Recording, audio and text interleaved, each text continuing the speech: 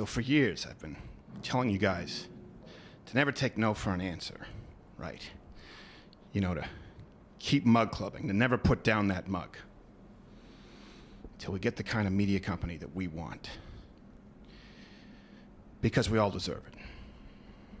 You know, these fucking smear campaigns, the hit pieces, making shit up about my personal life. You've seen some of that on the right, letting big tech win. The fuck is that, you know? I'll tell you what it is. They want us to tap. If I tapped out like that, it'd be me taking no for an answer. It'd be them beating us, not the other way around. It's me being a hypocrite. That's what it is. So, you know what?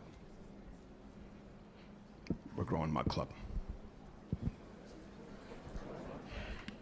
We're growing Mug Club. We're fucking growing Mug Club!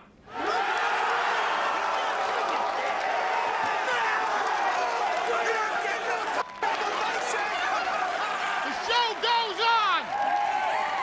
More shows! Nick DiPaolo, Alex Jones, Mug Club Undercover. Rumble is our home. They're gonna need a f***ing EMP to shut us down. They're gonna need to send in the glowworm feds and or army groomer creeps, cause we ain't going nowhere! Fuck them!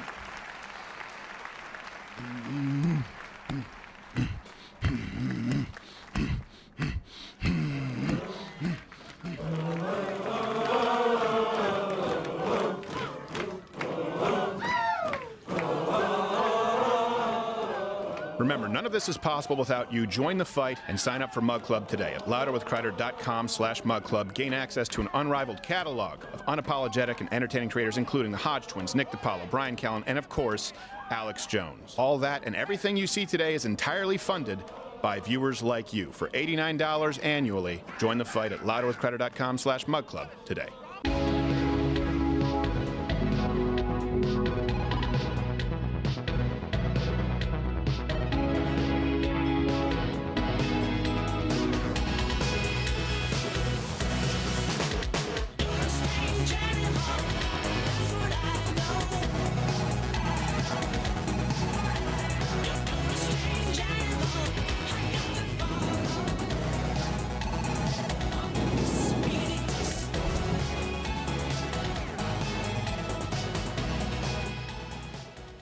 And here we are, but we went to the weird screen there. Really, it's okay. It's going to be better than that tonight. It's the debate stream. It's going on right now. Now, most of you don't care because Donald Trump isn't there, but we'll talk about that too.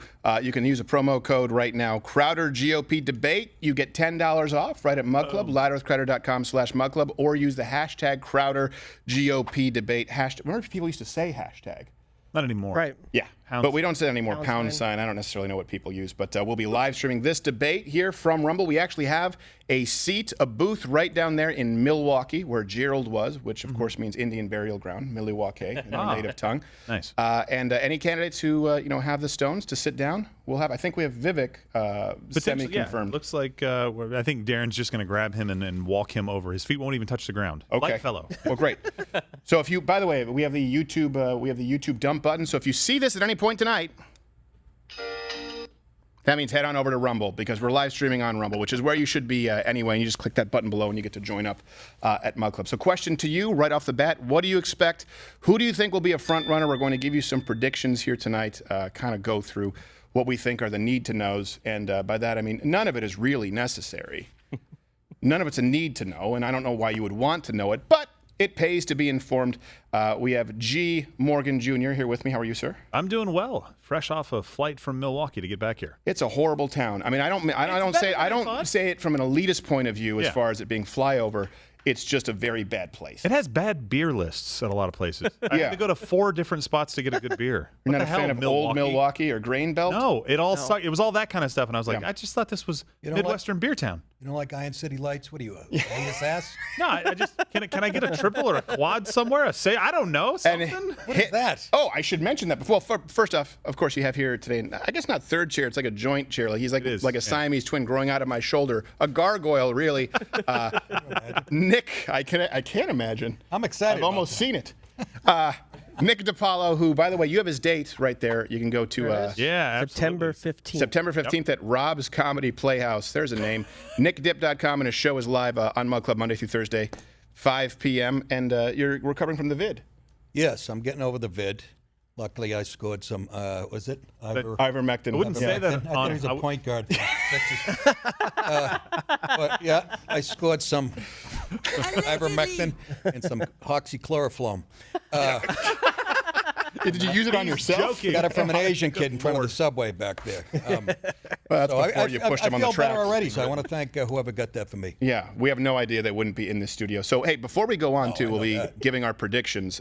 We were down there. Yeah. In Milwaukee, and you actually, you set this up for people. We actually got an interview or semi-interview with Vivek already. Yeah, we did. So Vivek actually had a bus set up. He had a really, really cool setup right there right in front of Pfizer. Oh, one thing, sorry, really quickly. First off, Tim, can you put that down in the lower third there, just whatever the stream, so people know that we'll be bringing it up. Well, and there will be a pre-taped interview that Tucker Carlson is uploading to his Twitter, to his X with Donald Trump. Right. I think they're airing it as a live stream, but we know it's pre-taped, and we will be covering that as well with the highlights, so you can get it all here in this one place. Sorry, Gerald, to cut you off. No, you're fine. He actually had a really cool setup with his bus, and his team set up like this exclusive event for everybody. He was the one person who did something cool at this event. All the other candidates just kind of were getting into town, kind of there, and so we had one of our guys go into this. They had the all-access pass courtesy of Rumble. Hey, we didn't give that back. Sorry about that, guys. But did you say Vivek was cool? His setup was like cool. He's an Indian Fonzie? No. Hey! He had a lot of really it was a very nice setup. Like it was.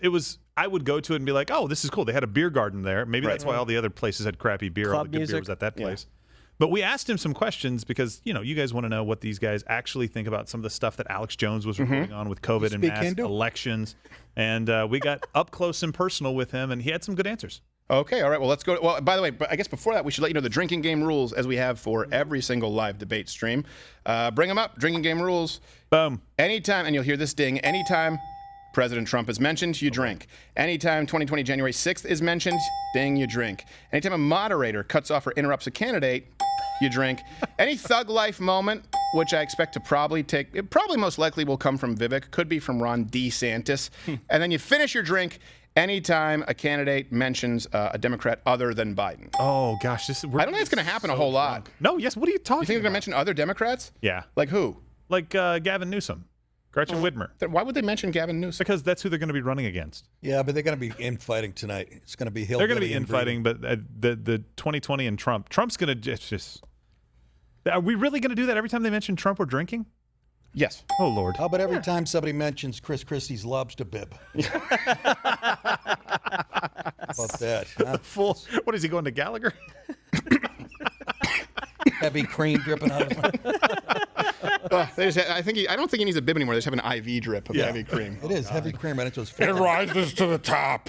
Hook it to my veins. Let's go to this package that you have from one of our on-the-ground reporters with Vivek earlier, and then that'll lead us into our predictions. Yeah, what are your thoughts on the lockdowns that are coming right now that are reported in the news? Hell no. Not going to stand for it? Hell no. Hell no. Hell no? Yeah. How about the mail-in voting that's going to come probably after these potential lockdowns? Single-day voting on election day, paper ballots, government-issued ID matching the voter file, period. I think that's fair. My deal. Yeah. Get that? I'm done complaining. So the fact that they're foreshadowing these mask mandates and everything going on here? Well, first it struck me as a joke. Alex Jones reported on it a few days ago from a whistleblower. I literally thought this was satire. Yeah. We're not doing it. Good. Thanks, man. Appreciate it. I do appreciate, first off, I appreciate the baseball cap, but I also appreciate that he gave a straight answer. I like the fact he's holding a baby. Nobody know where he got it. Yeah. I think that's Nobody's questioning it. called I'm telling you, stealing. it's his night. Yes. No, but look, this was a, for all of the, there's so many people out there, Trump is the only guy they'll ever look at. And I'm like, look, I get it, but there's also got to be somebody next. Yeah. If he gets elected, it's going to be for 4 years maximum. Vivek's a guy who comes out and gives you some he said not only no, but hell no. Right. He gives you a little bit different answer, and it doesn't take a whole lot to make people go, oh, good, it's authentic. Yes. Well, here are a couple of things that I want to go through. By the way, we also do have some other packages. You interviewed Carrie Lake down there. We also have Marjorie Taylor Greene and a few on-the-ground packages, again, with people who we will be interviewing. Hit the like button. Toolman, I didn't think you let them know to comment below. And do consider signing up at Mug Club. Let's go through the people who are running here, who will be at this debate. You have DeSantis, you have Vivek, you have Nikki Haley, you have Tim Scott, you have Mike Pence, Chris Christie, you have Asa Hutchinson. Asa Hutchinson. William. We'll call him William because every time I read it, I think of it as a woman's name. Naga. And you have Doug Burgum, who is the I know he's the governor of North Dakota. But outside of that, no one really cares. But this is what's remarkable here. So what do I think? Here's one thing that I think a lot of other people are missing, and I want to hear from you guys. We'll be reading your chats here today. Everyone talks about Donald Trump not going to this, how that benefits him, right? I understand that. Really, if you're leading by double digits, okay. I understand that. It's sort of a risk he doesn't need to take. On the flip side, this is such an act of God. It is an act of mercy, a miracle for everyone else tonight that Donald Trump isn't there. Think about it for a second. If Donald Trump showed up, the best chance they have is maybe gaining some traction right now in his double-digit lead. They would have had no chance if Donald Trump was there because even if he wasn't winning, he would have burned down the whole ship. Think of the primaries. That's when he was the most, right? It was low energy Bush, small hands Marco, and Ted Cruz, your dad killed JFK. Where were you that day? Where were you? No one could prepare for it. Everyone left with blood on their face. The fact that he isn't there, people act as though Donald Trump is just not taking a risk for himself. Why don't we talk about, no one's talking about how much that benefits all of the other candidates. Is it me? No. Great point. I think you're 100% correct. Like these guys, their only shot is to try to get some traction tonight. And if Donald Trump is there, he sucks all the oxygen out of that place. Like everybody's going to be focused on him. Yeah. You will really have to land some blows. And Donald Trump is so fast on his feet, it's going to be really, really hard for them to do that. So I think you're right. Like it's a blessing for them. But here's the thing. A number of these guys, this may be one and done for them. Like they don't have enough support to make it very far. We'll get into some of the campaign numbers, the percentages of where they stand. They're just terrible. I don't know. Easy with your Morgan and Coke. The drinking game is going to have you in the ICU for crying out loud. I'm sorry. Well, he's a night guy. Just warming up. I thought somebody said Christie. What is that? Yes, donuts? he did. He said it in the mirror 3 times, hoping a campaign would appear. Delicious. I didn't think I liked Captain Morgan. Sorry, Joe. What is your? You think that it's really going to be Vivek's night, right? I really do. I think there's going to be a big buzz after this. Everybody's going to be talking about my. I sent the guy money. I don't do that. You sent Donald Trump money or Vivek? Yeah, I sent Trump money too. Now I think about it. Sent both. Actually, I sent Asa Hutchinson about $50 too. Come on, to drop out of the race. And who else? Tim Scott. I sent him $1.50. No, I sent $25 to Vivek. I've yet to go. This guy, he's the most articulate, eloquent. Like you said, he's balanced. He's walking that fine line, right? Kind of Trumpian in his. In his approach, and people used to like that about Ron DeSantis. When we talked about Ron DeSantis before he declared for president, too. Yeah. By the way, just to be clear, I like Ron DeSantis. I like Donald Trump. I like Vivek. I think he maybe lacks some foreign policy experience. I would vote for any of these people against Biden, with the exception of Chris Christie. I would write in Nick DiPaolo. I got a vote, by Joe the Lewis? way, in a presidential election in Minneapolis. Oh, well, I did. My dog and Dean Cain got like 16,000. I'm sorry I brought that up. Yeah. No, I felt guilty for years. Jesus. Think about that. Bigger In a than swing one. state. Just How so to you know. piss on my parade, fella. My point is I may have torpedoed an election with a goof. You're why we He got really Whitmer. believes that. It was in Michigan, so they'll just find more votes. Here's one thing that I think is pretty important, though, too. A lot of people are saying, okay, who will win against Joe Biden in a general? And right now they're saying, well, Donald Trump, if he's the nominee, he can't win in a general. Well, that's not really necessarily true. Again, some context actually matters, and I think you can bring up these overlays, Matt. We have Collage E1 is where we're going. So Donald Trump, of course, has been leading the primary by at least 20 points. Yeah. Okay, in the primary. So it's really hard for them to make up that gap unless there's some kind of a miracle. They're saying that Biden leads Trump in a head-to-head, and that's, by the way, only recently by +1 or +5. Now, keep in mind, up until June, Donald Trump was leading Biden by a couple of points, which was surprising. But let's put this in context. If you actually were to compare Donald Trump versus Hillary Clinton at this exact same moment in time, going into that 2016 election, Hillary Clinton was actually leading him by 10.4 points. So not 1 to 5, 10.4. And then if you go into Biden at this exact same point, right in the 2020 polling, he was leading Donald Trump by +12.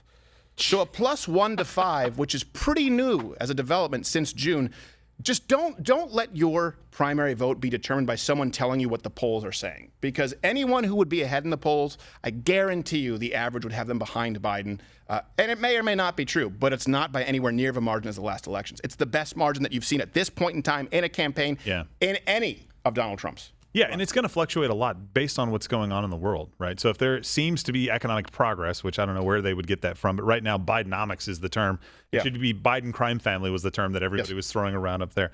Like, this is going to sway people back and forth for a little bit. It's still very, very early. Once we get into March and April and May, like, obviously you're going to start to see things shake out considerably by then. So I agree. My main point with Donald Trump was if he can win, I'm voting for him because he's got 4 years and nothing to lose. And day one, he walks into that office and knows what to do. Ron DeSantis, as governor, been fantastic. I've liked a lot of what he's done. But day one, he walks in and he's trying to find out where the pencils are. He's just not – anybody walking in brand new is going to have a little bit of a, okay, how do I do this? Where do I go? What do I do? Donald Trump won't, and he's got some scores to settle. I don't want this to turn into like political tit for tat. I don't want to go after and prosecute other opponents just because they prosecuted us. I want to set things straight. I kind of do, though. I don't because it just me? It ends up in a genocide. We don't want that. The brawl, the better. Yeah. I mean, we're more prepared. We are the party that does have most of the guns, and so if it ever does come to it, we'll be fine. I just want him to go in and go, you know what, FBI, you don't exist anymore. We're putting a under construction sign on you for just a little while, right? And DOJ, yeah, we've got some people to clean out there as well. I think he walks in and does that. I don't think Ron DeSantis does. Yeah, I think you could be right. What about Vivek? What about Flying V? The Flying V is hilarious. I don't think foreign policy, in this case, I don't think his foreign policy issues are going to be bad. Donald Trump didn't have a lot of foreign policy awareness at the time. He had business interactions. But the Taiwan-China thing has evolved since then, and it's getting ugly. And Vivek made a nice statement today about something about wiping off the earth. Did I get that? No, he was going to arm them. Yeah, he was saying he was going to arm and of course, Taiwan. CNN girl was, you know. Yeah. You really mean that? Oh, yeah, the chick with the hairy forearms. Yeah. Oh, which one? I don't know. The one who has the eyebrows like Michael He destroyed Keaton. her, by the way. He absolutely destroyed her. Yeah, Caitlin Collins. Yeah, can you bring up the Caitlin Collins? She has eyebrows like Michael Keaton. Oh, she's gotten better. They've brushed her up a little bit since the town hall with Trump. What they do, shave her? Waxing, I do believe, is the term, Nick. Waxing. She's like napalm. Yes.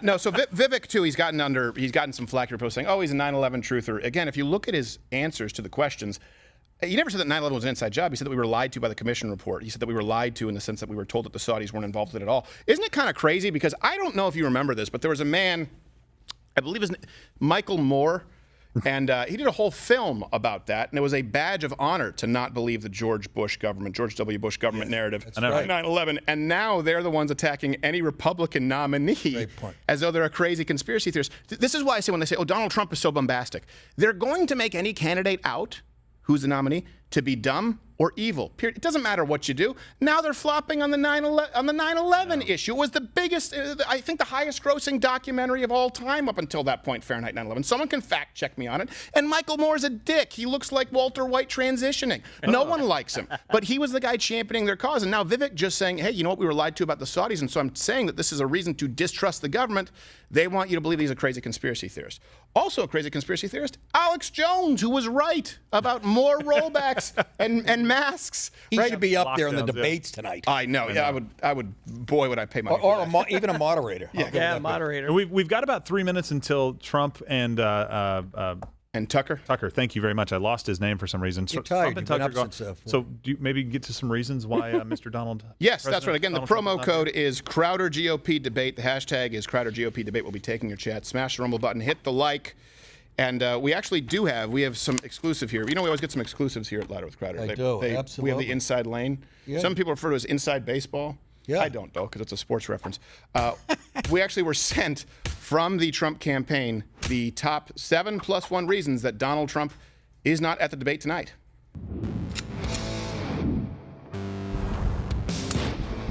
You forgot Stefan in the chamber. Oh, and by the way, while you guys are maybe ask T. I need some of those eye drops, which you can just pop there because I'm coming down with something a little bit. And oh no! So these are the 7+1 reasons that Donald Trump is actually not going to be at the debate tonight. The reasons he gave officially on the record. Number 7, he's golfing poorly, yet still having fewer strokes than Mitch McConnell. Yeah, that's the 7+1 reasons that Donald Trump will not be at the debate tonight. You know what, Nick? Why don't you take a crack here at number 6? He's grabbing Melania by the pussy. Well, you have to Oh, set an wow. appointment for that. Yeah. It takes some time them around. if you're doing it right. Number five reasons that actually, you know what, you can do this one, Gerald, that Donald Trump will not be here at the debate tonight. He would, but Chris Christie ate his debate prep notes. Oh, well, Christie, Yeah. You don't dip them in gravy, though. leaves That's no potential sustenance unturned. Number four, Donald Trump would be there, but he has a date to play pickleball with Stormy Daniels, which Wow. I don't know what pickleball is exactly. I assume he'd be throwing a pickle down a hallway. No, I don't think so. Oh, in this situation,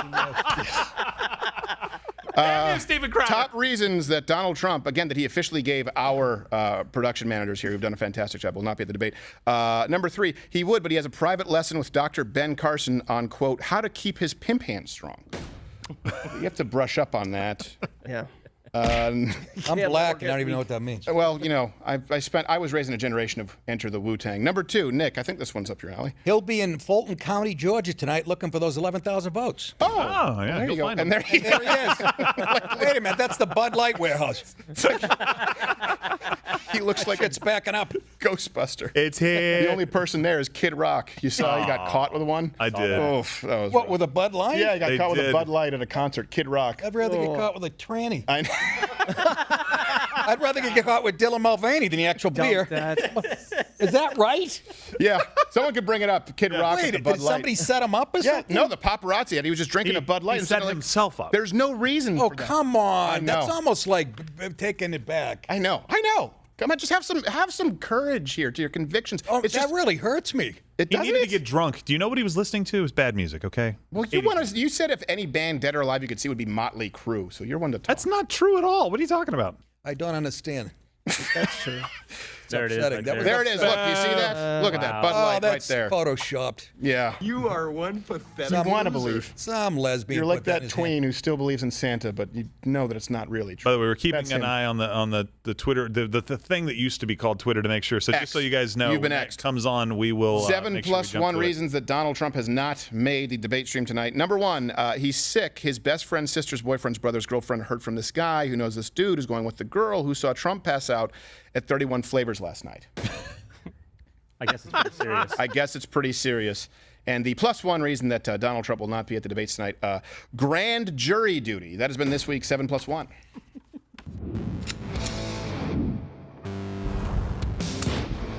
You forgot to find in the chamber. Gerald, brief us really quickly. I gotta. All right, so Donald Trump. So it looks like Someone bathed in cat hair this morning? I have no idea. So it looks like they uploaded the full video. Tim, why don't you go ahead and see if we can bring that up? Might, yeah. Yeah. Really quickly here. They're smiling. That's Mr. great. President, thanks for joining us. Thank you. Why aren't you at the Fox News debate tonight in Milwaukee? Well, you know, a lot of people have been asking me that, and many people said you shouldn't do them, but you see You always the said polls other that come people, out, right? and Other I'm people. leading by 50 and 60 points. 40. And, you know, some of them are at 1 and 0 and 2. And that's going to sit there for an hour or 2 hours, whatever it's going to be, and get harassed by people that shouldn't even be running for president. Should I be doing that? And a network that isn't particularly friendly to me. So it's not live. It was an upload. This Yeah. Yeah, so they didn't. So they're just doing it as an upload. They're not Yeah, doing it they're as a live doing thing. it as an upload. So we've got our team going through to get clips of. And by the way, I can biggest fact moments check as well. that as true, by the way. Just to be clear, Fox News has been anti-Trump for a significant period of time, and now they're kind of turning on DeSantis a little bit. But they definitely have been actively campaigning against Trump. Which here's the thing: just be honest about it. Yep. Just be honest about it. Honest about Can I your life. ask you why? Probably What's their? they Is think it the Murdoch sons? or they're whoever very establishment. I remember when I worked at I was at Fox News for 4.5 years, and Romney was their guy at one. When is there no money in Trump?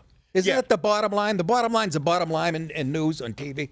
I think that So- they think they can sort of it can be a coronation because Fox News has had a sort of a stranglehold on that market for a long time, so they think they can get away with it. Yeah. But let's continue listening to Donald Trump. I did. I'm grateful that you did. It's interesting, though, because you spent a lot of your career in television. Yeah. You had a top show in television. True. Film. But you don't feel the need now running for president to do television, obviously. Do you think television is declining? Well, according to a poll Well, that that's I a guess layup. we just saw, it just came out where it's You down just like say, 30 according to Nielsen, absolutely. tables down because it's lost credibility. MSNBC, or as they say, MSDNC, is so bad. It's so wrong what they write and what they do and what they say. It's, you know, it's fake news, as I said. I think I came up with that term. I hope I did. That's what other people say. They say you came up with the best terms. By the way, the drinking game rules do not apply to this interview. Yeah, I was going to say, but by the way, just drink sort of at this point, I guess. Is my throat's killing me. Come on. And you have CNN, who's absolutely doing no ratings at all. I mean, they're dead. Let me smell your drink. But they're doing none Like because it's a they don't child have in a credibility. body. They really don't have credibility. Fox is way down. Something's just like strong perfumey. I think it's like spiced rum. It smells like perfume. I will say, like you're drinking Egyptian musk. Good Lord. They just don't have a lot of credibility. That's a Black Beans cologne. Yeah, aftershave. It's that rouge you put on, I think Nick. it was a terrible move getting rid of you. You were number Robert one on Parrish. television, and all of a sudden we're doing this interview, but we'll get bigger ratings using this crazy forum that you're using than probably the debate or competition. Well, again, it's not really a fair apples to apples though, to an upload, and again, impressions are not the same as views. But I guarantee you that he will have more views. But if you see like 100 million with Tucker or something like that, it's not the same as live viewers. Yeah. And so sometimes they'll pull that trick. But it is true that cable news is dying. Absolutely, It is dying, and this is we talked about that up there. This is one of the first events where you're seeing them die, and Rumble and places like that are going to take them out. Yeah. Put the nail in the coffin, boys. And to You're be clear, by pirates. the way, about Fox, you have Brett Baer. He's obviously running the debate there tonight, along with Martha McCallum. And he did say that January 6th, the committee hearing made Donald Trump look horrific.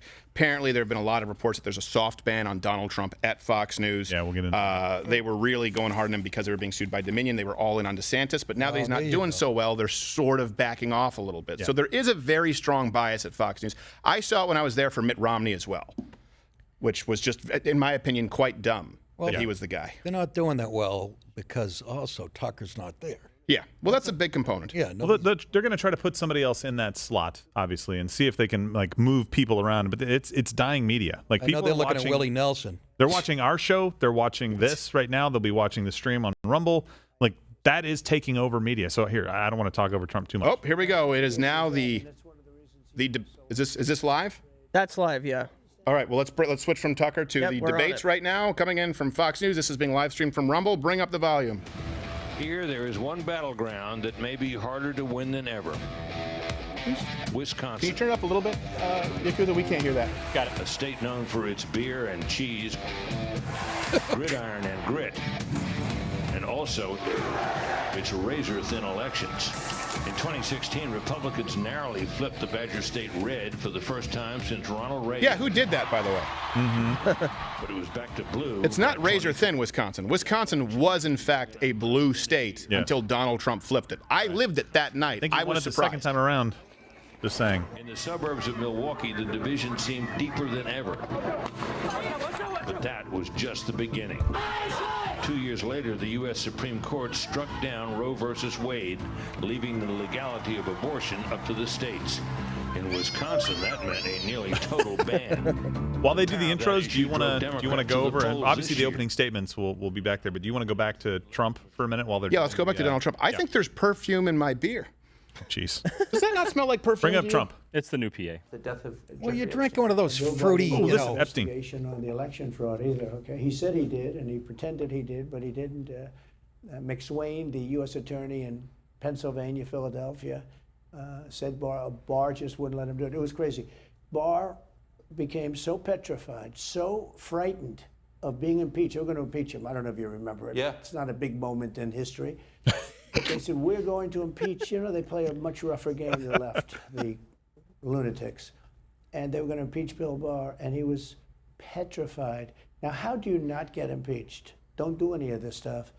But he didn't do the job there. So we're going to go back to those highlights. Let's go right now. They are introducing the debates. We have Brett Baer and Martha McCallum. Now, is that Burgum?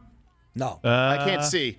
Oh, there's Mike He'll Pence. be way down on one end. He's a dick. There's Burgum all the way on the right. Burgum's on the, yeah. He blew out his there he is. Achilles playing basketball. Does The guy does looks that like- guy strike you as a basketball player? All right, let's see. I'm Martha McCallum. I tell you what, though, Brett Baer will never go bald. He has a hairline like Curious George. Like a high school wrestler. Republican choice for president will accept the party's nomination next summer. The Can you 18 bring it up there, tenders because he are can't hear it. positioned by the order they sit in the polls, long as it with the doesn't highest feedback, polling you know. candidates Yeah, I'm in the working middle standing center stage. Florida my Governor hand. Ron It's the soap. DeSantis. It's Just sanctimonious. just that smile is off-putting. He's my primary care physician. Former Vice President Mike Pence. The Jimmy Neutron hairdo. Former South Carolina Governor Nikki Haley. Hey, Nikki Haley looks good tonight. Jersey Governor Chris Christie. Oh, look at him. He fasted. And there he is, Mr. Ed's teeth. Former Arkansas Governor Asa Hutchinson. And North I like how it's quiet. They hate him. Progam.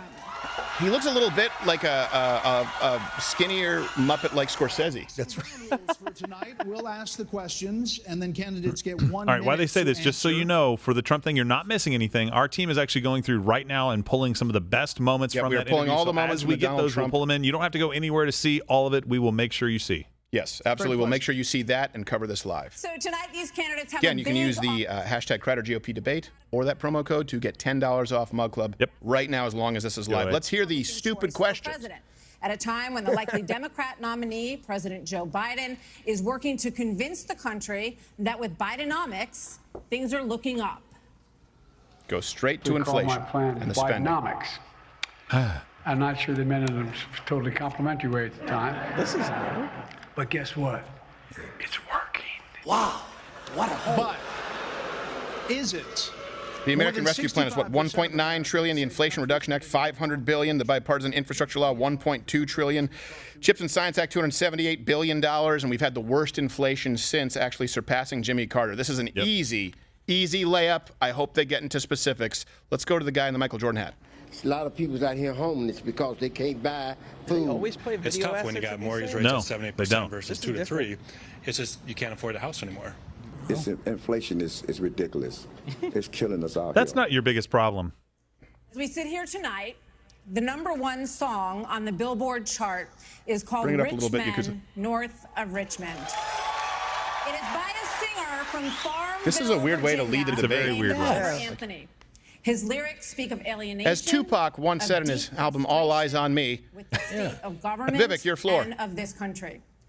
Washington, D.C. is about 100 miles north of Richmond.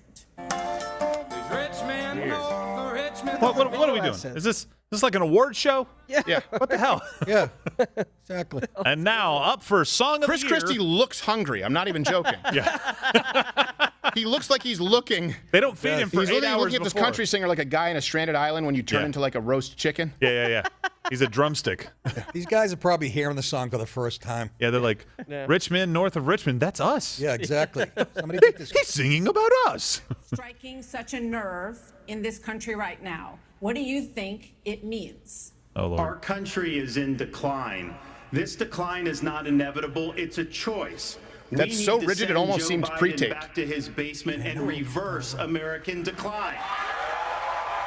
Was that a planned applause? Because he hasn't said anything good yet. Understanding we must reverse Bidenomics so that middle-class families have a chance to succeed again. We cannot succeed as a country if you are working hard and you can't afford groceries, a car, or a new home, while Hunter Biden can make hundreds of thousands of Democrat dollars who's not on Joe lousy Biden, Hunter paintings. Biden. That counts. That is wrong. I'm not finishing my drink, though. We also cannot did they say? succeed when the Congress spends trillions and trillions of dollars. Those rich men north of Richmond have put us in this situation. And finally, we need to lower your gas prices. We're going to open up all energy production. We will be energy dominant again in this country. So you know someone said come out forcefully. You know, come out forcefully. And so Well, I think he was in the military, so he's a leader. He's a born leader. I think he confused forceful for loud. And now he goes back to that. Anyway. Governor Christie, do you agree with Governor DeSantis just said there? And why would you be better on the Why economy Christie next? than him? Well, look, I do agree Ozempic. predominantly with what Governor DeSantis just laid out. I think that if you asked every one of us up here, that we would agree predominantly with what he just laid out. Here's the difference. The difference is that we're going to have to work and make sure that we sell these ideas and be able to put ourselves in a position where we get a majority of the vote. Like you sold not two-lane only by traffic winning on the your bridge? Congress and the Senate in the 24, but also by having someone who's had the experience of doing it. Now, I was elected as a conservative You mean President Trump? in a blue state. No, let's correct that With phrase. 61 You were elected as a Republican. Let's not say conservative Republican. No. In a blue state, which means you're not a Republican. Yeah. It's a state where you can't even pump your own gas. Jesus, Decision Jersey. brought them around to our point of view, We cut taxes in New Jersey. Try cutting carbs. We cut debt in New Jersey. We closed roads in New Jersey. Every time we were confronted with bad democratic ideas, we stood and stopped them. And when there were good ideas, we brought people together to make progress going Excuse me forward. 1 second. I'm going to take a bite of my sandwich. Truth and accountability are the things we need to do to fight waste. And I'd say the last thing is this, Brett. We cannot sit by any longer and allow the kind of spending that's going on in Washington, because every dollar they spend is a dollar that these people are not allowed to spend on their children and their grandchildren. It's robbing our country, and it's wrong. Well, Governor, let me just follow up very quickly.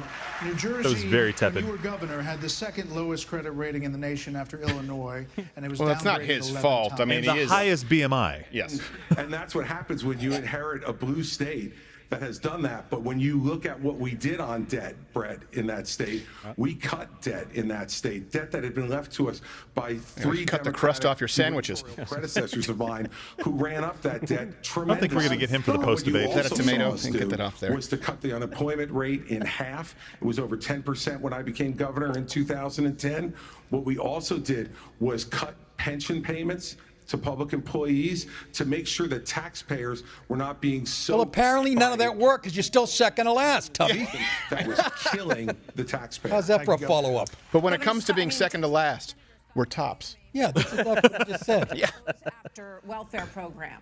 Pizza. As a senator, now President Biden argued for freezing federal spending. This was back in the 80s. That's a nice jacket. Why are you wearing a Dealing with photo secret negative of the cows. Thriller jacket? He does not talk about that anymore. You have been a senator, though, for 10 years. So what have you done to rein in Please lead your answer the with, increasing "Hey!" size of government? Hey, come on, man. Question.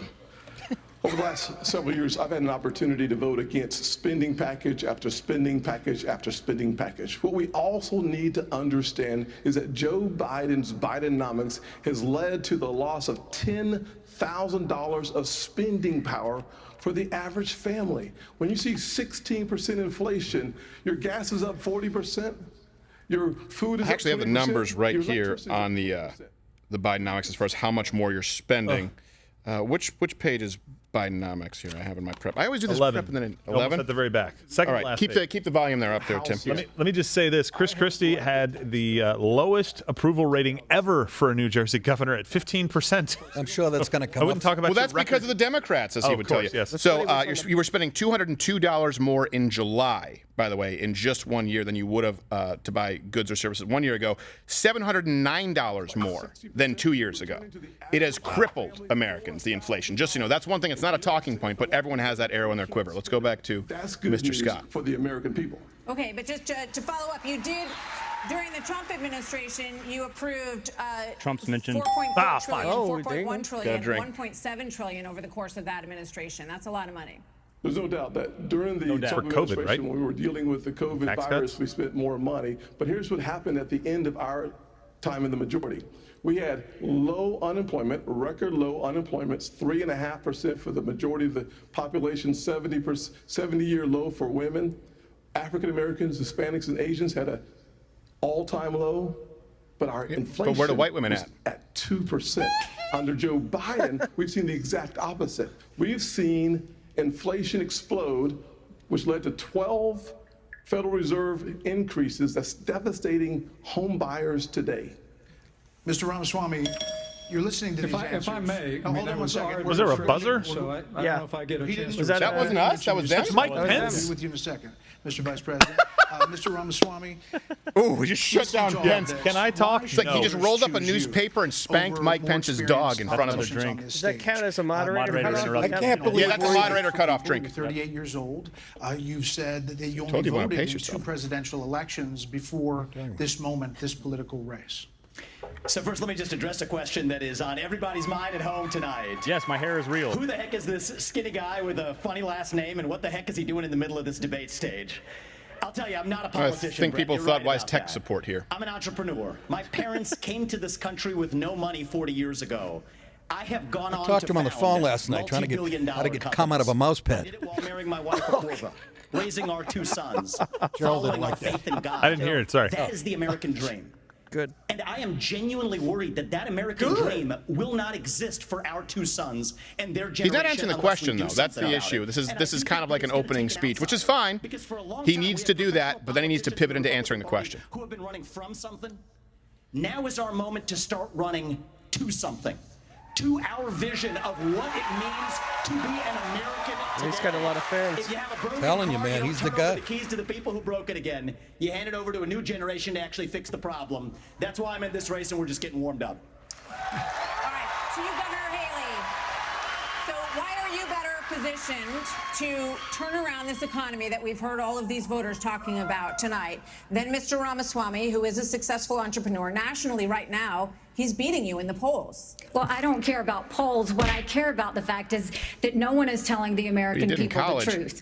The truth is that Biden didn't do this to us. Our Republicans did this to us too. When they passed that $2.2 trillion COVID stimulus bill, valid point. I don't like it. They left us with 90 million people on Medicaid, 42 million people on food stamps. No one has told you how to fix it. I'll tell you how to fix it. They need to stop the spending. They need to stop the borrowing. They need to eliminate the earmarks that the Republicans brought back in, and they need to make sure they understand these are taxpayer dollars. It's not their dollars. Speaking of earmarks, I noticed you've had yours pinned, right, Haley? You have Ron DeSantis, to you, got Christy. Tim Scott, you've got Mike I like Pence. the idea they of all a voted to raise female the debt. president with a black stripper's first name. What? Like chandelier? No, like Forgive us Nikki. for this. And so at the end of the day, you look at the 2024 budget. Republicans asked for $7.4 billion in earmarks. Democrats asked for $2.8 billion. So you tell me who are the big spenders. I think it's time for an accountant in the White House. Vice President Pence. Vivek says, you rang? And that brings us to Mike Pence. Speaking of boring. Here's where the Democrats are different. They would never Mike do Pence that. cannot have a good performance tonight. I'm calling it right now. And again, you can send in your predictions. It's not possible for him. He's awful. If he did, it wouldn't matter. No.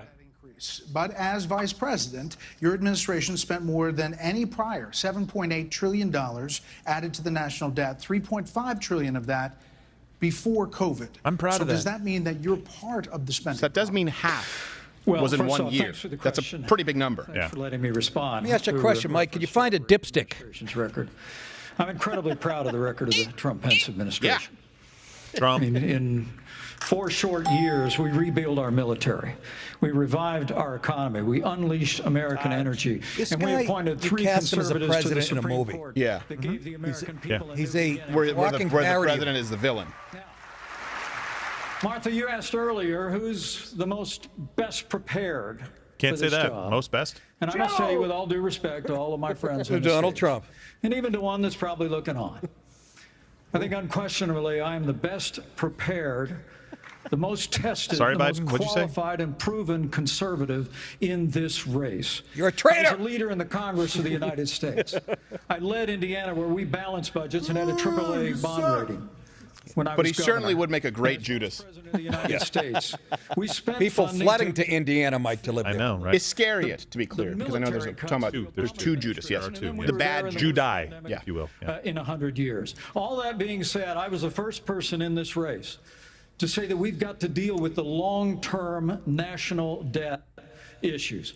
You got people. Look at what he. Look, seriously though, look at his resume. Is I have more experience because I was tapped to be VP. No one actually voted for you, That's Mike right. Pence. Then he goes, I was the first to. You were the first Republican to say that we need to lower spending, dummy. There's nothing you need. This is the thing with Mike Pence. He will say whatever Talking he points. thinks is necessary. It is talking points personified. I don't think I've ever. Is it just me? He doesn't have an original thought. No, in his head. no. He just doesn't. When people talk about politicians who are rinse, recycle, repeat, they're specifically him. referring to Mike Pence. That's right. Yeah. He's the guy. I see 1980 when I look. They're trying to jump in. Let's see. We're going to get Vivek first. We'll get to both of Yeah, them. this isn't that complicated, guys. Unlock American energy. Drill, frack, burn coal, embrace nuclear. I love he said burn coal. I love it. No longer paying them more to stay at home. Hope Tim Scott Reform didn't the take that U.S. as a- Fed. Stabilize the U.S. dollar. He's from the town and where go to October war. Sky was The based only on. war that I will declare as U.S. president will be the war on the federal administrative state that is the source of those toxic regulations acting like a wet blanket on the economy. So I'm not sure I exactly understood Mike Pence's comment, but I'll let you all parse that out. For me, it's pretty simple. Good way to That's call something him the on U.S. Yep. president Good. can do Yep. with focus, and I'll deliver on it. You know what I like about him, too? He's not doing the thumb BS. He's pointing. He's pointing like a good Indian should. You know, I sometimes struggle with the reading Look, comprehension. I was a House conservative leader before it was cool. It's still not cool, Sonny. Was the last time we actually reduced the national debt in He's the also in a United Salt States. and Pepper cover band before it was cool. I balanced budgets and cut taxes when I was governor. I mean, look, Joe In Biden Indiana. has weakened this country at home and abroad. Now is not the time for on-the-job training. We don't need to bring in a There's his rookie. buzzword. He really thought, wow. On the job. Whoa. We need new blood, Mike. Look at he even dressed like this. Well, what about, I mean, I take on-the-job training over on-the-job failing, Mike. Yes, yes. There's no question mark with you. It's a guarantee. He talks like he was the president. I know. That's a good All right, point. DeSantis, How let's this see. federal government handed COVID-19 by locking down Handed? this economy. It was a mistake. It should have He never starts to sound like Paul Lynn when he gets excited. We let I'm the telling country you. out of lockdown. We kept our state free and open. That's a And very I can strong tell you point, that though, for Ron DeSantis. He should point to him being one of the, I think, really two places, if I'm not mistaken, that did it right. As far as right away unknown, he was the first state to open back up, repeal lockdowns. This is a strong point for him, and I hope he goes in hard on immigration because I like how he's answered that in the past. No amnesty. He should lean into that. Let's see. He just did.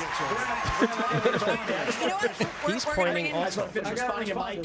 Actually, now Ramaswamy's pointing too much. That's too much of the pointing, Ramaswamy. Everybody's gotten their memorized, pre-prepared slogans out of the way. We can actually have a real discussion now. Yes. The reality Amen. of the fact of the matter Was that one of yours? not really, Mike, actually. We're just going to have some fun tonight. And the reality is, you have a bunch of people, professional politicians, super PAC puppets, following slogans handed over to them by their Tearing a page super from the Trump book. last week. The real choice we face in this primary is this. Do you want a super PAC puppet, or do you want a patriot who speaks the truth? Do you want incremental reform, which is what you're hearing about, or do you want revolution? Okay. And I stand on the Do side you want a of revolution? the American revolution. I've got to address rather than we're the gonna take incrementalism. control back here. We need everyone Remember? to have a moment on the economy. Yeah. I think that's fair. Can I address- Martha, there are two men are people who talking have here. not- Quiet. we're gonna Yeah, get Asa back to Hutchins, that. keep silent. Thank you. So let's hear from Governor And that Burgum, guy at the then- end. Burgum's just saying, I'm just glad to be here. I can barely stand. I'm on pain meds. It blew out my He looks like Achilles. Scorsese. There he is. If you watched him on Hot. Make it on this stage with all these folks, but I'm just happy to be here, Bob. Well, with these they eyebrows. were all wishing me well. I think I took them a little eyebrows, too not his literally when they said go to Milwaukee and break a leg. Oh, boy, you couldn't wait to get that one, huh? Stupid. Tore his Achilles. Cross him We're off now, missing please. Something. We can't just talk about the I was Biden hooping economy because last the night. economy, energy, and national security are all tied together. Of course, we're paying too much for our energy in our state in our country right now. But part of the reason why is because the Biden policies. He, on you know, energy his are only nervous. chance would have been to come out with all like Ramaswamy did today with double barrel, and instead he's coming out exactly showing us why he shouldn't be here. Are they all dressed the same, or am I high? What the Pretty fuck? much. Blue suit. Both. And you're high. Buying batteries from China. We're just trading OPEC for Sinopec. And then belatedly, the Biden administration says, no, we're going to put sanctions on Russian oil. Well, we He put looks like sanctions if on Martin Russian oil. Scorsese and Henry Winkler had a baby. Bring up those pictures. That's spot on. Country, you buy a solar like an panel, Italian B. it's Arthur. being produced in a plant in China powered by coal, or it's being powered by oil and gas at 20% off. And every farmer in this country would like to buy diesel at 20% off, just like they're So buying this it guy in said, China. I'm going to be the energy candidate. That's right. I It's was very just clear that's thinking what he that. said. I was just thinking he has that. All the greats have their calling cards, and so do the mediocres. Oh, Asa. To be here tonight. I forgot you were there. Let me just You tell may go. This that guy, I'm nobody a pro-life likes. governor from a conservative state that have a conservative record in which I lowered taxes in Yet you're still a Arkansas as rhino. governor. I created a $2 billion surplus that I passed over to my successor, and I made sure that we shrunk the size of government. In Arkansas, you can do that by putting a tax on 14% moonshine. fewer state employees in Arkansas after And I flipper left babies. government than when I took over as governor 8 years ago. I tell that because that's what we need in Washington, D.C. We need somebody who can actually constrain the growth of the federal government, that can actually reduce the size, and I've pledged... I'm sorry. to Look, let me be really clear about something. This is not a race about just reducing the size and spending of government. Yes, of course, that should be a given, and I get it that Republicans have spent far too much. That is not what is going to energize the American public. You need to make this about immigration and about corruption in the government and the media. You need to make it about the elites, just like Ramaswamy did right now. Donald Trump could have said that right. It's very simple. Do you want a puppet pack candidate? He sounds like Donald Trump. He's tearing a page from his book because he understands that that is what mobilizes people, not just talking about deficits. Yes, that does matter, but that's not what you lead with if you need to get ahead and get American people, the American public, to actually start paying attention to you. And especially since you've been in Congress for the last 20 years, you're part of the problem. Exactly. Why is it? Why is spending out of control? Anything? What have you done? You know? Yeah. Well, just give us the control. And we'll Let me hear the Brett Baer. What's his question? After the deadliest U.S. wildfire in more than a century, Hawaii's governor and White House officials said that climate change amplified the cost of human error. And a tropical storm hit California for the first time in 84 years. The ocean hit. Wait, are you guys? 101 Is Fox degrees News actually trying to parrot the idea that it's climate change? It sounded like that a little bit. Let me see. Let me see how little we should be able to trust them. So Alexander Diaz from Young America's Foundation has a question for you all. Polls consistently show that young people's #1 issue is climate change. How will you, as both President of the United States and leader of the Republican Party, calm their fears? I'm really curious to see the answer. Please swat it out of hand and point out that the water, that the warning didn't work, that the water didn't work, that all of their fail-safes didn't work, and that it was the guy who was the coroner from Vegas, the Vegas shooting for crying out loud. Please clarify this. School children, let's have the debate. I mean, I'm happy to take it to start. Alexander, so do you want to raise your hand or not? I don't think that's the way to do. So let me just say to Alexander this. First of all, one of the reasons our country's decline is because of the way the corporate media treats Republicans versus Democrats. Biden was on the beach while those people were suffering. He was asked about it. He said, no comment. Are you kidding me? As somebody that's handled disasters in Florida, you got to be activated. You've got to be there. You've got to be present. You've got to be helping people who are doing this. And here's the deal. Girls being beaten in the audience. Can you answer the question about climate change? Because we want to guide this. Yeah, he's already so a we can politician. sabotage everybody. The moderators here. Let's be honest Did they as interrupt him? Republicans. Yeah, interrupt the drink. On the stage who isn't bought and paid for, so I can say Bring this. up the drinking game rules again so people can see them. Is a Please. hoax. Oh, the climate change agenda is a hoax. He just said it's a hoax. That's a thug life moment. Drink. The urban agenda is the wet blanket on our economy. And so the reality Can you bring up is the drinking game more rules people are somehow? dying of There you bad go. climate change policies. Anytime Trump is mentioned, than January they 6th is are of mentioned, actual moderator interrupts the climate candidate, a change. thug life moment, finish your drink if they mention a Democrat other than Biden. Hold on. In the last century. Listen. Enough. I've had enough already. Have you, Mr. tonight French? Of a guy who sounds like ChatGPT standing up. Oh, you stole that from a funny meme you read on 4chan, you fat son of a... The last person in one of these debates, Brett, who stood in the middle of the stage and said, "What's a skinny guy with an odd last name doing up here?" was Barack Obama, and I'm afraid we're dealing with the same type of amateur standing on stage tonight. Oh, that's not going to help you, Chuckles. Say the word bully, Chris, you big girl. Just like you did to Obama, too. Give me that The same type of amateur. Hold on. Governor Haley, would you like to respond? Is it just me? And by the way, hit the like button if you're watching this on YouTube or if you're watching... I never think that Chris, they say he's a tough talker. No, he comes across as incredibly feminine to me. Yes, he's a whiny. He's catty. He was picked on as fat as a kid, and he still has that mentality. Yeah, he should have gotten ripped. He's a big girl who loves Kicked heavy sand cream. in the bully's face. Charles Atlas. Clean air, clean water. We want to see that taken care of. But there's a right way to do it. And the right way to do it is, first of all, Stop by yes, burning is that climate jacket. change real? What? Yes, it is. But if you want to go and really change the environment, then we need to start telling China and India. Oh boy. Oh wow. Oh, what just happened? Is that it coming? buffering? Oh, there he goes. Yeah, it's back. That's where our problem is. And these green subsidies that Biden has put in, all he's done is help China because he doesn't understand all these electric vehicles that he's done. What that Can does, someone bring up, actually, Mission Control, bring this up. You should be able to get this in about 15 seconds. Biden just removed, I think, was it 10 or 15 companies from the blacklist from China just today, I believe, or was yesterday that he did it? In the last day or two. Yeah, within the last day or two. Because we're sending an envoy over there right now. Yeah, and he did it exactly. In anticipation of that. Well, have to keep appearances up. India and China, you've got to stop polluting, and that's when we'll start to deal with. Oh yeah, I'm sure China will get right on that. Oh my God, she sounds. Are you bought and paid for? I'm sorry? Are you bought and paid Absolutely not. I mean, here's what the American people deserve: is a debate about the issues that affect their lives. Going back and forth being childish is not helpful to the American people to decide the next leader of our country. He's taking the high road, Nick. Yeah, exactly. You should consider it sometime. Here you go. With a single-parent household mired in poverty. Show me your gums. Was the American dream real for kids who were devastated by poverty, devastated by the challenges of life? I came to the conclusion that America can do for anyone what she's done for me if we focus on restoring hope, creating opportunities, and protecting America. If we want what are the the drinking game environment rules to for be an better- anti-thug life moment? I think Tim Scott has You get to gotten grow that up. tonight. I mean, you could drink. Yeah. You know what, though? The only person who said, no, we're not doing the climate change thing, the only person was Vivek.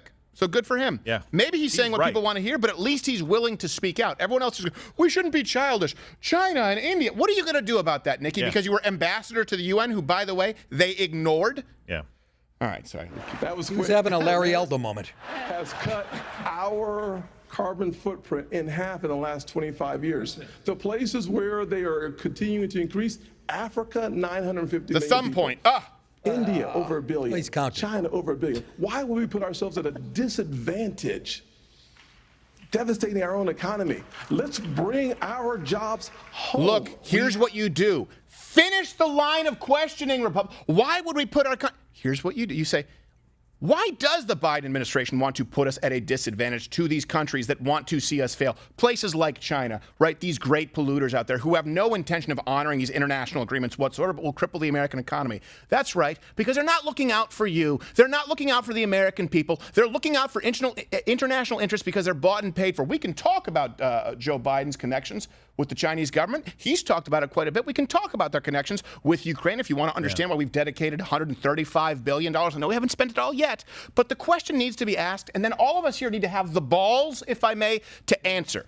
That's not an answer.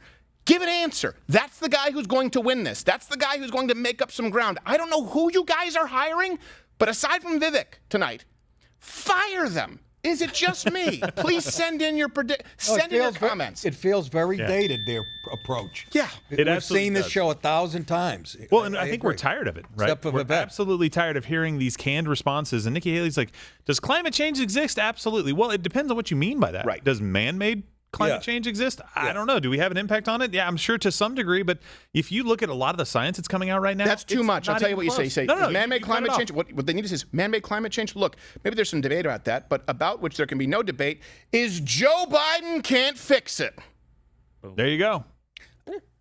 Then you expand upon it if you have that time. But the point is, people, and because I get it, you're nerdy, so am I, a little bit. But guess what? People, you only have a few seconds to punch in and punch out. Yeah. And if you're so busy tripping over yourself and your advisor's talking points to get to something prefab, you're never going to connect with the people. I get it. You think Donald Trump's bombastic, but you know what? Bombastic is better than completely inauthentic. The only people here tonight who have a remote chance have been Vivek and potentially Ron DeSantis, but he also needs to just relax a little bit. Bombastic won twice, by the way. We probably actually, they gave us that. It was actually dozens of companies that were Dozens of removed, companies. I thought it was from that 15. list. Yeah, so, but also we may have some clips from Trump. Tim Toolman, do you have any of those over there? Donald Trump with Tucker Carlson? I thought I saw him just throw a punch. And then we actually have our on-the-ground correspondent Finnegan, who's actually out there today at the RNC debate. Gosh, what's he wow, gonna they do? give me a lot of clips. Yeah, we do. They Just give you a lot of pick clips? the first one off the top. Let's run these now. These are the highlights from Donald Trump and Tucker Carlson as they are at commercial break with the RNC debate. Stand by.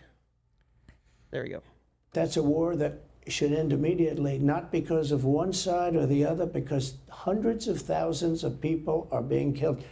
Can you imagine you're Ukraine, in an obviously. apartment house and rockets are going into that building and blowing it up and knocking it down? And why should anybody, human beings, whether they're Russian or Ukrainian or whatever they are, it's got to be stopped. And it can be stopped very easily. It would have never started. If I were president, it would have never started. Now, I can tell you exactly what the media is going to say. Oh, he equivocated between innocent Ukrainians and evil Russians. They're going to say, Donald Trump said Russians just like Ukrainians, which of course is horseshit. He's a guy who's saying we shouldn't have a war.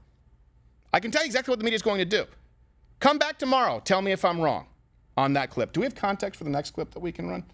A little bit. Sorry, I just get so angry when I watch something and I know that it's a losing play. Yeah. And this is what hey, you know what? You know what the problem is? You want to know what a little bit of the problem is? Is the fact that these people are all beholden to the same nonprofit donors. Why do you think that YAF gets the first question? Why do you think it was a layup for climate change? I like a lot of people. Yeah, just to be clear, I like a lot of people at these nonprofits. But the billions of dollars, ironically, in the free enterprise capitalist movement, unfortunately, the purse strings are held by nonprofit donors who are out of touch with the American public. Sure, they'll talk about Trump when it's convenient for clicks. But why was Yaf asking a question about climate change at the RNC debate? How many trains did not run on time for that to happen? Yeah. Exactly. By the way, just so you know, the debate is taking a break right now. That's why we're covering some of the Trump stuff. So just want to make sure that you guys know that. But we do have some more Trump clips there, and I think they are labeled by what they're talking about at least. All right. See, second one talks about Biden. Talks about Biden. Joe won't make it. Let's see this one. Joe won't make it. Biden is so bad. He's the worst president in the history of our country. I don't think he's going to make it to the gate, but, you never know. But he's a corrupt person, so corrupt that I took the name off Hillary. I don't do two people at one time. I took the crooked Hillary and I retired the name. That was a good day for her. I bet she was very happy. And I used it for Joe because it's Crooked Joe. But Joe is really... But you don't think he's going to make it to November of 2020? Well, I think he's worse mentally than he is physically. And physically, I know, he's not exactly... That's what Gerald thinks, too. A triathlete. He's not going to be there. And you guys can comment, especially if you're watching right now on Mug Club. If you're not a member, we'll go to Mug Club exclusively with some interviews from candidates today, liveofcredit.com/Mug Club. Everyone here, aside from me, thinks that the nominee for the Democrats will not be Joe Biden. Let me know what you think. Let's go right now. They're asking Nikki Haley a question. Women and suburban voters across this country. Thank you, Martha. I am unapologetically pro-life, not because the Republican Party tells me to be, but because my husband was adopted and I had trouble having both of my children, so I'm surrounded by blessings. Having said that, we need to stop demonizing this issue. This is talking about the fact that unelected justices didn't need to decide something this personal, because it's personal for every woman and man. Now it's been put in the hands of the people. I've got to tell you, that's great. When it comes to really seems like Fox News is trying to set up these people to fail. Asking a leading question about the abortion issue because they see that that's been a losing issue on the state level with people not understanding Heller versus D.C. and the overturning with the dogs. And same thing right there when they were asking about climate change. It's like I'm watching CNN or MSNBC. I don't know. It's just what I'm seeing right now. Let's hear her finish her answer. Abortion shouldn't have to perform them. Can't we all agree that contraception should be available? And can't we all agree that we are not going to put a woman in jail or give her the death penalty if she gets an abortion? No one is saying that. No one is saying that. Boom. That's a wolf in sheep's clothing right there. Her using that talking point. Point me to one governor who is saying that a woman should get a death penalty for having an abortion performed if she is raped. There's not one person saying that. It's like she took that straight out of Salon or Slate or insert your shitty blog here. Mm-hmm. What do you say to him and others who say politically that is a tough thing to sell nationally? Actually, really quickly, let's go live to our on-the-ground correspondent. Actually, he's out there, right? He's gotten some interviews. Thomas Finnegan, he's down there. Do we have him? Yes, we do. Because this is a boring question right now that they're asking, and it honestly is a setup. I don't want to play these games. Let's go right now.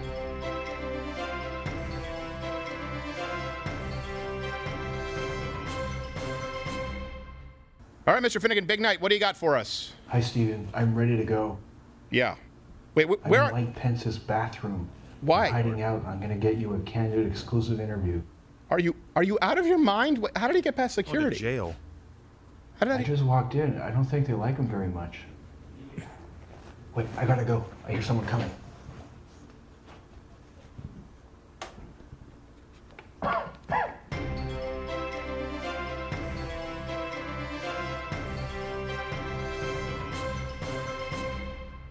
I'm sorry about that. Nick, you deserved better. Maybe not. I don't think we should ever expect better from Thomas Finnegan. But you called it. Where is something like that coming from? An article from Salon?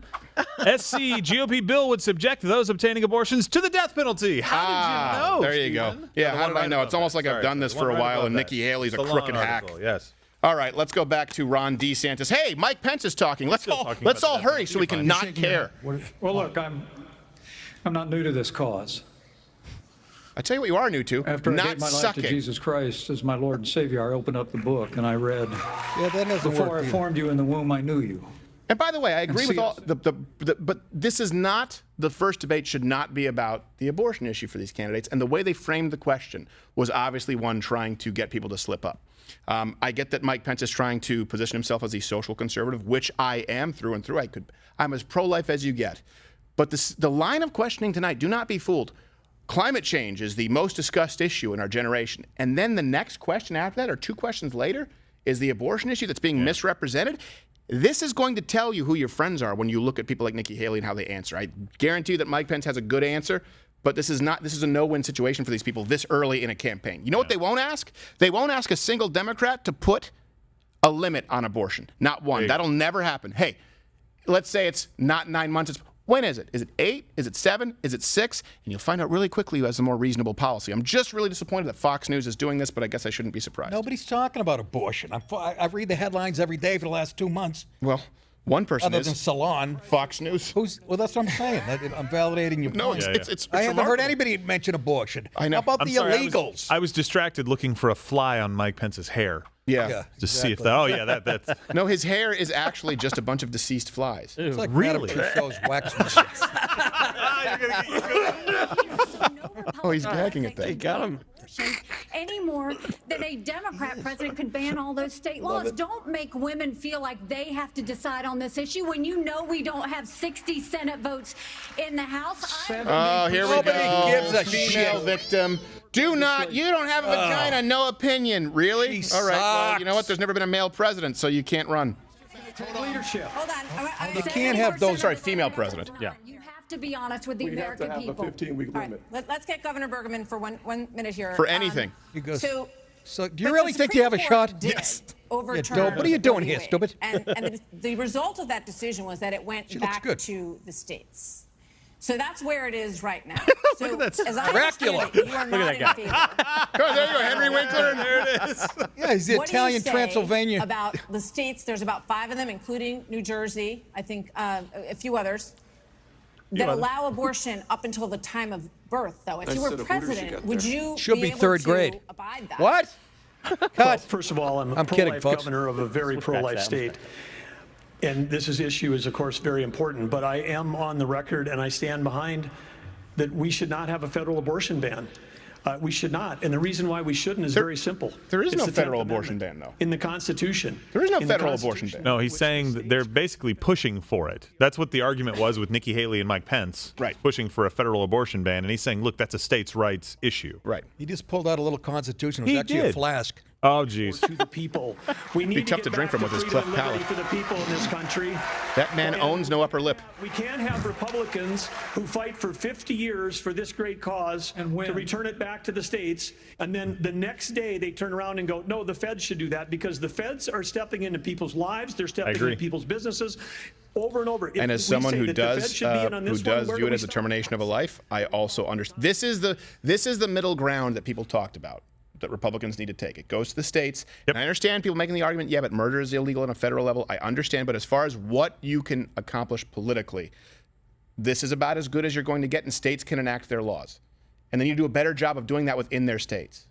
But this is not a fair Well, look, question to talk and also credit where credit's due. Nick, you kind of nailed it with the flask Constitution. I didn't even know that was a thing, but I guess that's the... But he can't purse his lip up against it. It'll just dribble right down to his underpants. This is the guy out of all of this making me laugh that he's there. And I know. It's a Hutchinson. Get out of there. More left than friggin' He is. Just name a lefty. Chris Christie. Through the term. So they have their extreme position at a national level. It's most likely going to be addressed in the states, but it's certainly fine for You it to say be we addressed at is the most national- likely going to be addressed? Well, is we Arkansas. is or is we ain't with the Confederacy? I signed 30 pro-life pieces of legislation while I was governor. 30? And How many does every it take? state can Exactly. determine I thought it was one. Thank you. here, and it is the most important issue for women and for the unborn child and for our country that we get this right. Hold gonna on, be it's a- not just for women anymore, abortion. That's true. That's true. I'm telling you. Men can have abortions too. Absolutely. Yeah. I mean, your prostate won't be the biggest fan of it, but You don't even have to go to Planned Parenthood. You just play football with your buddies in the backyard, have a few beers, get blindsided, and Timmy ends up in the street. Things we've done in Arkansas and are important for our nation's future. There are Oh, shut up, I don't know Mesa. what was Go back happening. to Pigtown. We were just Didn't have supposed to be Walmart. touch football, and Bobby ended up with a miscarriage. I don't know how that. Poor Bobby.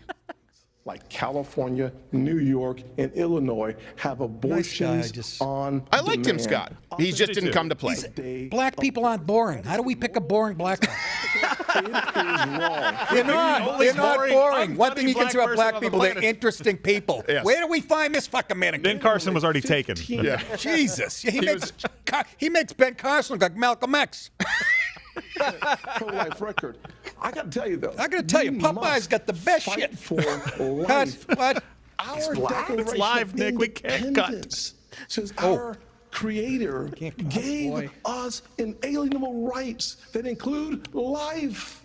That is a list. That is an issue we must solve. We can't leave it to Illinois. We can't leave it to Minnesota. Oh, come on. Yes, you can. Why do you start talking like can. Octavia Spencer when she cries? I know. We can't. I say. He's doing the inward talking. He sounded like Hillary doing a black guy. Are they for 38 weeks? Are they for 39 I'll weeks? go back Are to they the for woman's 40 shelter, weeks? silly. Because that's what the media needs to be asking. All right, another issue is America. Nikki Haley and got it right. crime Ask the crisis, Dems. The homelessness crisis.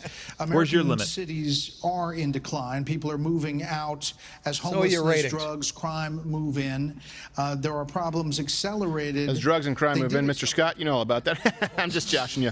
Hey, Asa Hutchinson, Murders this in one's Los for you. Angeles, New York, Chicago, all up 30% between 2019 and 2022. I Homelessness love how they is up blur the 11%. face of the homeless person out of exactly. respect for the homeless. What is that?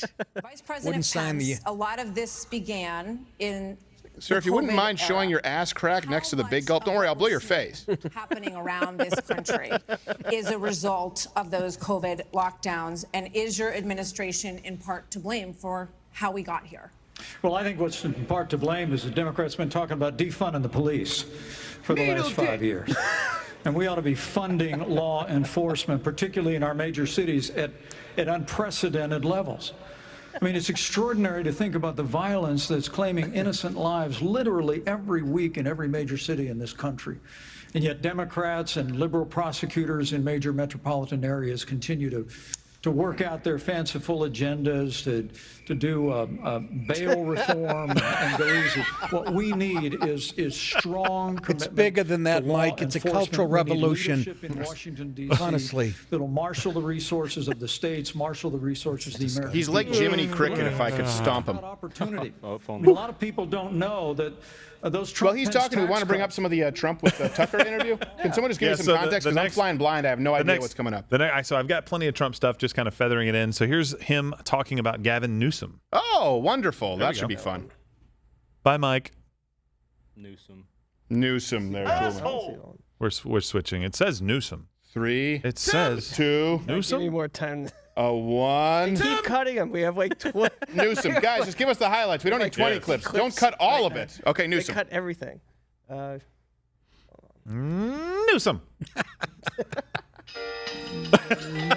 All right, well, let's go to Chris Christie because he's going to All right, say go to something and Chris his Christie. bees will be. around the country. Talking about chicken Democrats cacciatore. blame this crisis on easy access to guns. They also blame Republicans for blocking gun control legislation. Quit coloring your hair. Oh, this may be a layup for Chris Christie to sabotage himself because he's incredibly anti-gun. I'm the only person, along with Governor Hutchinson, up on this stage who's actually running United States Attorney's Office. I ran the 5th largest office in America in a state where there is significant urban The oblong crime. office. And the problem Did you is make not it the gonna 5th be largest solved office? by more money. It was a broom It was closet. the 8th. So you got He there. got there. These prosecutors The West Wings. in these Oh, too many localities facts, in the bullshit. states are refusing to do their job and to arrest violent criminals. So what a President Christie would do is appoint an attorney general who would instruct each If I'm not mistaken, why didn't Governor Christie, you guys fact check, bring this up for me, please, in Mission Control. Why didn't Governor Christie get rid of the waiting period? I believe it was 30 days, and there was a woman who actually had a restraining order out against her ex-husband, I believe, or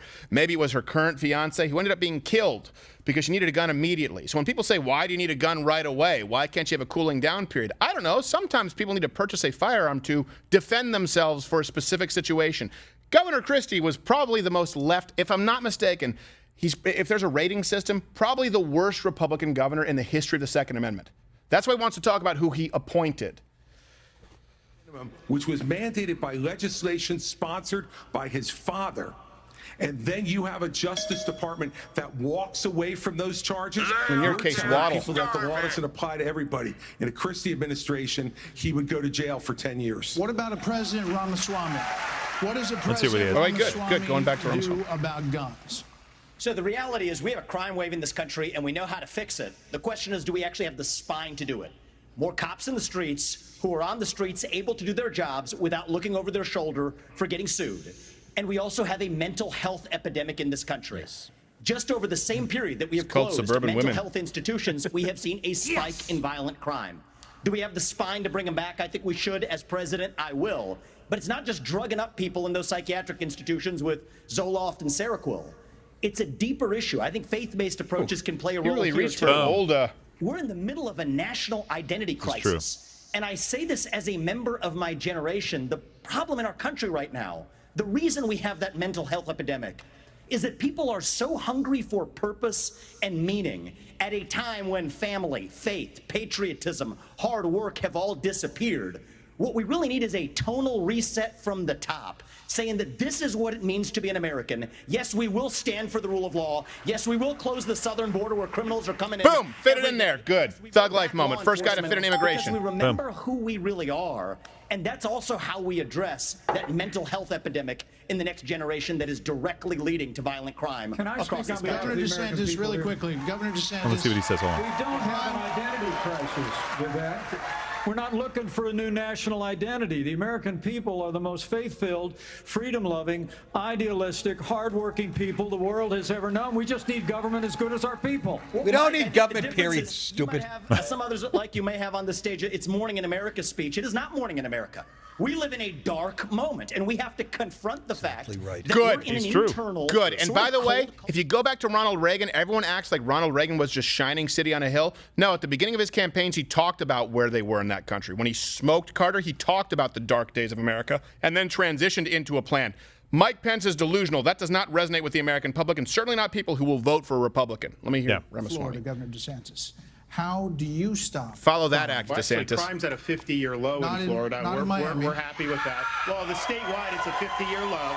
And so here's the thing. Brett was too ready with These that. hollowed out cities, this is Gerald, a I noticed symptom that. of America's decline. And one of the biggest reasons is because you have George Soros funding these radical left-wing district attorneys. They get into office and they say they're not. Yeah, we all know that. What are you going to do about it? They disagree with the inmates start running the asylum. There's one guy in this entire country that's ever done anything about that. Me. That is true. We had two of these That is district true. attorneys in Florida elected with Soros funding who said they wouldn't do their job. I removed them from their posts. They are gone. Boom. He needs to lean Boom. into Good. that. Thug life moment. Yep. We'll need some refills on the beers because I know I'm out. Yeah, That's right. You need some. burnt my tongue on the all of beer. these 4 more beers, people please. because they are hurting the quality of life and they are victimizing Five innocent beers. people in every corner of this country, and it will stop when I get into Okay, office. you were right on Chris Christie. It was a 30-day waiting period, and there was a woman who was killed while waiting on her gun permit for And protection. how They old had is that up that? there. I I'm just bringing needed that to from come Rope. back. That's probably what? That's going back to Obama that days. That is 2000 and actually 2015. a second ago. 15, yeah. 2015. So good job, guys. Get sick, Thank you, everybody guys. comes together and helps them get the Excuse crop me, off. Dracula's talking. Accountability, there's transparency. One thing that I think this country One could vote. use Nikki, I want to is suck a your White House that blood. understands small town values He because was that's laying our down. He road just to get this country on track again. we can do it in North What were you Dakota. gonna say? Look at that smile. Yeah, you. As former head of the DEA, Look how dark I understand the drug crisis in America. And I right just now, want to be president. Is that too much to ask? Hey guys, I'm doing my best. there's 3 simple words that would be helpful. One, enforce the law when it comes to Asa crime. looks like what Mike Secondly, Pence is going to look deal like in with another the 15 challenge years. of fentanyl. And it's Depending on both top bags. about He has stopping eyes like those white fentanyl rats. coming from Mexico. White woman. Does, yes. You know what I mean? The white lab rats where they have like the eyes that are inflamed. They're red. though. Beady and Yeah, Ohio. but he looks like they're Yeah. probably red. Yes. Usually. And he has a tail. Yeah, he does. Well, that's really more of a growth of the coccyx bone, tailbone, but these are medical terms that you need The to cocci? concern your. Yes.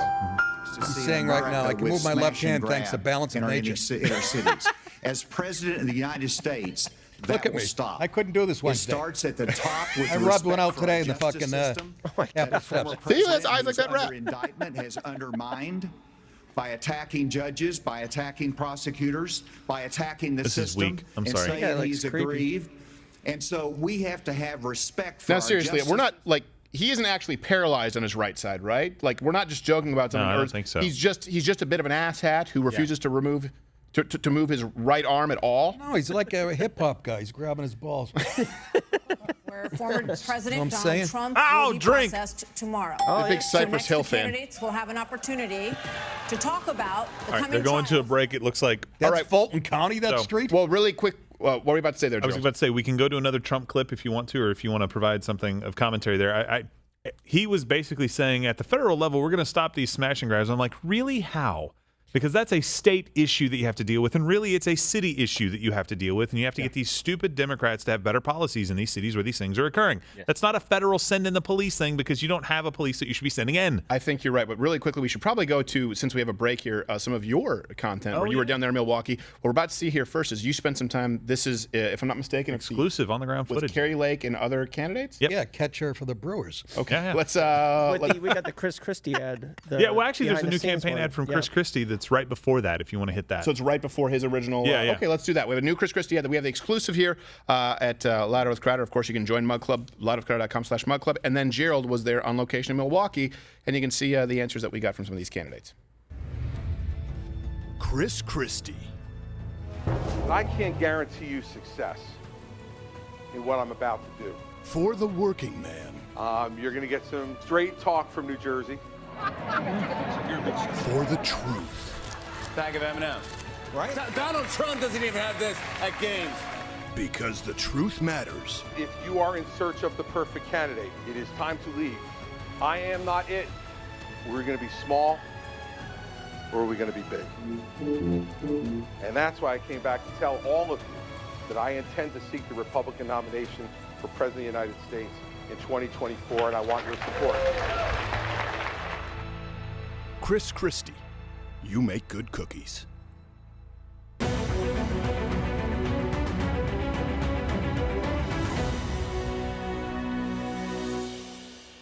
Carrie Lake has decided to join us. Carrie, thank you very much for being here. It's so good to be back on and to be in beautiful Milwaukee. Wow, they've done a great job with this city. Absolutely. We were talking about this, I believe, earlier in the year, and I said, look, the best possible scenario is 4 more years of Donald Trump and then 8 years of DeSantis at the time, because I thought, just stay out of it. Donald Trump is going to go and become president again. And you thought Just that stay out of DeSantis it. would be smart enough. But I thought he would be, right? And that would be good for him. And the thing that people liked about DeSantis, he's not been doing any of that. It's almost like he's taking kind of that Mitt Romney turn that caused him to change when he was facing off against Barack Obama. And it's like, don't go be who they want you to be. But I do believe that President Trump will be victorious at this debate, even though he's not even there. I don't know that there's any point in him coming to some of these debates. I don't think that people are going to suspend their campaigns because they are banking on President Trump either running out of money, running out of support, or just not wanting to deal with it. I don't think any of those things are going to happen. So good luck with that. Well, he's never going to run out of support. The people who love President Trump love him, and they will vote for him no matter where he is. They could try to lock him up, they'll still vote for him. Absolutely. And I will tell you, he's already won the debate. I have been doing interviews for the last couple of weeks about the debate, and not once has anybody asked me about the other candidates. It's all questions about Trump. Yeah. You wake up, you turn the news on, it's about Trump. And how brilliant for him to do an interview with Tucker Carlson. The two people that Fox hates the most right now are President Trump and Tucker Carlson. And tomorrow, when Fox wants everybody talking about the Little League game they're going to hold in here, tomorrow everyone's going to be talking about Trump and Tucker. And They will. Tucker, who can be a tough interview, I don't think he's going to do a softball interview. No, he's been critical of President Trump before. So. But President Trump will be able to get out his ideas for turning this country around and how he sees us saving ourselves on the world stage, because we are marching toward World War III. Mm-hmm. That is the backdrop of what's happening, by the way, and they want us distracted with all these other things.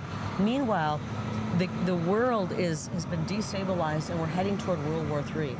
And hopefully they talk about some of these issues, because I think we're going to find out there's a lot of warmongers in there. One of the main reasons they want to bring Trump down is he is a truth teller and a peacemaker.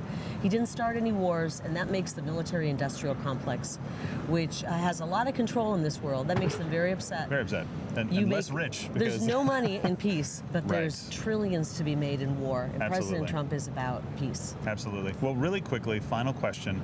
Can you fast forward a little bit to President Trump winning the nomination? selecting a vice president, who do you think that could be, and where do you see yourself going next? And maybe those two things are tied together. I'm not saying they are. Listen, I'm not leading the witness. I'm just saying. I think that, in a year or so when he does choose his vice president, President Trump is very smart. He'll look at where things are, and he'll say, I need help with this group, with that group in this state, and he will pick an incredible vice president. And whoever he picks, I will vote for enthusiastically. In the meantime, I'm seriously giving it consideration to jump into the U.S. Senate race in Arizona. Very nice. We have 2 Democrats running, one who just announced that she's going to act like an independent, even though she's voted with Joe Biden 93% of the time. And we have an opportunity to pick up a seat and finally get an America First senator in the U.S. Senate, one who's actually going to do work for the people. And so I'm considering that. I'll be making a decision in the next couple months. I just wrote a book, Unafraid. It's a great book. If you haven't seen it, get it. It's a page turner. In typical fashion, I throw a few punches. I would expect nothing less. And I have a few other things that I'm working on right now in my personal life, but I'm really giving that serious consideration because we have an opportunity to get a great senator in Arizona who will serve the people of Arizona in Washington, D.C. I love it. If you end up running, I want a button, and let us know. Let us know what you're doing. We'd love to stay in touch with you. But thank you very much for making some time with us. I appreciate it. Thank you so much. Thanks. And thank you to the audience out there.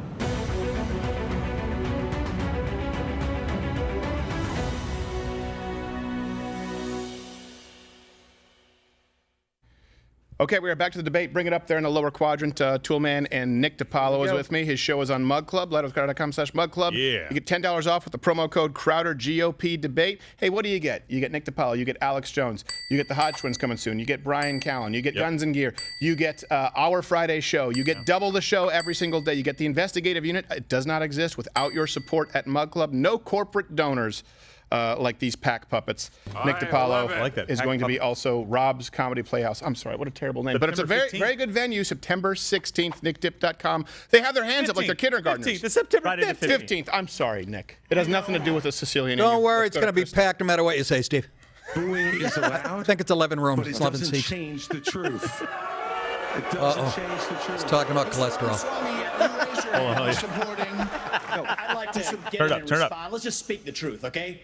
President Trump, I believe, was the best president of the 21st century. Bug life moment. I'm not finishing my drink, though, but you guys bring up the drinking game rules so everyone can see them. Yeah, that's just a drink.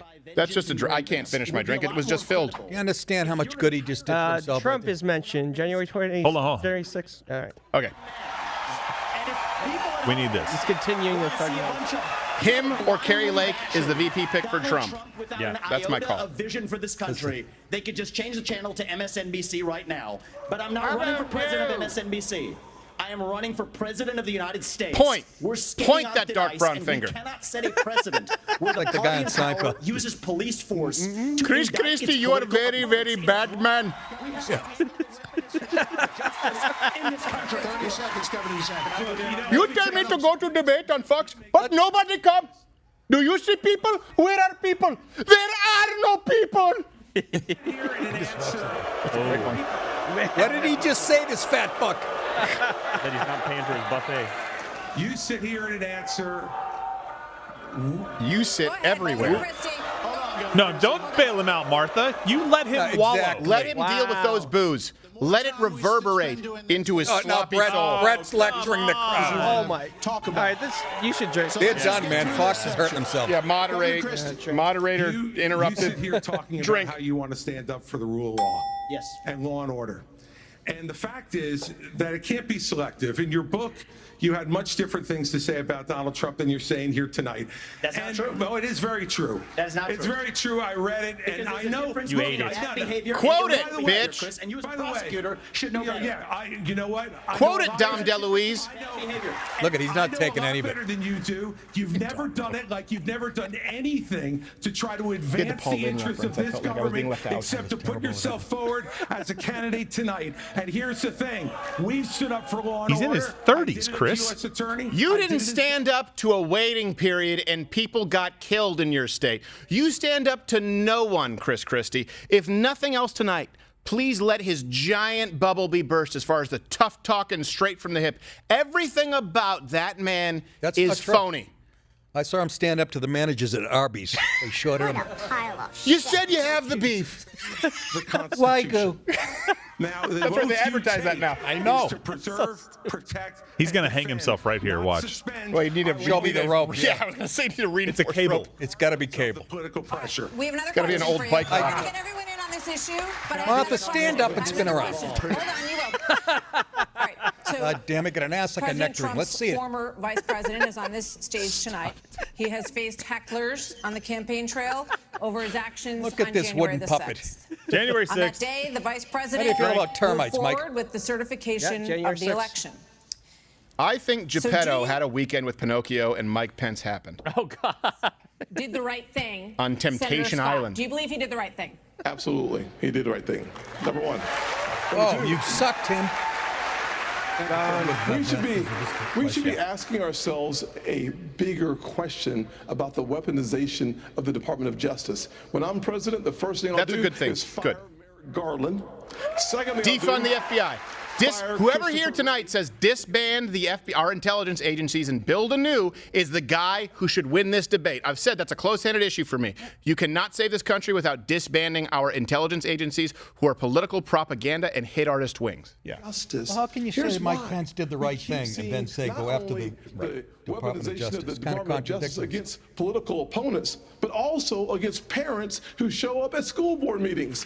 They're called under this DOJ. Now that's clever. That's how Glenn Youngkin won his election. That's right. He talked about the critical race theory. He talked about the white privilege. He talked about the transgender bathrooms. And people always say those social issues don't work. Guess what? They won Youngkin a governorship in a very, very blue state. So this is, some people say this is ill-advised. Don't listen to those people. Those people are morons. Activist homes with guns drawn because this DOJ uses their power, uses their authority, not just against political opponents, but against conservatives and conservative causes. It is time for a change in America. Well said, Mr. And Scott. I will bring that change to the greatest Oh, nation don't do that. on God's planet Earth. He did go a little bit, and I will bring. Mike Pence did the right thing on January 6th. So here's what January we need to 6th. do. We need to January 6th, end drink. the weaponization of these federal agencies. Disband them. Come on, someone, grow some balls here. Disband the FBI. Comment. I'd love to see your chat in Mug Club. But let's put out a poll. Do you think we need you to? You right now, millions of people out there, whether you're following me, whether you're hundreds of thousands who are watching right now across all of our platforms, you are a sample group.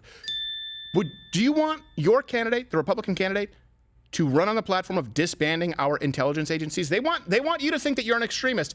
I think it's most of you. Let's put out a poll. Iraq, that you focus on the mission above all else. You can't get distracted. So Republicans, we've got to look forward and we've got to make sure that we're bringing the message that can win in November 2024. Vice President Pence, what do you think, Vice President? Is to support and defend the Constitution of the United States. I think the American people deserve to know whether everyone on this stage agrees that I kept my oath to the Constitution that day. There's no more important duty. You were So answer the inconsistent in your question. answer, and here's the thing: it's not about just defending. We're no longer a nation. Look, I want to take a second. Post-Constitution Yes, right now, right? Exactly. You are no longer a nation or a candidate defending the Constitution. What you are doing is trying to undo a president. And by the way, you're really talking about 12 years, 8 years of Obama and 4 of Biden. Then there were 4 in between, 3 really, of someone wiping their ass with the Constitution. You're not defending something anymore. You're trying to reinstitutionalize the Constitution. You are trying to ensure that you reinvigorate the American people to understand. You have an entire generation of people who do not understand, or if they do, they don't care about the Constitution. You are no longer in defense mode. You need to be in attack mode. You need to be in rebuild mode. And that's why Mike Pence should he should disappear into obscurity. He's not talking to the American public, and certainly not the voting base, as far as where they are at this period in time. This is, when you wonder about the donor class, ask yourself about Mike Pence. If Tucker Carlson didn't do what he did with Mike Pence, guess what? He would still be a darling to a lot of the conservative donor media class. And I say this as a, you can go back to 2008 on YouTube. No one has a track record longer than me of being a conservative, pretty much basic bitch, pumpkin spice conservative across the board. But the messaging now is different when you are at a point in this country. It is a turning point, and people like Mike Pence are out to lunch. consistent with RNC rules. Chat's hitting us up. They're saying disband like crazy. Yep. But let's put out a poll on Twitter. And we are, yeah. Martha, can I answer the question? Can I get in on that? No. I'd like to answer. I've already been on it, Vice President Pence. All right, I'd like to That's his answer tough the moment. Hey, question hang on. and not give a pre-planned speech. Mike Pence stood for the Constitution, and he deserves not grudging credit. He deserves our thanks as Americans for putting his oath of office and the Constitution of the United States before personal, political, and unfair pressure. And the argument that we need to have in this party before we can move on to the issues that Ron talked about is we have to dispense with the person who said that we need to suspend the Constitution Attacking Trump. to put forward his There you go. political Attack career. Donald Trump. I don't think you're going to like how this goes, Hot Shot. I give him credit, but I mean, he's an idiot. Yeah. I mean, I don't know what do you think he's going to gain from saying that? You look at the polls. Trump's what? He has advisors telling him ahead of that everybody? he should be a Romney type. Yeah.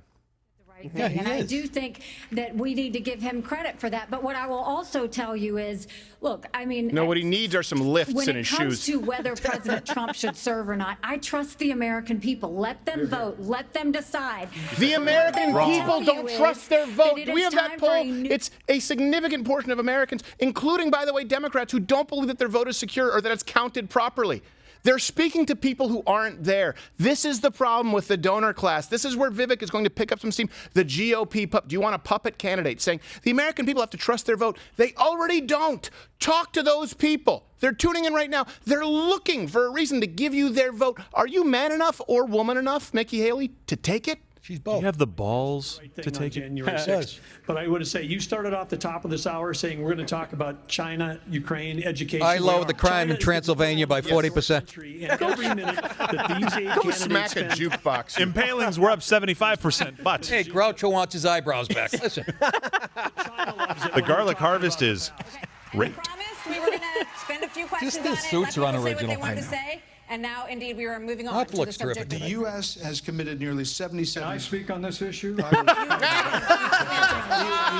You did say something. I thought we thought you were done, but you please. They were talking about him, right? Well, Mike, why don't you say this? Join me in making a commitment that on day one you would pardon Donald Trump. I'm the only candidate on the stage. Here we go.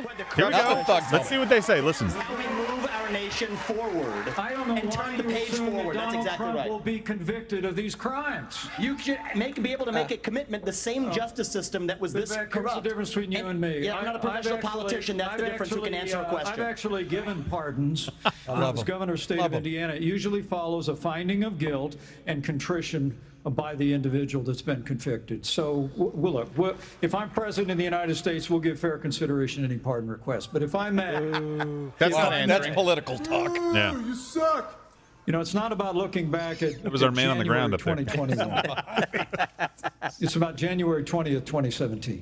By the way, drink. I put my left hand on Well, Ronald January Reagan's 31st, Bible. my I raised birthday. my right hand. And I took an oath to support and defend the Constitution of the United States. Oh, boy. And it ended with a prayer, so help me God. It was a promise that I made to the American people, More like a statement. but I also made it. That's not really a prayer. Just I saying. made it to my Heavenly Father. Kind of a demand to the Lord. Our Every day for Father. 4 years, I sought to keep that oath. And everyone on this stage needs to make it clear whether or not they'll do the same. There's If your they oath. earn this job and the confidence of the American people. A vice president? Call it oath. Now, look, I've made it clear. I had hoped He's a bitch, girl. that the issues surrounding the 2020 election and the controversy Let me tell you about Men's Warehouse. had not come to this, had not come to criminal proceedings. I would rather they had been resolved by the American people and the American people alone. But no one's above the law. And President Trump is entitled to the presumption of innocence that every American is entitled to. Bring back up the drinking And we game will rules make really sure and quickly for extend people who that aren't to familiar. him. We're playing But the right now, American and people deserve please to don't get know- alcohol poisoning. Just pick a light beer. Anytime Trump is mentioned, January 6th or 2020, moderator interrupts a candidate. Any thug life moment, and you finish your drink anytime a candidate mentions a Democrat other than Biden. Exercised or taken. We'll also add anti-thug life moment, meaning a low light, which is pretty much every time Mike Pence speaks. How about if I'm gonna Martha get has a wardrobe malfunction? I have no right to overturn the election, and Kamala Harris will have no right That'll to be the overturn halftime show. the election when we beat them in 2024. Thank you, Vice President. Oh, yes. That's a little presumptuous if the guy is you. He said leave it to the American people. That's what they were doing on January 6th. To the Ukraine war. You're right, in my opinion. The administration is it now doesn't get asking any more. No, I understand. Yeah. More. Regardless of that, the specifics of that plan, is there anyone on stage who would not support Can I chime in on this? the increase of more funding to Ukraine? Pence. We would not support it. Europe needs to step up. I mean, Vivek's got his hand up. Hey, Ron. It's a raise your hand question. Can I ask you why they have Dallas Cowboy logos across the podium? Because they're America's Well, team. because McCallum was a cheerleader. Is a good answer. Good answer. Not doing that, and I think we need to do. And I Excuse think me, our Paul Lynn is support should be talking. contingent on them doing it, and I would have support in China to be able to take China and do what we need to do. Let me with raise China. my finger. Mr. Ramaswamy, you would not support an increase of funding to Ukraine? I would not. And I think that this is disastrous. There you go. Good. He's kicking ass. Good. Point that Across finger. somebody else's border when we should Pretty use thug those life. same military Thug life resources drink. to prevent across the invasion of our own southern border here in the United States Boom. of America. Boom, drink. What did I say at the beginning of this? Bring in immigration. That was a winning issue for Donald Trump. It's still a winning issue, by the way, for that base who voted for Donald Trump. People in the 100%. Rust Belt and people in Build the states who wall. experienced that with the southern border. It's the one area where you can pick up some of the left pieces of Donald Trump. People say, you know what? He didn't really deliver on his promise. I will finish what Donald Trump I started. think people in New York and Chicago and Martha's Vineyard are starting to They might experience have strong that problem opinions a little about bit that. because we shipped them to you. Vivek is 4 for 5 with 3 triples and a home run. I don't understand the sports reference, but I understand that's good, correct? By making America strong. I thought who I was sitting next to. Diane Carroll. What? Sorry. Look, I did go to Ukraine, and I went to Ukraine Hold on, listen to because this. I wanted to see for myself If the cabbage was what fresh. Vladimir Putin's army was doing to the free Ukrainian people. And let me tell you, I want you all to look around this arena tonight and imagine that every one of these seats was filled. If every one of them was filled, there would still That's be climate change right there. 2,500 more children outside to make over 20,000 who have been I hate him, abducted, and I hate everything he stands for, but he's from their pretty good mothers at a debate. and fathers I gotta say. and brought Chris up Christie? to- Yeah. No. No, I hate what he says. I don't agree with any Get of it. out of your mind. Let me just say What are this. you talking Let me about? just say this. Chris Christie decided he wanted to go over and see President Zelensky. Right? No, don't worry. Just put him anywhere. We have a new intern PA, by the way. He's been doing a very good helpful. job. Yeah. It's Look, he's got nerve-wracking Tourette's. sometimes. Quit Don't worry. picking Yeah. It's the good Tourette's, though, the funny kind. Careful, you might appear in media. Ike. Got Lou Gehrig bringing out refreshments to us. Take him to a Yankees game. You'll be your best friend. Tonight. I had to serve beers to a Let a racist crowd, skinny. a lot of crowd. Chris Christie right now is lying through his teeth. He didn't go over there to see what was happening firsthand on the ground. We have media Also, reports food for stuck that, in Chris them. Christie. You understand what's going on by hearing. Look, I get it. Maybe you think that there's a little bit more to the story. You went over there because you have a campaign that is faltering. And your only path to victory is to stay relevant somehow. By the way, he went to doesn't Ukraine? need lyrics to John Bon Jovi to put next to the freaking Oscar that Sean Penn left over there. Yeah. That's not going to help them win a war. Don't lie and use something that is absolutely tragic to get your campaign off the ground. know what- Gas bag. Do you know why else? Do you know what the other reason why he went to Gas bag. Ukraine? Watch your language. Because he had to go there because he endorsed the government, Barack Obama, by the way, who installed a puppet government in Ukraine, just to be clear. Not saying that Russia is right. Putin, dick. Okay, I understand it. But let's not act as though Ukraine is a bastion of freedom and democracy. Let's go back. Oh, look, he's making the quintessential Indian face, which I don't even care. Good for him, Ramaswamy. And the Russians back out into Russia. I want to just briefly address Pence. They're all dressed the Vice same. President Pence. I have a newsflash. The USSR does not exist anymore. It fell back in 1990. Oh, thug life. And the real communists That's that very we similar to have Barack bring Obama, though, with Mitt Romney, where he said, now the Cold War called, they want their policy back. Yeah. has been saying he wants to reestablish the old Soviet sphere You've made of your point, influence. Vice President. Now, if you Am I imagining this, or is Mike Pence defending funding Ukraine in a proxy war? Yep. Yes. To the Does he think that's what the Republican voters want right now? Is that what you want? You comment. By the way, hit like if you think that that's a horrible tack to take. It's what the neocons want. Yep. Communist China. And we are driving Russia further into China's arms. The Russia-China military alliance And they're is very the small. single greatest threat we face. Nobody in either political party's talking about it. And I am the only Let the Indian finish. Keep us out of war. Mr. Vice President. Moderators interrupting. Drink. Yep. to give Russia We're far too good at these drinking games. We have to scale it back. That Ukraine will never be in NATO, and then somehow China will not think about taking Taiwan. We achieve peace through strength. Which is arming Taiwan. Okay. Here we go. Am I right? Yes. Everyone in the Republican Party believes that Taiwan should be armed, should be protected. That's something that makes sense. Ukraine, Russia, I'm sorry, it's not our fight. In Ukraine, you want to be in NATO? Guess what? You have a bunch of back payments. Yep. Mr. Ramaswamy, you were mentioned. You get 30 seconds. So the reality is that today, Ukraine is not a priority for the United States of America. And I think that the same people who took us into the Iraq War, the same people who took us into the Vietnam War, you cannot start another no-win war. And I do not want to get to the point where we're sending our military resources abroad when we could be better using them here at home to protect our own borders, protect the homeland. All right.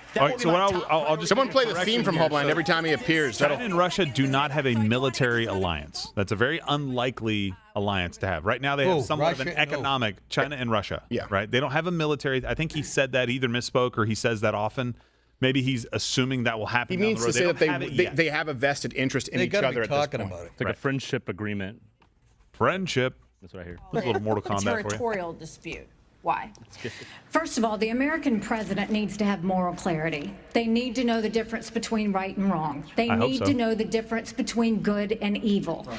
When you look at the situation with Russia and Ukraine, here you have a pro-American country that was invaded by a thug.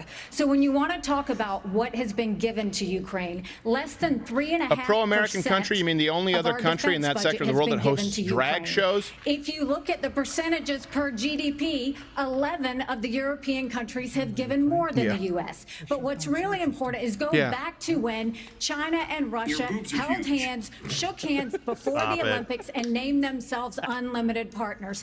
A win for Russia is a win for China. We have to know that. Ukraine Nikki, is the guys need a sandwich. So what do you do? Tell me what you do, Nikki. Come on. Give me the answer. Look, here's what people don't want to say. They want to say, pro-America and international relations, and of course this is our okay, are you willing to go to war? Yeah. And by the way, $135 billion, this is the only time in history where you can spend more than many countries' GDP in assisting a war and claim that you are not in a war. Right. Just to be clear, the world views it as the United States being engaged in this war. You may not like it, you may not agree with that, but that is true. And I understand the arguments regarding Ukraine and Russia. I understand it. But when you actually look at the amount of money spent, and I understand that's a drop in the bucket compared to the Inflation Reduction Act. I get that. But again, it is the principle of, do we want to be the country who is involved in proxy wars with countries who, by the way, she just said pro-American. That's not true about Ukraine. Certainly not true about Zelensky. That is complete and total horseshit. That's neocon talking points. Let's go back. And Boeing came off of it, but you've been pushing this lie. Catfight. You've been pushing this lie all week, Nikki. He just called her a fake Indian bitch. Okay, let me address that. I'm glad you brought that up. I'm going to address each of those. They're all going after Vivek. Of course, they have to. Grab her hand. Swat it. Stop hitting yourself. America, let's say you have no foreign policy. Don't let her overtalk you. And you know what? She will. The foreign policy experience and the pointless wars we've gotten into. I have to address that. So our relationship with Israel will never be stronger than by the end of my first term. But it's not a client relationship. It is a friendship. And you know what friends do? Friends help each other stand on their own 2 feet. So I will lead Abraham Accords 2.0. I will partner with Israel to make sure Iran never is nuclear armed. But you know what I love about Israel? And I've been there probably in the last 10 years more than most people on this stage. You know what I love about them? I love their border policies. I love their tough on crime policies. Boom, thug life moment. He is bringing it to immigration, which was the singular winning issue for Donald Trump in 2016. Got away from it a little bit. He knows what he's doing. No, I want to learn from those and apply those to protect our homeland, Nikki. Nikki, I said mustard, not mayonnaise on it. Okay, Governor DeSantis, you were mentioned in the territorial dispute. I just want him, when she's pointing at him, he goes, you know, damn it, tell me to point. President of the United States, your first obligation protect the American is to people. Defend our country and its people. Yes. And that means you're sending all this money, but you're not doing what we need to do to secure our own border. We have tens of thousands of people who are being killed because Bullshit. I know. Bullshit. What Look, a I'm going to joke. go by rote here, and please bring it up. I think you probably have this in the build a wall, change my mind. I think the most generous estimate, if I'm not mistaken, for the wall being built, as Donald Trump originally proposed it, would have been about $20 billion. I think some people tried to say it was $40 billion, but the average somewhere was around $20 billion. And illegal immigrants cost the American taxpayer an average of $116 billion a year. So if you're talking about, let's call it $40 billion. Let's use the salon sources as Governor Christie and Nikki Haley want to use themselves. They're using these talking points today from the far left. Okay, $116 billion is what's cost to the American public, okay, the American taxpayer every single year, $40 billion. Compare that to the amount of money pledged to Ukraine. That's what it would cost to secure the border physically. Of course, we need better policies as well, like deportation, no more Dreamer Act, no more amnesty. We need all those things in conjunction. But the point is, it is a drop in the bucket when you're talking about securing the American people. So when people say this is a very small number in comparison to our deficit, to our spending, but it's a very large number, $135 billion dedicated to Ukraine in comparison to what it would cost to at least secure our border. That's why Republican voters don't like these people, just to be clear. Secure our borders first, and then maybe you can make a case to be a neocon foreign policy hawk. And not with a wall, with a military. All of the above. I'm serious. Yeah. He wants turrets. It's like Congo for him. I The want things are automatic and landmines. They work beautiful. I want it booby-trapped like Kevin McAllister's uncle's New York apartment. I'm serious, though. You can't When they bring up a wall, I laugh. Even when Trump brings it up. Really? But we need the all of the strongest above. military on earth. Come yes, on. but we need a wall first. Why? Then you put people on the wall if you have to. Oh, this is yours. Yeah, that's Okay. right. Plug the In hole. that case, put a fence up 3 feet high. Research. It's the guns and flamethrowers that keep people out, not the goddamn wall. The most liberal estimates values it at $21 billion. $21 billion. Yeah, $21 billion, $116 billion cost. Yeah, but Trump wants to Z-brick it, so it's going to go up. They like sending money over to Ukraine Like the Green instead Monster. to prolong a war. Yes, to prolong a war while the American What's your public is endgame, struggling. Haley? Yeah. What's Dracula talking about? But Biden administration wanted to put 87,000 people in the IRS as opposed to giving the money and the support we need to our own border patrol. Okay. Well done, Mr. Brigham. Thank you for letting me talk again, guys. Thank you, Lugosi. Thanks for reminding the people I'm here. Yes. The 87,000 My foot IRS hurts. agents and hire or double the number of Border Patrol agents. I just left Yuma, Arizona about 2 weeks ago. By the way, he's going to get fact-checked on that, just to be clear, and just don't be fooled by this tomorrow. They'll say, Tim Scott, it's not 85,000 IRS agents. It's 80-something thousand new IRS employees. They're not officially agents. Who cares? It doesn't matter. A bunch of pencil-pushing, pencil-necked pussies with Glocks. It's still a problem. He was in Yuma, Arizona. Apparently forgot the sunblock. Listen, Our what? national security watch list have been caught at our border. How many have not been caught at our southern border? I think he was was about 350 to Yuma. 350. We could finish the wall. For $5 billion more, we could have the military-grade technology to surveil our southern border to stop the Thank flow you, of military. Hold on. I don't want to look at them crossing illegally. Are we? I want to stop them. What are we doing? You have to see him before you shoot him. I want a laser wall that vaporizes them. Oh, yeah. Government I want has the super soakers filled with cat piss. They'll You're turn just around. petty. What if they have cuts? That's They'll turn very around. cheap. I'm saving them money. You ever get sprayed with cat? Oh. It would also solve our feral cat problem in our inner cities. That's Oh, yeah, exactly that's true. right. Yeah, It's a yeah. 2-for-1. We're killing it right now. Oh, Dracula's talking about that. Let me 300 tell you people a something. day. We're taking mass casualties, and that's a statistic, but these are sons and daughters, nieces and nephews that we're losing. Talking about We've got fentanyl. North Talking about Dakota R. troops Kelly. down there flying night helicopter missions from San think. Diego to the Gulf Coast, trying to stop these transnational criminal organizations. They've got better funding on their side than we've got on our side. He did say trans. He has to be Done a careful. nice job, this guy. He's done a valiant effort. Seriously, for the little time he gets. With Mexico, Vice President Pence, policy. images from earlier this month. We secure the Vice southern President, it really doesn't help. I'm asking a question.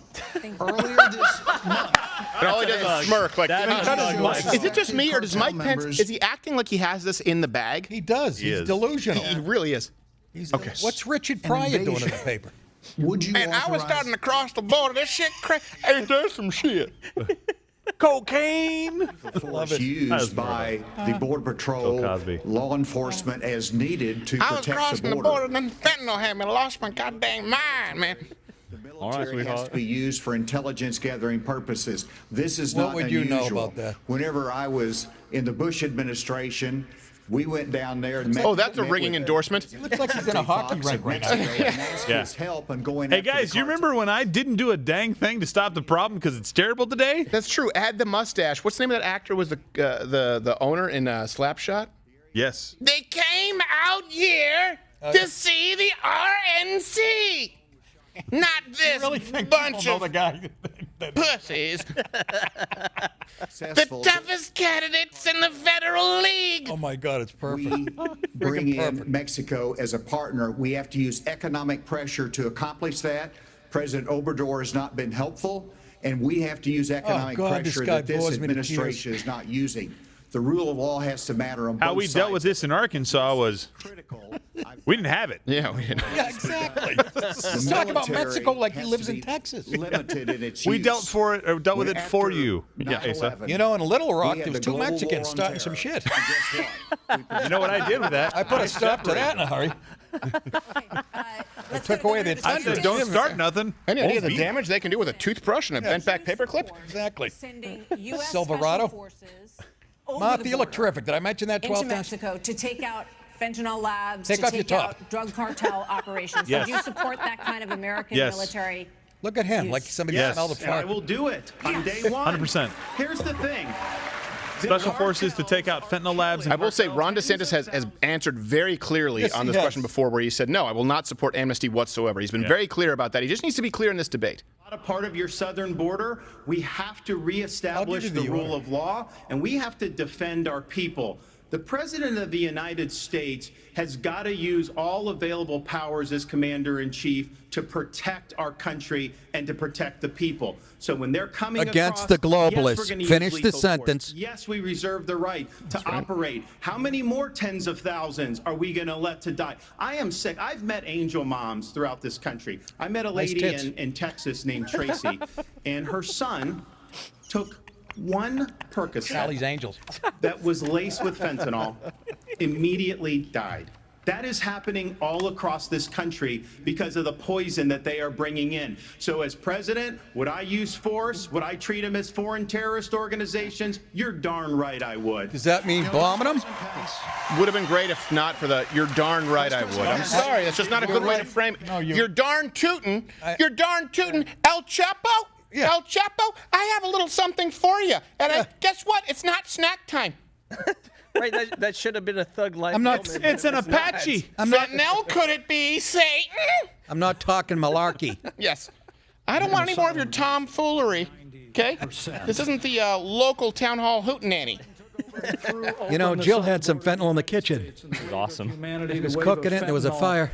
That's been eloquently described here as This guy's a mannequin at Sears. tragedy across this country. But Martha, you began this Which closed a evening few talking years ago. about who is best prepared to be the next president of the United He States. keeps wanting to go to prepared because he was vice president. I yeah, and know. you sucked. What did you do And as you a president? sucked. You went to Because you know where funerals. the room is. It's doesn't like saying, matter. I played in the professional league, right, and you were dead last and you scored nothing.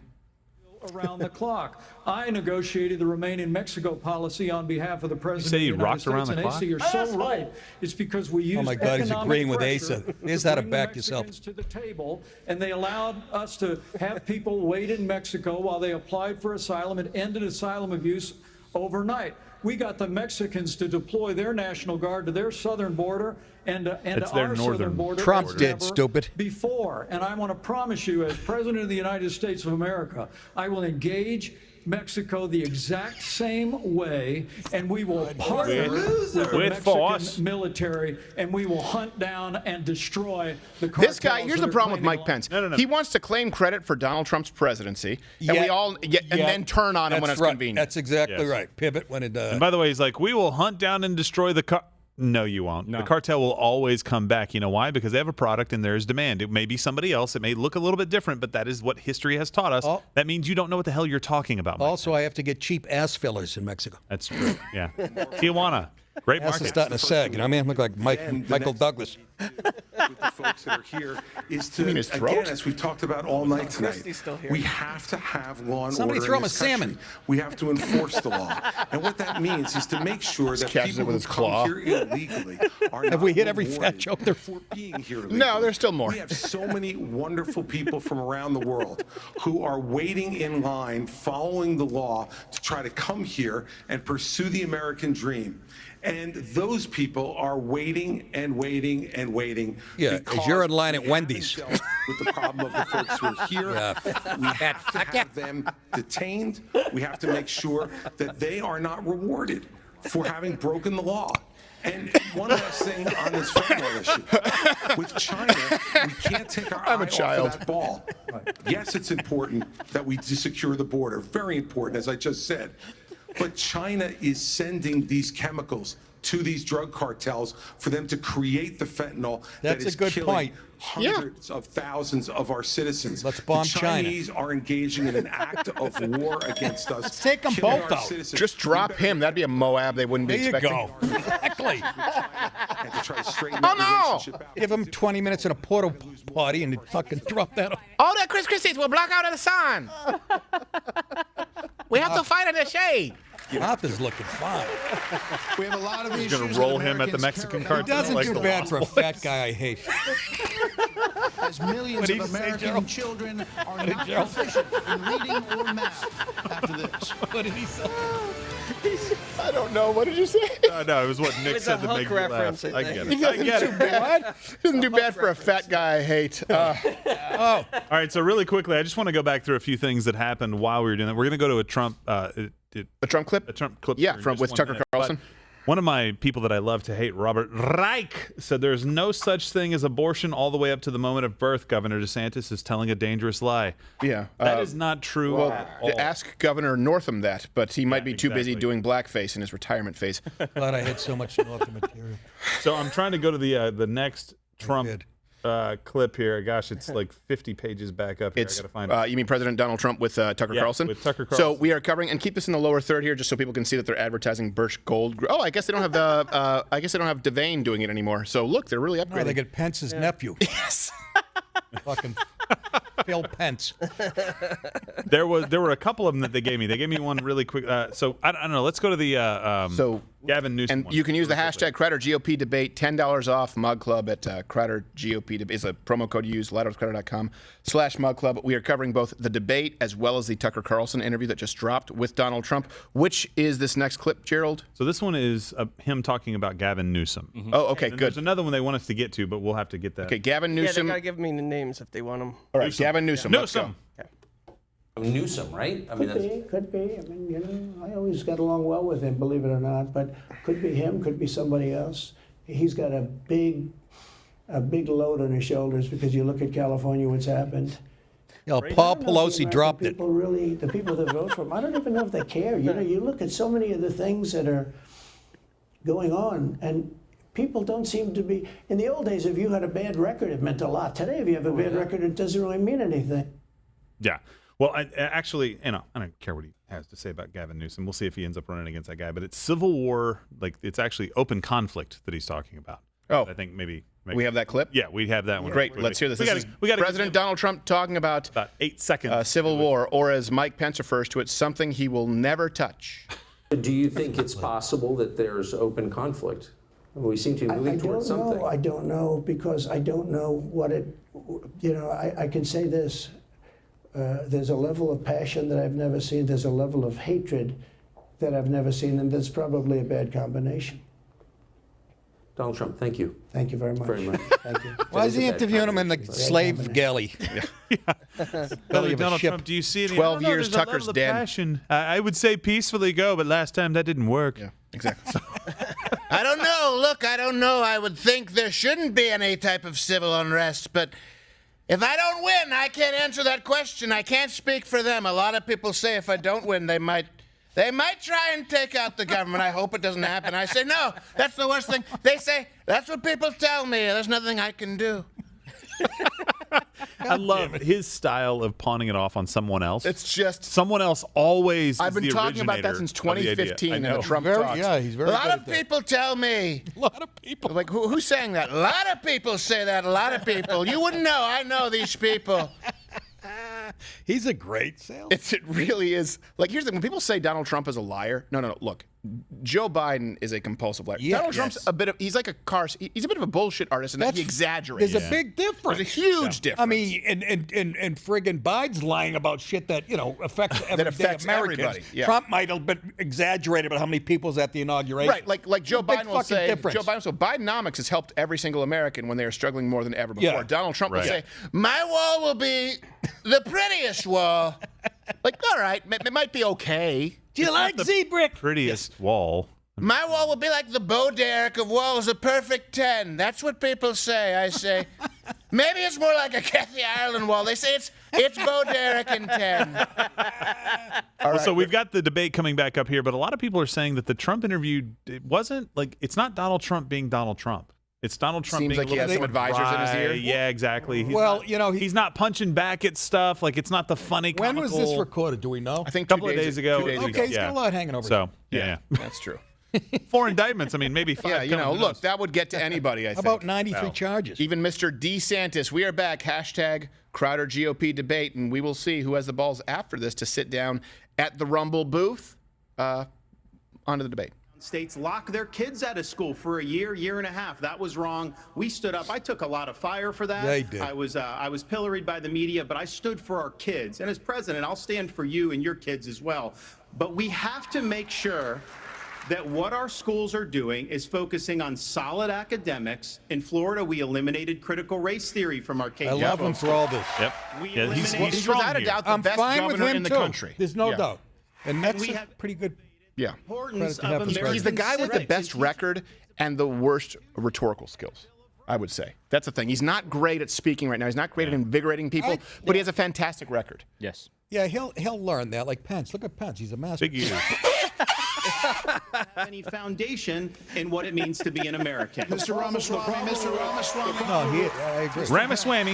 Mr. Ramaswamy, Who's cleaning hold up on, though? Scott. Like we said. You've said that the Department of Education, the FBI, the ATF, the Nuclear Regulatory Commission, the IRS, the Department of Commerce, Education. many of these should not exist. That's correct. So Good. to the education Brett. question, how would you Thug deal life with the crisis? moment. So look, we have a crisis of achievement. Let's shut down the head of the snake, the Department of Education. Take that $80 billion, put it in the hands of parents across this country. This is the civil rights issue of our time. Allow any parent to choose where they send their kids to school. Every There we high go. school senior should have to pass the same civics test that frankly every immigrant, including my mother, had to pass in order to become a Boy, did she citizen pass of that this test. country. And the fact of the matter is, look, there's Civics. part of Richard education Dreyfuss right now with his new policy that also documentary. He's rests like, with I've been the saying family. that for years. I didn't grow up with money. But you know the word privilege gets used a lot? Well, you know what? I did have the ultimate privilege of 2 parents in the house with a focus on educational achievement. And I want every kid to enjoy that. So part of the Thug life. problem is we also have a federal government that pays single women more not to have a man in the house than to have a man in the house, contributing to an epidemic of fatherlessness. And I think that Yeah, goes hand but it's in a hand. burning hip hop scene. But yes. Don't stop that. But that is an important point to make because a lot of people who are labeled when we talk about the fatherless households in the black community, it's about 50-50 split. Half the time it's the moms pushing them out because they want an additional check from the government, and I these blame men the moms. actually want to support their children, but they can have their wages garnished, they can be put in jail, and the mother has no burden of proof to show that that money is going to the children. So let's just be clear. When we talk about fatherless black households, he just made a good point. He's talking about mothers who are incentivized by the government. Yes. I've been blaming them for years. Was that factual though? I'm serious. Yes. Wow. Yeah. Holy Of this issue? No, I'm saying in Let me North say Dakota we this made a about priority that. of protecting women's sports, and we've done that. I'm about to have in a our threesome state. with Gary Oldman. So this is Absolutely, the yeah, whole. but I do think when we start talking about education, This is the I've trans merged athlete, different Dracula athletes, eras. yeah. Trans athletes in sports. We're We're just talking about. completely losing track of the fact that education differs by state. Some Some school districts are doing a fantastic job, some less so. Name 3. But the idea that every school district, state, and every teacher is somehow indoctrinating people is just false. You know, when I was building a company from scratch, that's a bad answer. It is a systemic problem. Systemic racism isn't a problem. Systemic educational corruption is a problem. Don't bring up the 4 exceptions. Right. With them, we talked to them. We did that, and as governor. Well, I hear education is Poughkeepsie one has of a the good biggest charter part of the school, state so maybe it's budget. God, So it's out as of a this governor, world. I go, I Sent my shadow a kids there. student. I don't. The night before I find out the student finds out, I'm going to go to every class with them. I don't sit and lecture school districts how to do it. I go and see the experience. And there's a lot of things that have to change. But what needs to change in education is it's innovation.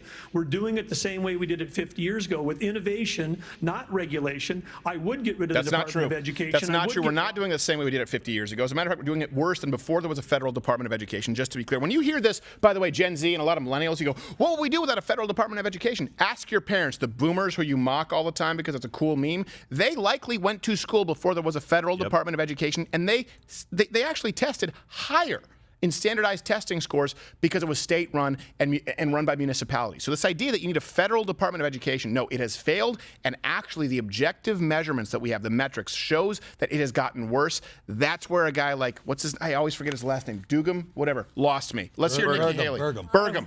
Crazy woke things happening in schools, but we've got to get these kids reading. If a child can't read by third grade, they're 4 times less likely 8 days after I was born, the Department of Education came around. October 17th, 1979. You're old. That's I am terrific. not old. I am 43, not yet 44.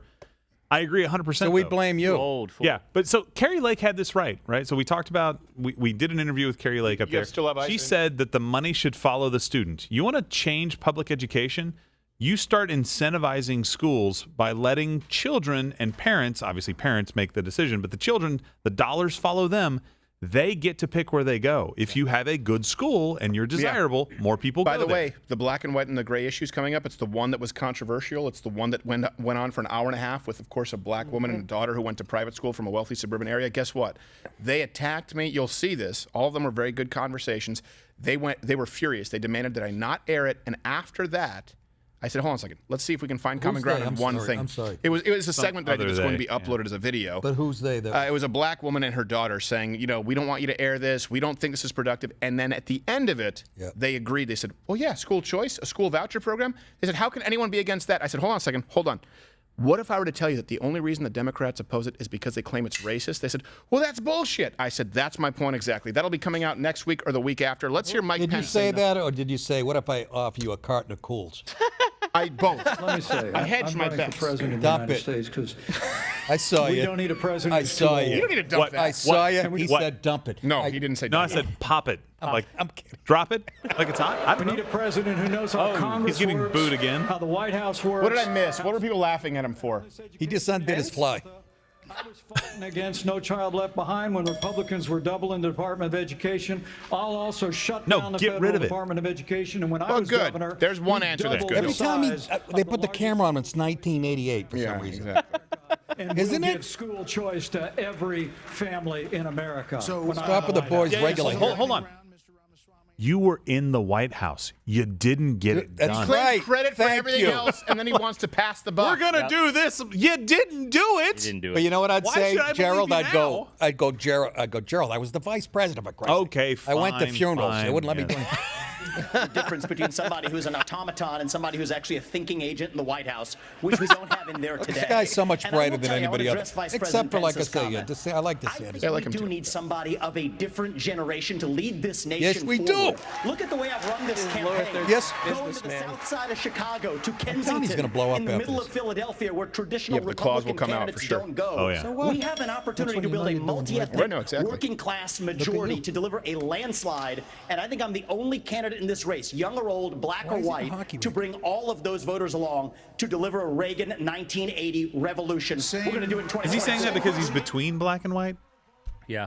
Yes. He's actually darker than Tim Scott. But he's a You can nice- do a side by side. No, I no, guarantee. he I isn't. guarantee you. No, I don't God, think no. so. Certainly South Indians No, are. Maybe no. not him. Tim Scott looks Maybe like not him, but South Indians are darker.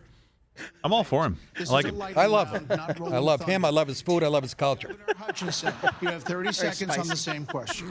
On education, first of all, look at Arkansas. We have to Shut compete up, with silly. China. I built computers. You're going to hell, Nick. Education. Would you like to see We led somebody's the fist nation just in computer catch on science. the side of the When has head? anyone wanted to look at Arkansas? Exactly. What if they? Look at Arkansas. We've got Walmart. Otherwise, we wouldn't exist. Exactly. Look at all these trailer parks. Could you pan? Could you pan to this trailer park?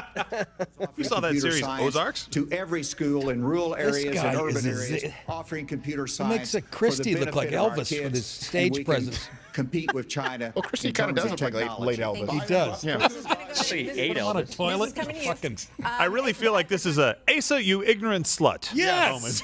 Yes. It's like, gosh. All right, let me hear this Time question. in this country. You talked about it a little bit before tonight. So is there a role for a president of the United States in changing that?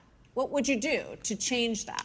Well, our nation was founded upon the Judeo-Christian values that has made this the greatest nation on God's green earth. I'm a big believer in Ephesians 3:20 that God is able to do exceedingly abundantly. Lives right above now all going, that and we they ask counter or you as imagine. 3/5 as a Our person. responsibility exactly. That's exactly should what be they're to saying. model Good point, yeah. behavior we want others to follow. On education, the only way we change education in this nation is to break the backs of the teachers' unions. That's They are violent. standing Good in the answer. doorhouse of our That's kids, too violent, that image. locking them into failing schools. Shoot them and in the head? locking Will them that work? out Of the greatest future they could have. Tried to soften it. I don't know. As president, I don't want Governor them DeSantis, paralyzed. Would you support some mandatory military service Oh, for don't all? Jesus, I thought that was on the show. Mandatory military I'm service. somebody that volunteered to serve, inspired by September 11th, and I deployed to Iraq. Alongside U.S. Navy That's why I SEALs like in this places guy, like too. Fallujah, Ramadi, and it's walked the something walk. that I think has taught me. You know, when you go in that type of called environment, monkeypox. anything you Nick have, DiPaolo thought your there was an personal assassination agenda, check it attempt at the tonight. door. I really thought there was a shot. Focusing on I go, Trump's not even there. God, these guys mean business. Just some guy. Vivek! It would be Vivek. One of the John Malkovich coming with his polymer gun. One from of the In Line of Murdoch Fire. kids. True, yeah.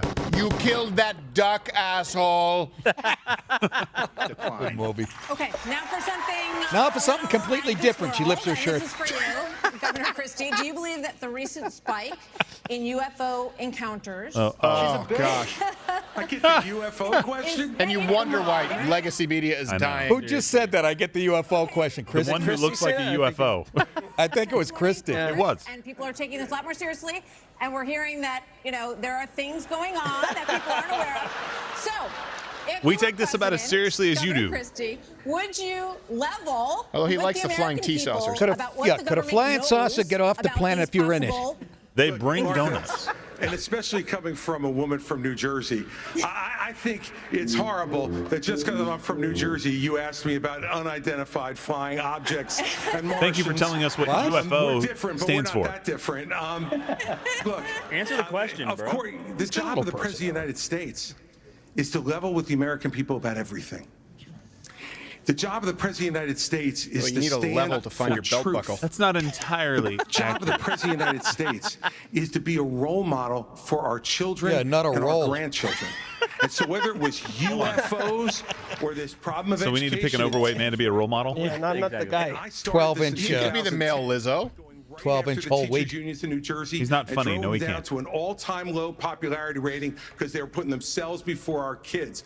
That What does this is have the to do with biggest threat to our UFOs? Nothing. country, not He doesn't want to UFOs. answer that question. It's a Boy, did stupid he question. pivot. I don't fault him for this. It's a stupid question. It's a really dumb question. Is live from the spin room right here. You're a in the spin room. Fiserv Shut it. Forum What is a with spin room? reaction Hey, that's a from all the casino in candidates. Vegas. As soon as they step Hey, who's off the that guy? stage, we'll be back. It's the MGM Grand. Hannity? Hannity's like, I'm next. Jeez. God, Hannity. Okay. God. So, hey, by the way, I should probably tell you this a little bit. And I don't know if we want to take some chats, but again, the promo code is Crowder GOP Debate. You get $10 off. Hey, with Mug Club, what do you get? You get 2 times the show every single day with Yeah. us. You get a Friday show. You get Boom. Alex Jones' Alex Jones 2.0 on Fridays. You get Nick DiPaolo's show at Monday through Friday at 5 p.m. You're going to have Brian Callen's show, Hodgkin's show. You support our investigative journalism unit, and we also have some animated series coming down the pike. Yeah. None of it happens if not for you. Notice there are very, very few commercial breaks in tonight. Which is an exhausting 3-hour stream. But I do have to, every now and then, you know this, Nick. Did you say 3?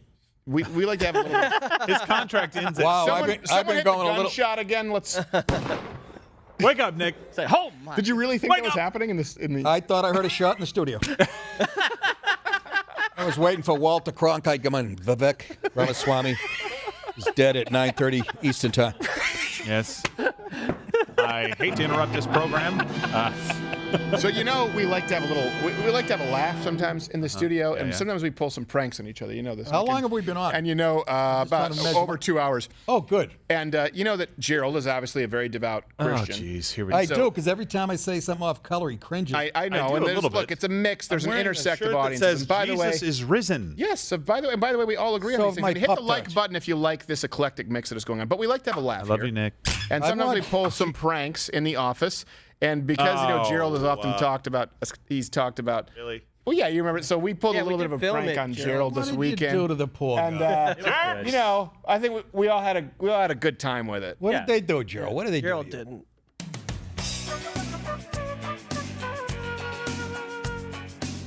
Good Monday morning. Come on, guys. You got to collar and... What the? Guys? Anybody? Hey. What? What? No way. No, Steven. Oh, no, Tim? No, Tim. Oh, come on, Lord. Tim with his PR headband? I did everything I was supposed to do. I went to church, I went to ministry school, I went on missions trips, for goodness sakes, you gotta be kidding. Sam? Oh, hey, Gerald.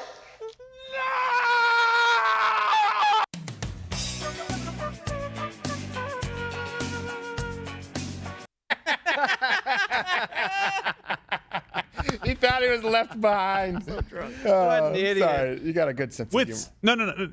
Left behind with Sam. Yeah, I know. I know. Okay, We there's like to a have a laugh. difference. I'll like take to have a laugh. left behind with the Antichrist and people dying left and right, but not left behind Well, with who's to say that Sam. Sam is not that? Okay, so let's bring up the drinking game rules one more time. Yeah. They just had to help touch up Nick because he was shining like the greasy Sicilian that he is. So you drink. I love that I'm Sicilian. I'm never going to stop. Take it easy. Anytime Canuck. Donald Trump is mentioned, 2020 January 6th is mentioned, a moderator cuts off or interrupts a candidate.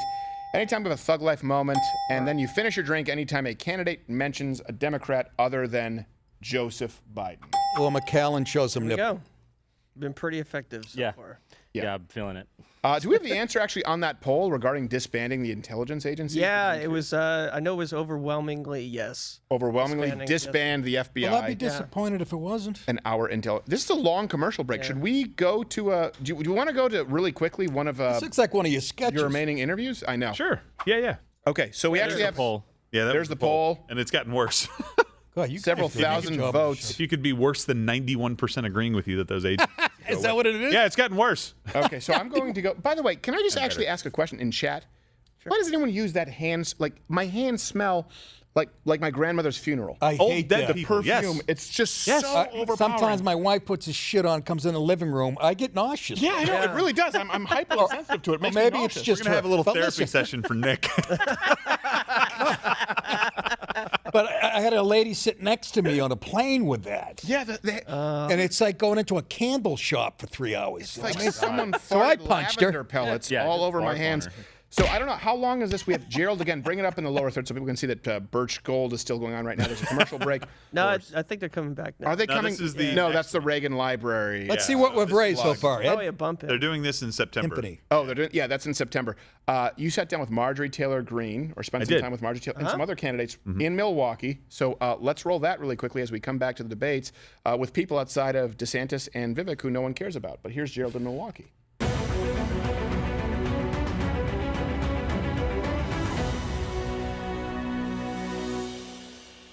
So obviously you can see we have Congresswoman Marjorie Taylor Greene. Thank you for hanging out with us for a minute. Yeah, thanks for having me on. Absolutely. The Biden crime family name is going around quite a bit. I'm hearing a lot of people talk about that. You've obviously had a lot to say about this. What do you think is the most egregious thing that the American people need to grab a hold of that maybe they aren't about what's going on? Well, I serve on the Oversight Committee, and we've been leading the investigation in the House of Representatives into the Biden family.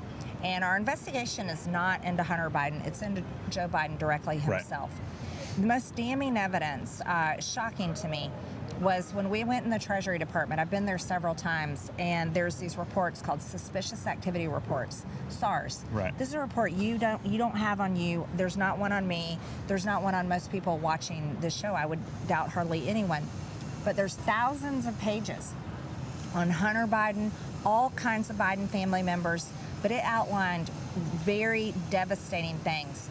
It showed us that there were millions and millions of dollars coming from countries all over the world, going directly into bank accounts that Hunter Biden and Biden family members managed under LLCs. Right, the 20-ish I mean, you have 20 as well, right? Everybody just has 20 LLCs. That's the way you normally do business, especially when you're not selling a product. Right.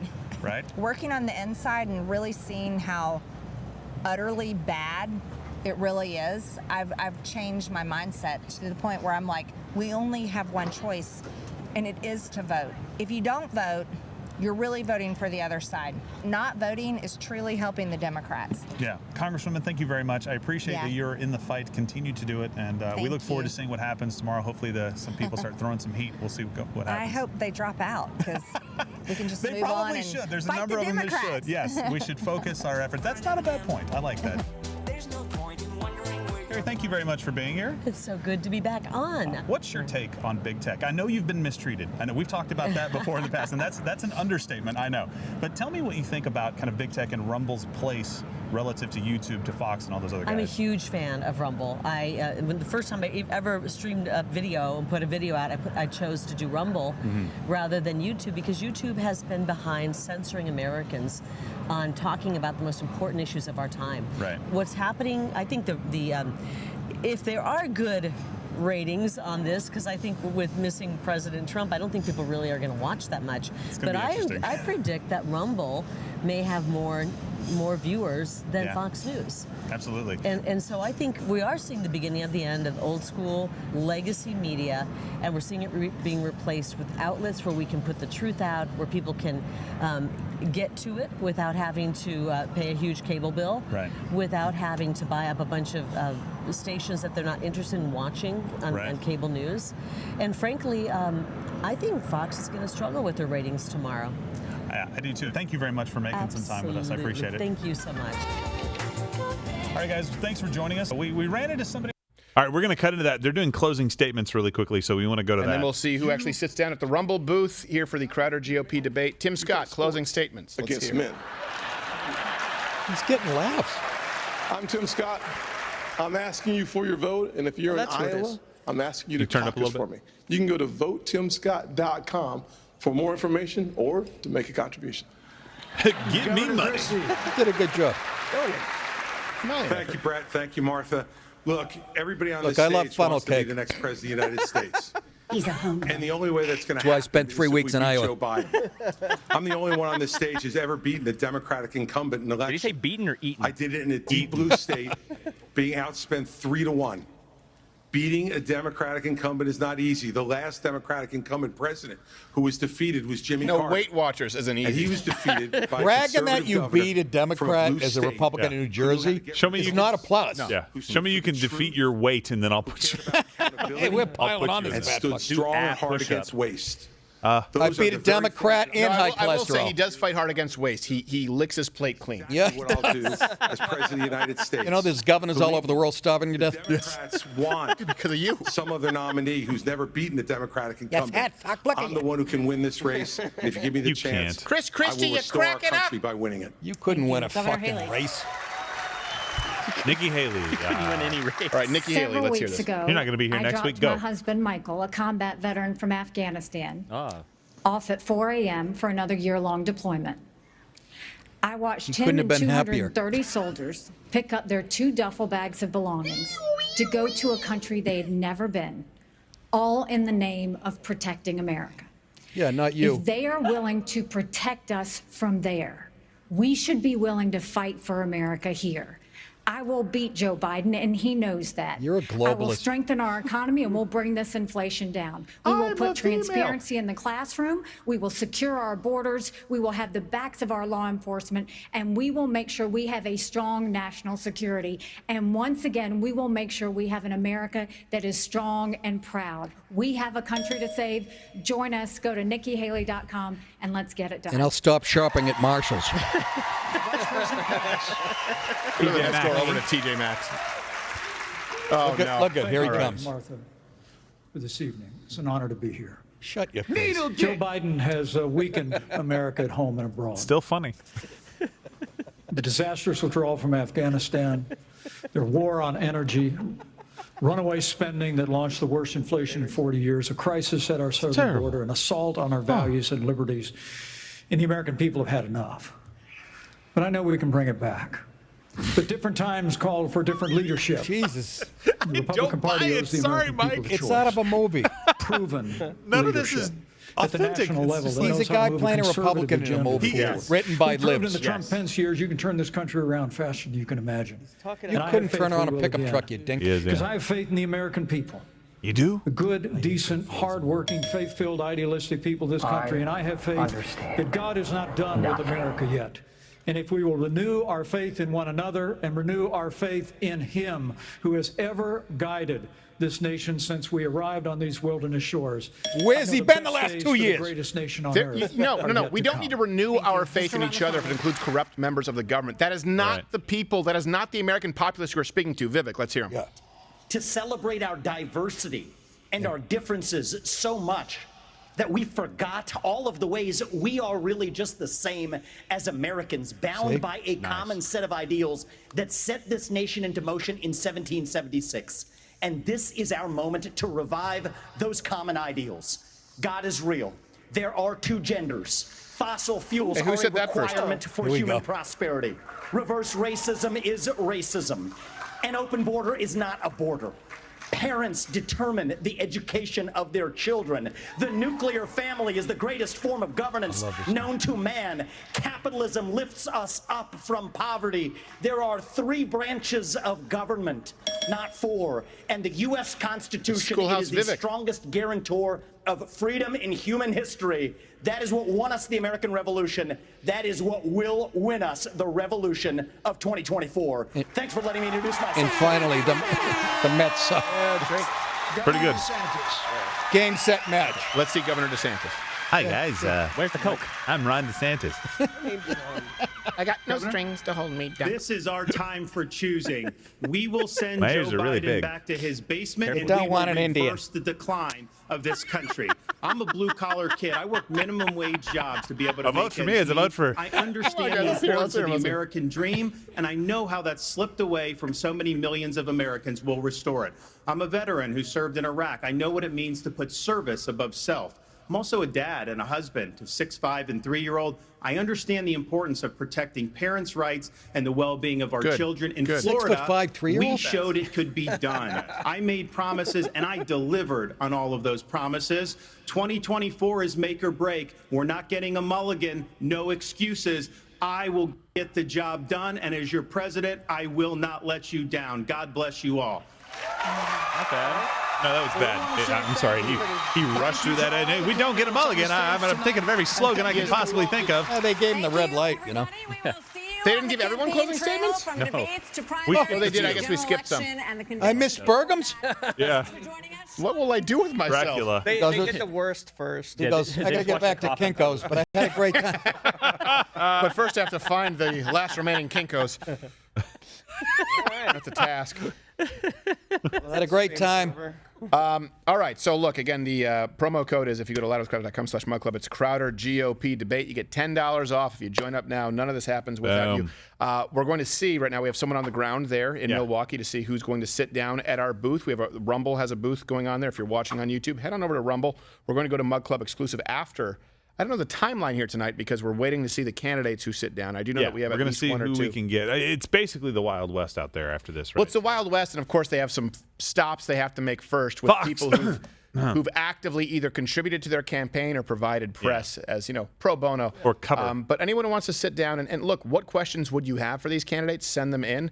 I think, obviously, it seems like tonight, Vivek was the biggest winner. And I understand that people will say, well, hold on a second, his rhetoric doesn't maybe necessarily match his own rhetoric in the past. And I don't really, I've spent a lot of time looking into Vivek. I don't really see the waffling that people claim. I think that he's provided clarity on some answers. You have to understand, this is not a man who's been in the public spotlight a whole lot. This is not a man who's been in public office. And so what you know about his points of view in the past either are coming from excerpts of his book or really interviews where he's not consistently in front of the press. I think tonight he made it pretty clear where he stands. I think it was his kind of coming out party to the American public. I think he did well. I think that DeSantis did all right. And surprisingly, I never get the guy's name right. What's his name, the governor? Burgum. Burgum. Stop it. I would rank him number 3 after those two, He surprisingly. was much more interesting than some of the other people. Well, his looks. Yes. Yeah. But as far as Vivek, and you saying, people pointing out some things he said, maybe he's evolved on the issues, like the Democrats say. Yes, exactly. When they flip-flop a little bit. But I've evolved on this. So but in their case, he did what I thought. Yeah. He did. I've been saying it on my show for a few months now, because every time I've seen this guy, whether it was on Fox a year and a half ago, I go, damn, he impresses me he has a different take on these things that everybody else does. He's very eloquent, and to me, maybe I'm just a sap, but he seems more sincere. I don't know. No, I think you're right. I think self-made millionaire. Which the closest example I could point to would be Carly Fiorina in 2016. I know. Why do you do that? And so I hope that he doesn't make the same mistake where Carly Fiorina that came in as a contender and then all of a sudden had the Mitt Romney advisors in her ear. But she was a failure as a CEO, remember? Well, no, that's one thing actually I will say in her defense. People don't realize that HP was hemorrhaging hundreds of millions and then they started hemorrhaging far less. So if you're going into a company, it's like, okay, they're losing $800 million one year. The next year they lose $200 million. Well, I bought a That's printer from that bitch and it didn't work for 2 weeks. But that's the closest comparison, honestly, that I would have, and I just hope that he doesn't make the same mistake. Do we think that anyone here closed the gap on Donald Trump? I think that Vivek maybe closed the gap as far as being a top choice for VP for Donald Trump. I was going to say he already. I know it's early to say this. He's going to be in a cabinet. Yeah, he's going to be in a cabinet position. I think it'll. Who else? Not a would beat closet. Trump I said VP? a cabinet. Yeah, no, that would be Burgum. Yeah. Coffin. Yeah, exactly. Good evening. Good to be at the debates. And I don't, again, we're kind of in a box here, just so you know. We're in a studio where we don't have anything other than the air support that's provided to us from Mission Control. We've been doing a very good job tonight.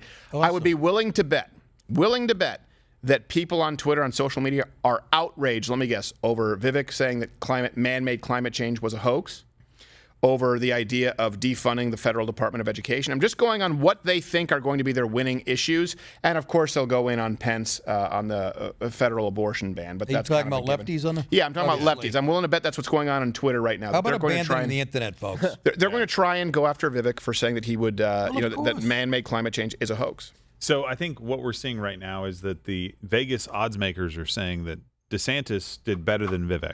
Right, so they're saying that Vivek went down just a little bit. Yeah. I don't think so. So here's what I heard from Vivek that I didn't hear from anybody else. A very clear, concise, 6-7 points that he gave at the end there.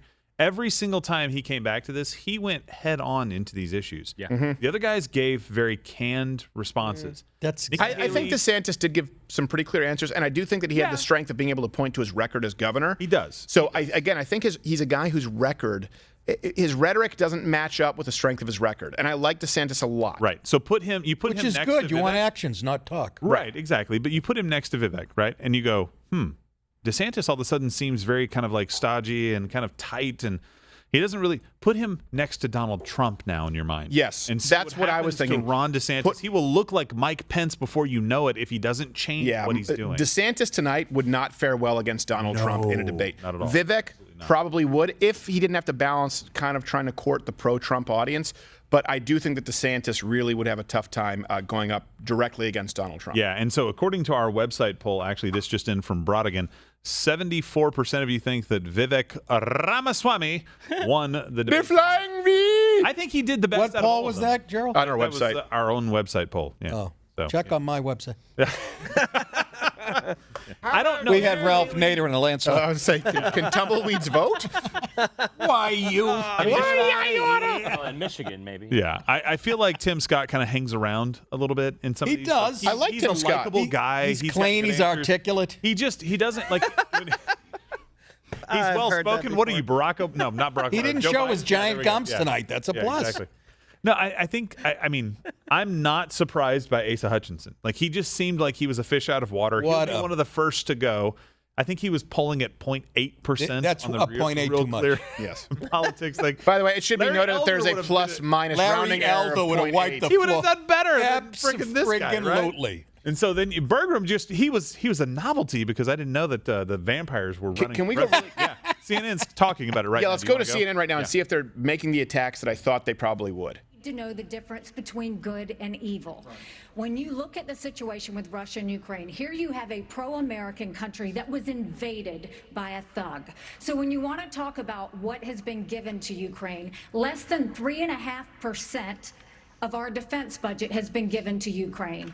If you look at the percentages per GDP, 11 of the European countries have given more than the U.S. Ukraine So is what? the first line of defense. The first time for they've us. ever given And the problem anything. that Vivek Right. doesn't Well, no, understand and they're is close. he wants NATO. to hand- This is too. I know, but what I'm saying is they haven't paid into NATO, so of course they Well, have the of money course. for Ukraine. They have a little money. They have the left money over. for virtue signaling. Yeah. And they're right next door. Cop it up. Said is you have the backs of your friends. Ukraine is the front line of defense. Wait. Putin Our has friends?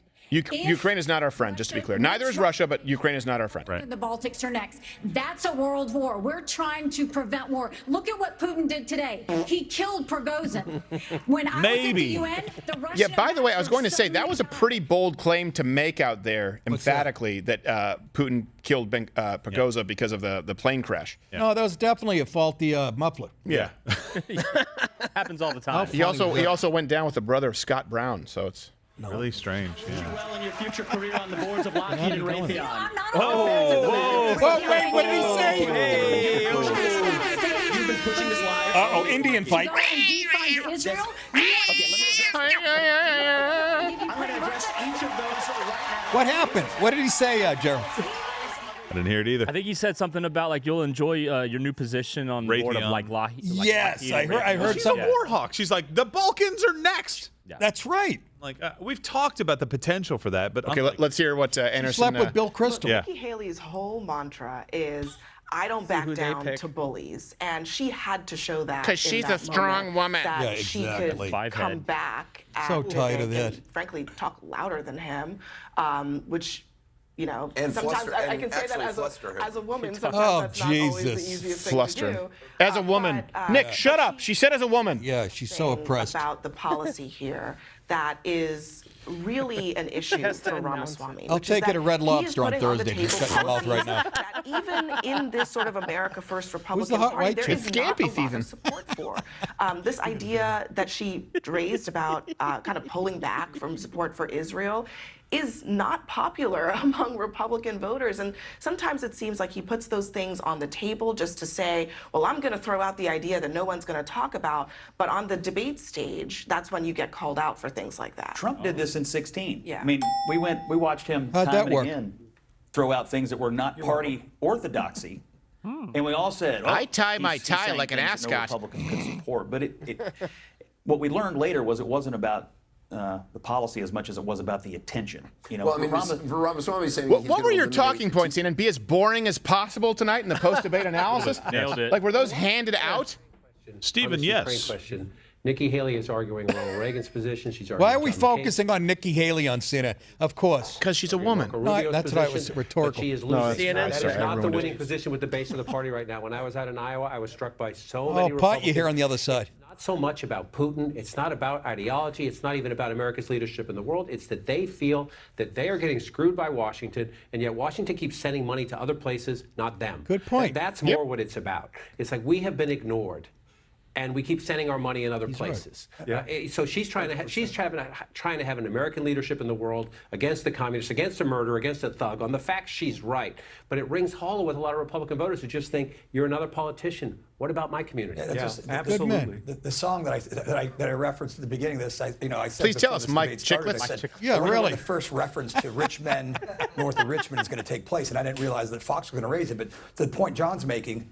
A lot of Americans. By the way, we are going to have Patrick Bet-David on the show. Some of you may know him as Mr. Valuetainment. I call him Patrick Bet-David. Yes. He's going to be on the show in a little bit. What do you think he's going to say about this debate? I bet you he's going to go, okay, look. My men. Let me put it to you this way, okay? So tonight, right, we have a problem. We have the debate, okay? And then people are saying, okay, right, look, let me put it to you that way. Now, maybe, okay, all right, maybe we want to look at Nikki Haley, or maybe some people are going to say she's a shrill bitch, right? And then they might say, hold on a second, they might say, okay, Ramaswamy, point his finger a lot, right? But does that guy, Patrick Bet-David, if I'm trying to solve the problem, okay, have big biceps, right? Okay. Or does Patrick Bet-David have the biggest biceps? Let me put it to you that way. I'm going to put it to a poll to the audience. We'll get back to it. I'm going to go back with RFK Jr., okay? Yeah. I don't know what he's going to say. So, look, we do have an interesting question from... By the way, before people get... He's probably my favorite podcaster out there outside of this show. And is he a black dude? He's a Syrian. He's Iranian. Yeah. He's like a multi-millionaire with a very successful... Great guy. We had the opportunity to meet him down in Florida. Yeah, he's no joke. Great time with him. And he's a podcaster. And he's a conservative. No, he lives in Florida. He is a businessman, which is the most important part of it. But we actually had a question on there. Do you think that Vivek, and this isn't just a question from our audience, this is actually a question that was posed online that we think maybe we should address a little bit. Do you think he's more of like the star of the party right now? And he won't really last. Is he like a... my gut says that's probably the case. You think? I don't. I think he's got a lot of substance. Stephen, why do you think that that's your gut? Here's what I think I think that he has a lot of. So it's like Michael Keaton in Night Shift. He's an idea man. Okay. But for the first time, he's really going to have to defend them. And here's what happens: even if you're better at defend, for example, he may be better, Ramaswamy, at defending them than Ron DeSantis, or certainly than Hutchinson, right? But he's going to have to defend them to a different degree than anyone else because he's been a breakout star. So the attacks that are going to come are not going to be proportional with the level of defense that he's been forced to sort of mount in the past. He's no longer the underdog. Yeah, he's no longer the underdog, and that really is difficult to navigate. That's why these people, they end up feeling overwhelmed, and they end up hiring the old GOP advisors. Now, he's painted himself into a good one where he cannot bring those people in. I'm not saying he won't. I'm just saying that I think a lot of I've seen this in the past where people don't sort of foresee the potential pitfalls that come with being thrust into a national spotlight. Yeah. And I'm hoping that he rises to the occasion, and he very well could. But I could see it going either way. I don't. I think he's well equipped, and especially after watching the schmucks he's up against. I know. And I think he has been having to defend his positions the last couple of weeks. Yeah. And I don't know. He's kind of the media darling right now. Well, for a reason, though. You know? I really think he's got substance, and the diversity thing doesn't hurt. Well, I'm serious. Whatever do you mean, Nick? Yeah. No, you know what I mean. Look, you saw what his competition is. Yeah.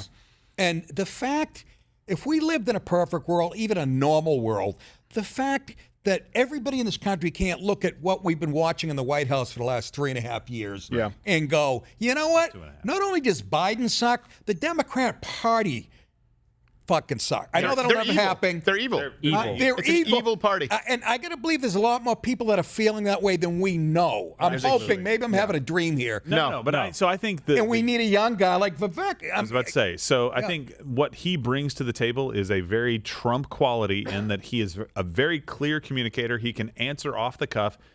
Some of the video footage that we actually showed earlier Can I pause you just really quickly? Yeah. Just so you know, when people are saying, oh, they thought the odds maker said that DeSantis won, have you noticed that CNN's Chiron has not switched from Ramaswamy at all since the debate? They know that tells you who they know is most dangerous to them. Absolutely. The entire post-debate roundup has been Ramaswamy until they went to just say changed it as soon as you said it, but they just said it. Ah, nice, yes. But they still have him on the screen, so Exactly. So sorry, go ahead, Gerald. But I think that's great. They have the name Fox News on their air. That's fantastic. I love that for them.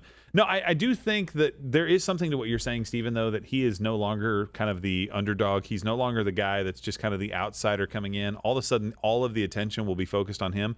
DeSantis, I think, in some ways likes this because the other candidates have to punch at Vivek. Yes. Right? Instead of little punching heat at off him. You're right. My theory is this. The people that are voting for Donald Trump are voting for Donald Trump, period. You're not going to change their minds. All of the other votes that are up for grabs are either going to go to DeSantis or Vivek or some combination thereof, and maybe somebody else is going to hang around for a little while. DeSantis needs Vivek to be defeated, whether it's from him or everybody else ganging up on him. He doesn't really care because he wants all of those votes to go to him so that he'll be the last man standing and challenging Donald Trump. And maybe some way, somehow, he can overpower him. I don't see that happening. Vivek's going to stay around. Yeah. He's got his own money. He's got a ton of support. He's got a lot of young, very engaged people, which is kind of hard to do. And he's got a ton of free media. If that changes, if CNN stops inviting him on, if Fox runs away from him and goes somewhere else, he'll figure something out. He'll figure something out, but it'll get a lot harder really quickly. He'll get his buddies at tech support to hack it. Yeah, something like that. Seriously. You got to play dirty when you got to play dirty. Hello, RNC. This is Sprint. The one thing DeSantis has over Vivek is like you said, great governor. He has done this stuff. He's not just bringing it up. And there's a reason people fleeing from California and New York and these blue cities we make fun of. I agree. So if people will sit there long enough for you to tell them that he's a great governor and understand the nuance he needs to punch in a little faster. Exactly. Right. It doesn't matter what the truth is. It matters what you can communicate to people in a short period of time. Well, that's true. It's more about optics and but, you know, he did can his campaign manager who sucked. I don't even know who it was. No, that's true. I tell you what, though, it's really simple. These candidates all need to understand that this campaign needs to be all gas and no brakes, period. That's right. That's it. And I don't understand why they aren't all doing that. Look, of course, Hutchinson is sitting down with Dana Bash. Naturally. Now, by the way, I'm sure we could have gotten him to sit down, but we don't want him at the Rumble booth. No. Really quickly, before we go to that, before we have Patrick Bet-David on, and we'll see the candidates who we have on here in a little bit. I'm hearing now that we actually do have our on-the-ground correspondent, Finnegan, who is there again in Milwaukee right now, who finally tracked down some folks. Let's go. All right.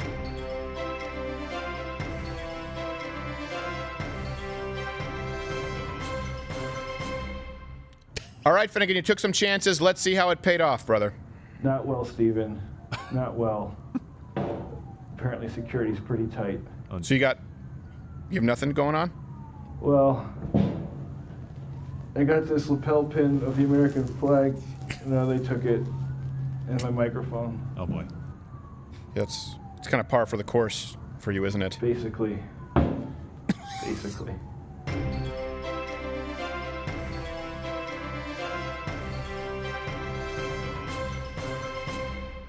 Well, only 4 more years until that retainer is not obligatory. I know. So. You know, I should have just stayed up there instead of sending. I don't know. And Nick DiPaolo, Nick Dip, you can go watch him at Mug Club Monday through Thursday, 5 p.m. Or September 15th, go see him at Rob's Comedy Playhouse. There we go. In Buffalo, New York. Look, 2 nights after that, Hilarities in Cleveland. Oh, are you? Yes. Is it the 2 nights after that? I thought it was the following weekend. No. Go to nickdip.com. I think it's 2 nights out. Okay, great. In between, I do something else. Go check out all his dates at nickdip.com. I can't plug it here. No. We understand. Yeah. All right. So we have. Do we want to watch some more of the Tucker clips with Donald Trump, or is it just kind of people are saying there's a little bit of a so much flop? going on there? The only thing there was a clip about the indictments being BS that maybe had a little humor to them. So if you want to watch that really quickly, I know we're working on the connection with Rumble right now to make sure we're good to go outside the booth with Patrick. Okay. So if you want to do that really quickly. Well, I do think this goes back to kind of indictments. I think is the name. Our predictions. Indictments. Pretty much spot on. Yeah. Honestly, as far as what we expected tonight. Actually, the surprise for me was Christie didn't go harder after Trump. I figured he was just going to go. I think he did it for a moment and saw the audience reaction. Yeah. That's what I think. Which I give him credit for. Yeah, I mean, because I think he's a big puss, but he stuck to his eclairs, and he put up a good fight. But let me ask you, do you guys, in the back of my head, when we're doing all this stuff, maybe I've grown too cynical. I feel like I'm participating in a game. I'm sorry, the last election really did a number on my hard drive. And I just feel like this is all a big script and a show. We're part of it until the Dems try to steal another. I think that the margin has to be so significant, and we do need to definitely. I mean, look, that's why we fight back with the tools that we have is, like, for example, we talk about Mug Club, but there's a reason that we tell everyone, by the way, to head over from YouTube to Rumble. Because if you just look at the Hunter Biden story, we've talked about this, that last election, all of the interference allegedly wouldn't have made enough of a difference. And so what we can't do is install governors who need to do their job as it sort of relates to. No, it would have. Yeah. In other words, all the election interference wouldn't have been able to save it for them if people just knew about the Hunter Biden laptop story and the corruption. Right, yeah. We know that there would have been enough votes that would have switched that they could not, that would have been insurmountable. So that's a multi-pronged approach with the media. And unfortunately, like we've talked about tonight, we see the candidates who are GOP donor class puppets. And a lot of people in, unfortunately, the right-wing media follow suit. And so you look at a lot of the same talking points. I expect you'll see a lot of the candidates making the rounds on a lot of these shows, issuing the same talking points. So it's a multi-pronged approach. We need to fight back on the big media sphere, big media, big tech, right? I always call it the entertainment, media, big tech, industrial complex. Then there needs to be, on a state level, there needs to be at least adhering to your state constitution, certainly governors making sure things like voter ID, and really sunlight being a disinfectant. But what we can do is certainly fight back with independent media. That's the first step. That's the vanguard, and you guys can support it if you think that we do enough at Mug Club, louderwithcrowder.com/Mug Club. You get $10 off, and if not, hey, then don't support us. We need to do better. When you say right-wing media, other than Fox, who are you talking about? Talking about unfortunately, right-wing media, and I've talked about this quite a bit in the past, is it's dominated by a lot of nonprofit influence. And so the problem with nonprofit influence is that it means you have donors. And it means that those donors get to dictate content. And a lot of these for-profit businesses, by the way, like the biggest media companies online that exist in the conservative sphere, also have huge nonprofit sectors, and there's a lot of funding of the funds. But what are they, when you say dictating content, where? On what platforms or what? Well, we don't necessarily need to name names, but I'm pretty sure people can guess. Take the top 5. Yes. That's the answer. I can't guess. That's why I'm asking. I mean, Nick, quite literally billions of dollars in nonprofit, right? It's a 501c3 or a 501c4. These are not businesses. And so unfortunately, when you are beholden, look, that's why we have the investigative journalism unit. The people we have here going, we're thrilled. They're going, wait, we don't just have to oust a congressman. No. Whatever it is that you think is most important. When you have a donor, it's this. It's, okay, and I'm going to give you 10 minutes. You forgot to say the magic word. And that's when people often wonder, why are conservatives so far behind often on the cultural fight? That's why, because for the left, as ironic as all this is, they largely are propelled by for-profit industries, with the media, with the entertainment industry, with big tech. That's why there's a CNN and MSNBC and all that, outnumbering, and we got Fox? Well, and we don't even have Fox is the only one. Fox is the anymore. only one. But then if you look online, right, again, you can't fight back when you have donors dictating what it is that you can and cannot say, and we see that a lot, unfortunately. But that's our media. It's not just the donor. It's not just the political issue. It's the media industry on the right. It's the advertising connection too. That's why you have to decouple from advertisers as your model. And Elon Musk even said that. He's done a lot of things I don't agree with since saying that by hiring the CEO he hired and other things. But that's the thing you have to do, because if companies go, that's not safe. That's not a safe thing for us to say. We don't want to advertise there. All of a sudden, dollars get pulled out of it. Yeah. Well, to give you an idea, let's just say 1, 2, let alone 3 of her Chris Christie jokes, which, by the way, were superb. Perfect. The fat jokes. I'm a child. I still think they're funny. There's not a single other conservative media entity who would have allowed that. Not one. It wouldn't be allowed. And guess what? There are enough people out there who enjoy having a laugh and enjoy different kinds of content. But that's the problem with having a donor class dictating not only the candidates, but the media. And we're able to call balls and strikes, and it also makes it more challenging. Why would they think like that when the average American is like us and howling? Well, the average American isn't the donor. Yeah. Patrick Bet-David is ready for us to give us a little post-debate. All right. So, look, let's go to my main man, okay? Very excited. Let me put it to you that way. Okay. Patrick Bet-David. Mr. David, can you hear me, sir? Can you hear me? Can you see me? I can. Can you hear hold on a me? second. I can't hear you yet. 1 second. Okay, good. Just need it on there. Let me hear you there. Can you hear me? Can you hear me now? Oh, boy. We're hitting. 1 second. We're hitting. This is a little. Sorry. Oh, perfect. I can hear you now, sir. Look at you. You're looking tan, but you always look tan. All right. Let me ask you, Mr. David, what did you think of the debates tonight? Who came out the big winner? We had our predictions, but I don't want to lead the witness here. I think I know what you're probably going to say.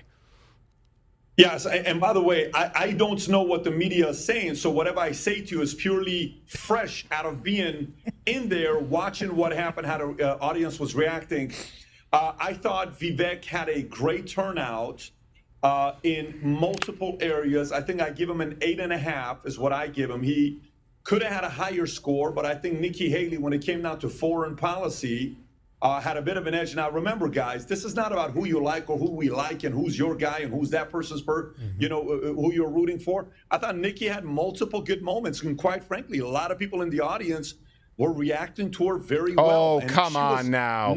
She was not on my list of anybody that was going to react. I thought Tim Scott was a little bit flat. I thought he said the right things. I thought he was likable.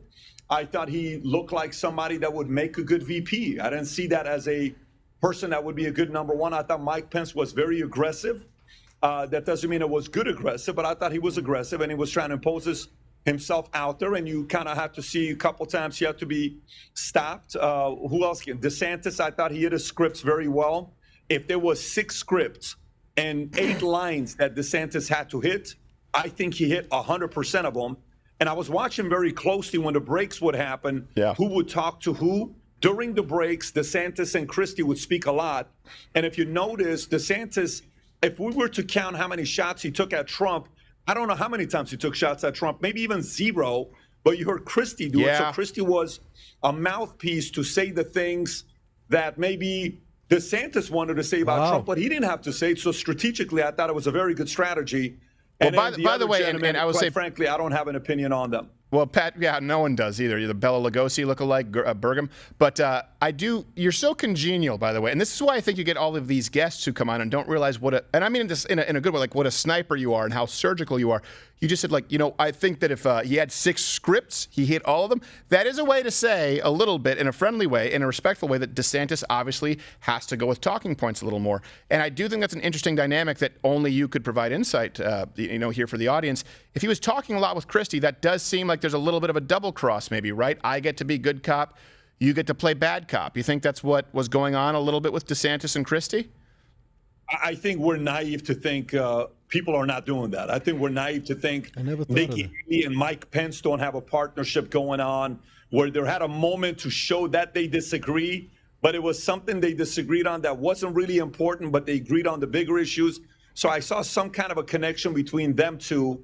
But yeah, look, I mean, it's strategic. Vivek, obviously, if you were to say, close your eyes and say, who was Trump? Was Trump in the debate tonight? You would say absolutely. How? Through Vivek. So these are strategies that they're playing. And for us to try to just pin it that DeSantis is playing that strategy with Christie, it's naive. Everyone's playing it. Yeah, I think that's a very good point, and it actually provides some insight that we couldn't have. I think Gerald has a question for you. I was actually going to piggyback off of that. So it looked like Christie went after Vivek a little bit more than I expected. I figured that Christie was going to go after Trump, but Vivek is the real problem for DeSantis, in my opinion. If he stays around, he steals votes from DeSantis. The people would go to him. Is that what you're saying? Do you think that was actually the target was not just Trump, but Vivek with Christie? If you notice, there was a part where Mike Pence took a shot at Vivek about the script. Hey, slow down, like trying to say you're a fast-talking salesperson, And then, Pence had a line that got a reaction. He says, look, we need to kind of not vote for someone that's going to be too old or too young. Obviously, the too old, he's talking Biden and Trump, and too young, he's talking about Vivek. But I think America's maybe at a point where, they don't want a Pence. And, Vivek flat out called everybody. These are, super PAC puppets, those comments that he made. And, I mean, he did not hold back. So I wouldn't be surprised if Pence was not happy with Vivek. But I thought Vivek did exactly what those who are pro-Trump would have wanted him to do. So again, even though Trump wasn't there, he was in spirit through Vivek. That's exactly right. When it was happening, we were watching this live and streaming it, and I said, if you were just to change it, if you were to say, if you were to read this from a script, what Vivek just said, and say Donald Trump said this, you would read it and go, and do you want a super PAC puppet? That's the choice. I'm going, that is quite literally exactly something. And I wonder if he's positioning himself, do you think, with someone like Vivek, who maybe doesn't have a ton of experience? We've often asked who would be the VP candidate for Trump. Obviously, Kari Lake would be up there. It seems like a lot of people aren't necessarily willing to take the risk. You think Vivek is more likely to be sort of tapped for that VP spot, or certainly a cabinet spot after tonight, than maybe going for the presidency?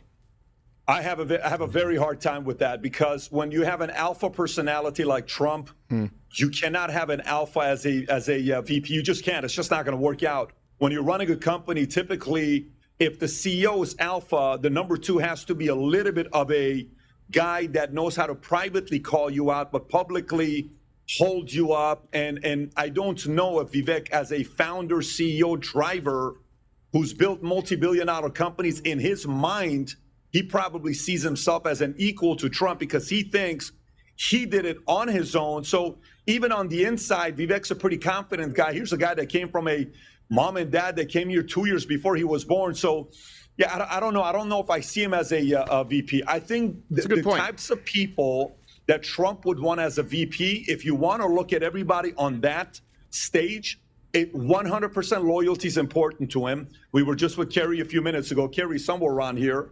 Number 1 is loyalty. Kerry's super loyal. He values that a lot. And number 2, it's somebody that's not going to outshine him. And I think Tim Scott is a great candidate as a VP, because he's just not going to outshine him. Yeah, I would hope that's not the case, and you have the best person for the job. But I do understand that those dynamics need to be taken into play. Were you about to ask something? I was just going to say, no, this is Nick DiPaolo here. I just Patrick, learned so much.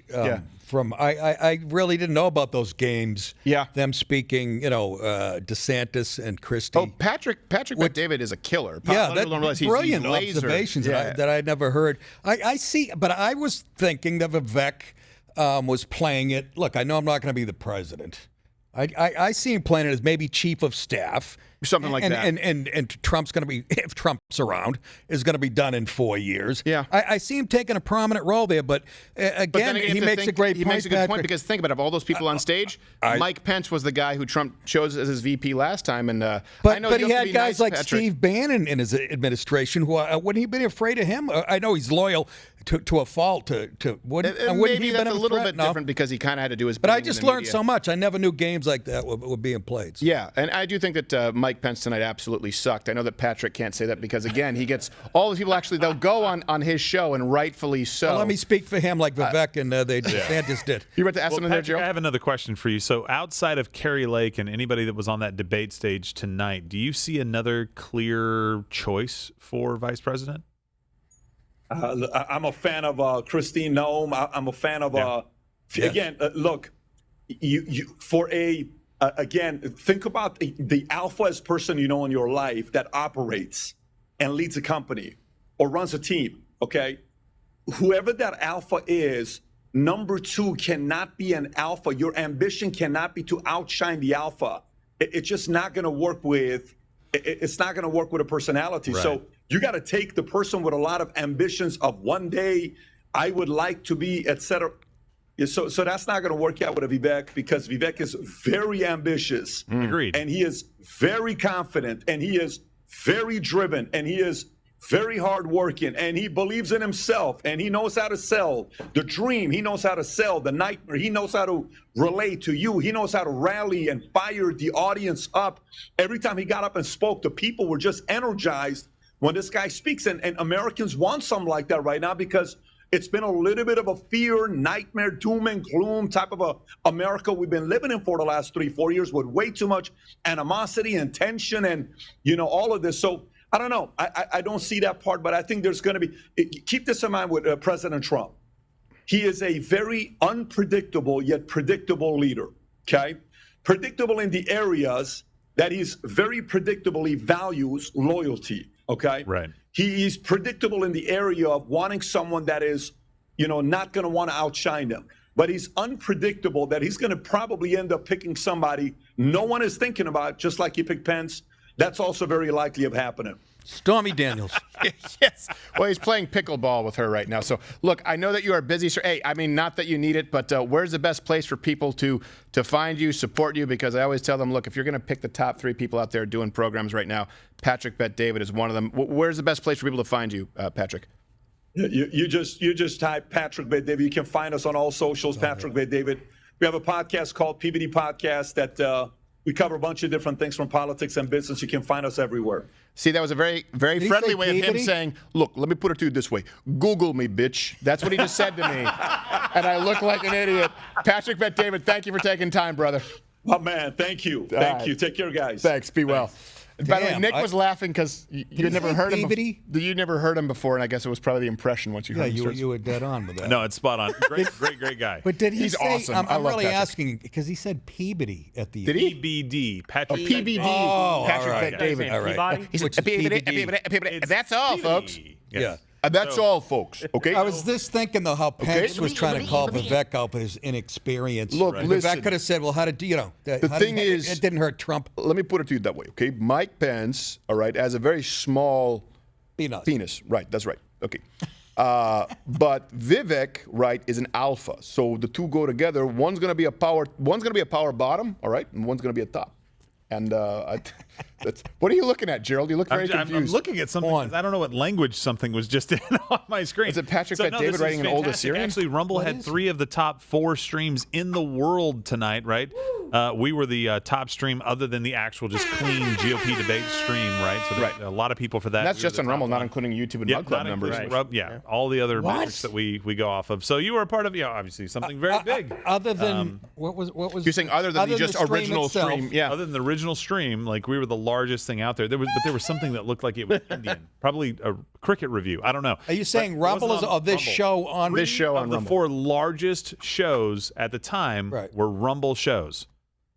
3 of the 4, and we're number 2. Massive. So thank you guys so much. And again, please do consider. Look, and here's one thing. I know that we mentioned it quite a few times tonight because of that promo code Crowder GOP debate. Was number 2. It's $10 off.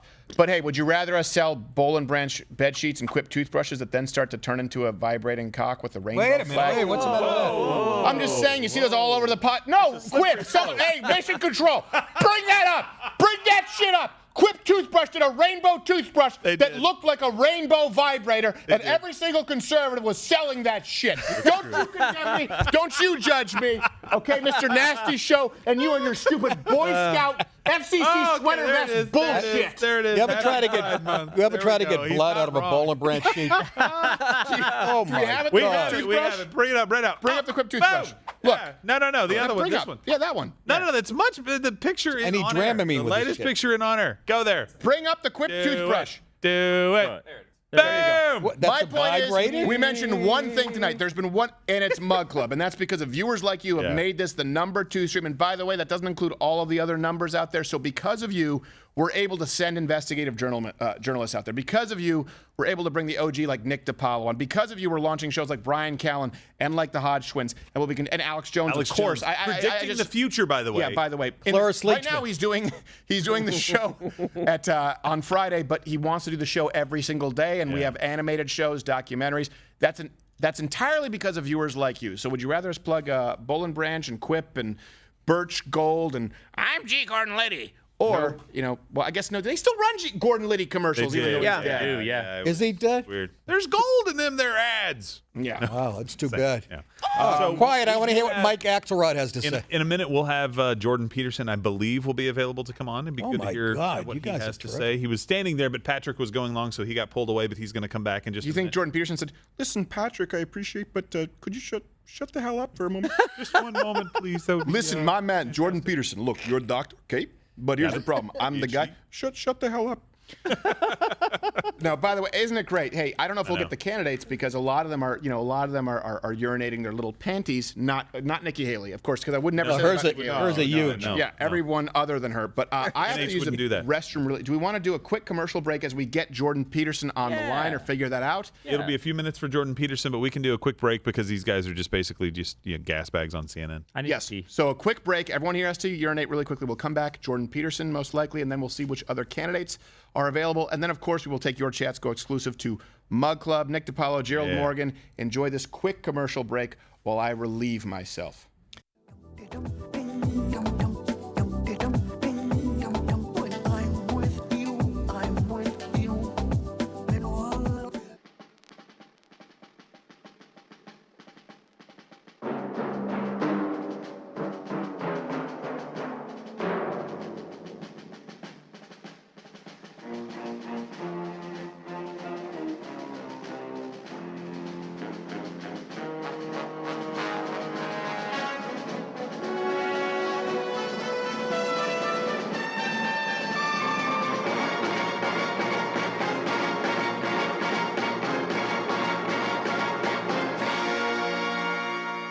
Some people have a deep, abiding respect for the constitutional law that created this country.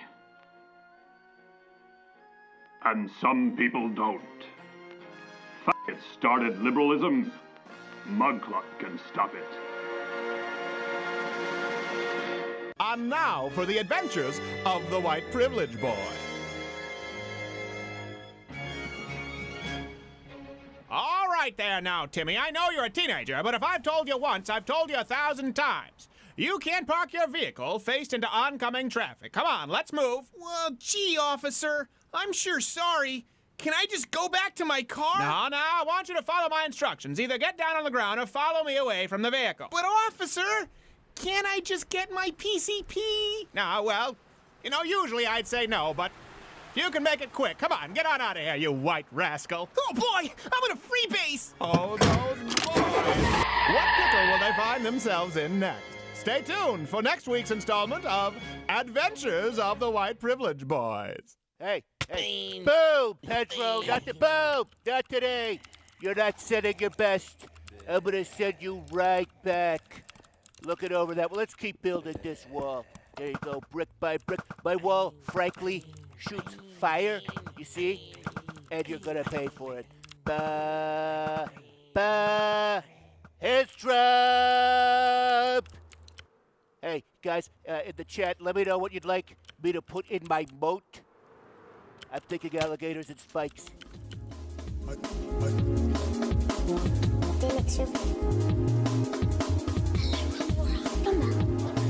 Nick leave? Gerald, you're... That is by far, got it. That is by far one of my, there's people running behind me. Oh my gosh.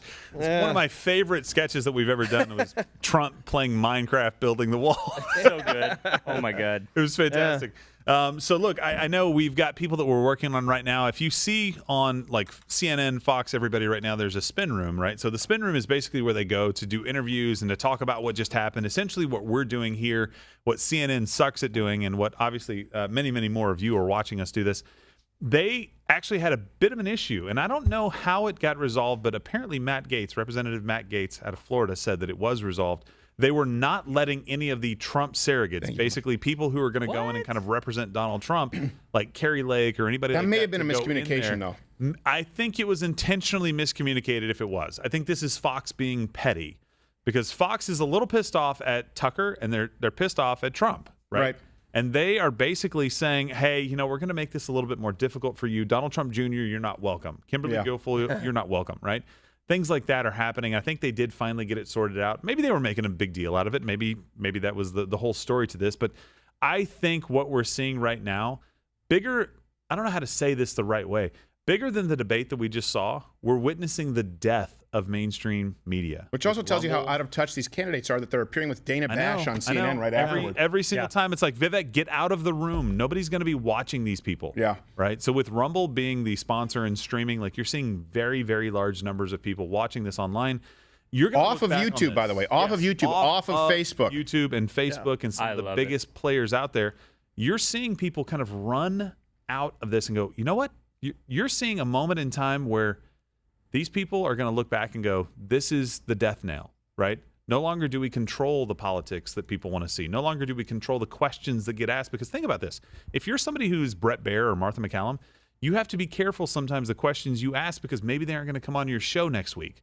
Maybe they're not going to be happy at the network that you're going to get called. What was it, the second floor? If you ever got called to the second floor, you knew. At Fox News, it was a second floor, it was a problem, right? Yeah, that's where you had all the executives. We don't care. We're not going to be jerks just to be jerks, like the clickbait stuff that people do. No, you never want to sandbag anyone, but we want to ask the questions that people have. Exactly. Yeah. The normal, everyday American that has a question, like, look, I get it. I was talking with Marjorie Taylor Greene, and Congresswoman, she was much nicer. I've never really met her. I just thought she was a little bit fiery in most of the things that I saw. Very nice. She said, look, it's a 10-year problem to fix. You've got to give us the House and the Senate and the White House. I'm like, look, we've done that. Maybe we didn't do it for 10 years, but we gave you that, and we've been burned so many times. Can you promise me that it's going to happen this time? Because I don't want to be left at the altar yet. How many times have we had Ted Cruz, Marco Rubio, Dan Crenshaw on and talk about Section 230? 230, absolutely. And then nothing is actually done. I said we talked about that. I don't know if you guys have noticed this, but I don't have anything against the guy. Dan Crenshaw, last time he was on, he supported the TAPS Act. Everyone else gave him a softball.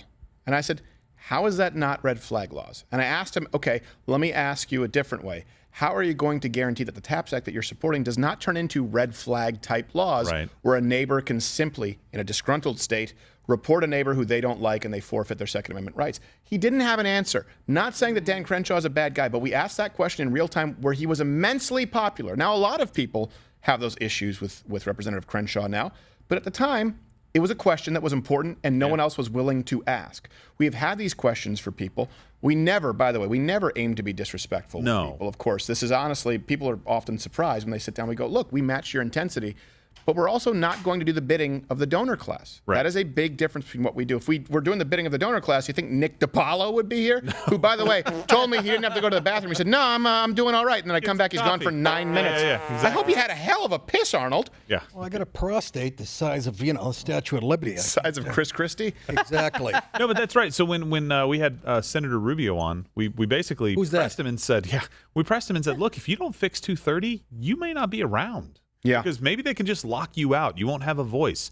This is the kind of thing that needs to get fixed ASAP. And look, I love, and you can go online. We'll probably put it up for Mug Club, the full interviews that we did. I know we showed some segments of it today. Yeah. But you can see that full interview, and I was just like, look, 10 years? I didn't go. And by the way, you did a good job too, Gerald. Everyone, thank you. Please sound off in the chat there that Gerald. Gerald is he's now migrated to this full time. I mean, you worked here part time for, I guess, going back to 2015 in some capacity. Seriously? Yeah, and you know what happened? Here's the story. Really? Yeah, here's the story about Hope Gerald. that doesn't happen to me. Oh boy, Gerald.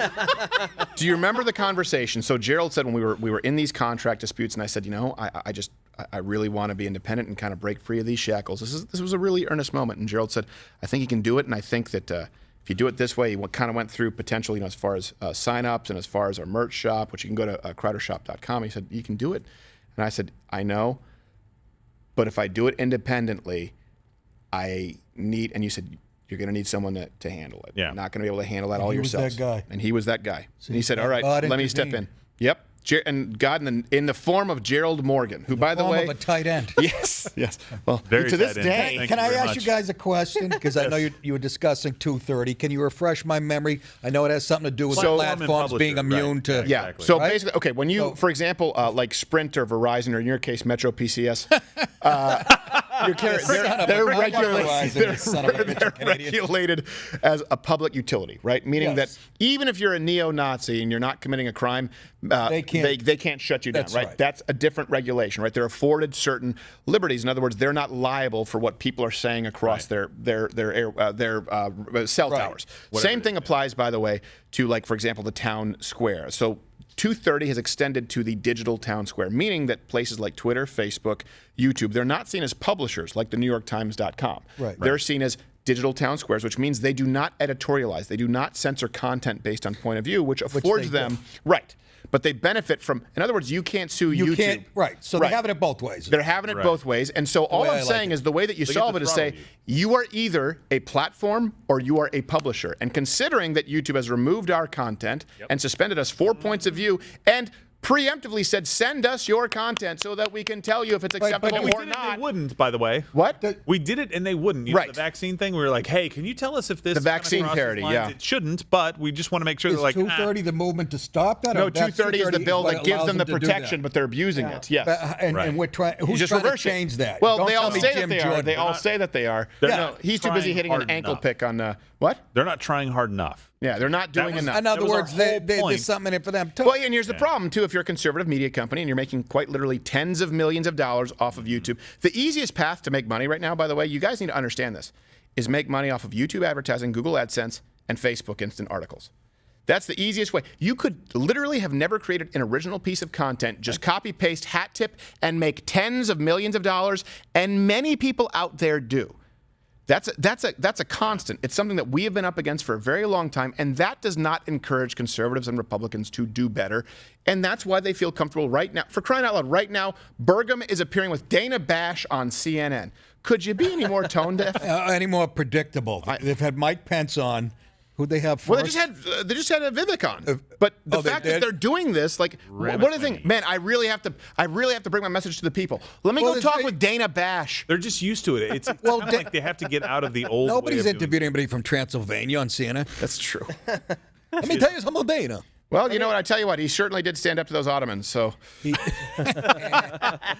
worked out. No, I think people do get stuck in these old patterns where they're like, "Oh, I have to give a canned answer. Oh, I have to be a little bit more kind of upright in these debates and not show the personality and the fire that really got me here in the first place. And now I have to go talk to CNN and MSNBC and Fox and CBS. I got to talk to all these guys." No. What you need to do is bypass the gatekeepers. You start taking power away from them. Look, there are two things in this industry. I'm going to give you some inside baseball here that are hardest to cheat. And I've said this for a very long. You can buy views on platforms, okay? Especially if you have billions of dollars or hundreds of millions in nonprofit funding. The hardest numbers to cheat are live viewership and ticket sales.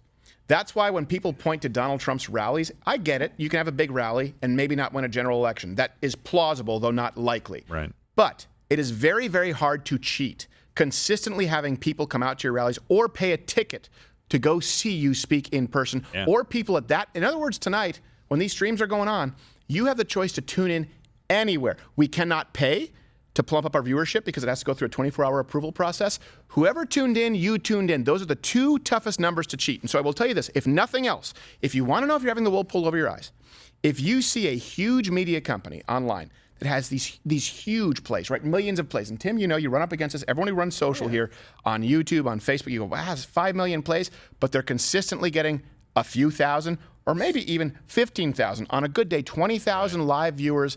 That means there's a disconnect. Yep. And that's why, you know what, a good example, by the way, Patrick Bet-David has great live viewership. Yeah. Jordan Peterson sells more tickets out there than anyone in the conservative movement. I was thinking about this in the drive over today, and I would love to hear from you. Who would you say are the top 3 shows online, like the top 3 podcasters out there doing it? I would say Patrick Bet-David is up there for sure. Jordan Peterson in his field, he's untouchable. And Mark Maron. And yeah. Well, I guess in the Count of Monte Cristo look-alike convention. I wasn't going to say it because I didn't know if you were friends with him or not. I don't have a problem. I mean, I do. A lot of people do. No. I just, guys like that are scared of me. So I think this is going to be interesting. So they're fact-checking the debate right now. They brought on the Nerd in the Glasses on CNN. Oh, here we go. Number 3, I would say Joe Rogan because of first movers' rights. He stayed in when everybody else pulled out. And so I would say Patrick Bet-David, Jordan Peterson, Joe Rogan would be in my top 3. I'd love to hear yours. Let's see the fact check from this Rainn Wilson lookalike. Free and open is misleading at best, and that's because Governor DeSantis is omitting a bunch of important it's information 2 queers, 1 cup. about what he did early in the pandemic. Here is the reality: he certainly Between did 2 queers. open up Florida. Certainly was faster than some other governors in doing so. That's high praise. He did not keep it open from the start. They should have thought bubbles over the head right now. Restrictions That's just a blurred balance. On Florida's people, its businesses, and who other is this entities. goo gobbler? Some of the things he did in March 2020 and April 2020. He closed Florida's schools for the rest of the school year. He banned Did he? most You visits look to into nursing schools. homes. He ordered bars Wearing and a trench coat with a bag of Twinkies. For the rest of the school year, do you know what that means? For a couple of months. Yeah. Because it was in early April, late March that we were talking about this, the closing of all of this stuff. And he's like, he closed it for the rest of the school year? He's not telling the truth because he did close things down for Florida. He opened them sooner than most people did. And the context matters. If you had your way, and by that I mean known Democrat shills, yes, Anderson Cooper and this man, his name escapes me because I don't like to remember it. You are included. But here's the thing: what kind of policies would you have if left unfettered? Kids still wouldn't be in school. Of course. And that's without a hint of hyperbole. Be like Chicago Children and would New York. not be back in school, and if so, at the very least with masks on, which by the way, the literature, someone can bring this up from Mission Control, show, and I know it's not a perfect clinical trial because you're not going to have that with masks because you can't have a placebo control group, just to be clear. We're not going to have the golden standard. But if you look at the meta-analyses, children who wore a mask infrequently or not at all were less likely to have severe COVID complications than children who wore a mask. That's not what Randy Weingarten said. I thought you were saying Randy Newman. Yeah. The same thing. You know I'm going to wear a mask. Not going because my school's up to the task. I can't breathe because I'm wearing this mask. Give me another Grammy mask. It fogs my glasses. That guy sucks. Oh, Randy. I like him. His No, songs he's are actually very catchy. talented. Oh, yeah, him and I don't Paul like him Anka. either, but I know he's talented. That was their big fact check, by the way. They've gone to commercial. The fact check was Ron DeSantis wasn't telling you the whole story about the lockdowns. He needs to be, and he was like very adamant about that. And I was kind of trying to read his lips as he was talking. That's all about they stuff. do. No, they're trying to point out these small things where it's like, of course, everybody closed down. Everybody was worried initially about this, right? But it's what he did once we go, I'm saying the we fact- got to get Oh, this. sorry. All saying- little come Joe on. Lewis. Gratuitous Joe Lewis cam. He goes, you can. This is how he, There we shows that go. he loves you with the butt. Sorry, he's been very patient. Right now he's wondering when we're not at home. Is anybody taking him out? He does that, by the way. Clears the room. Sausages. I don't know what they do in South India. I don't want them to eat at me. No. So cute. I love that. All right, good boy. By the way, let's very bring confused. up a tweet from our former Vice President Joseph R. for Robinette Biden. He's going back to Nick.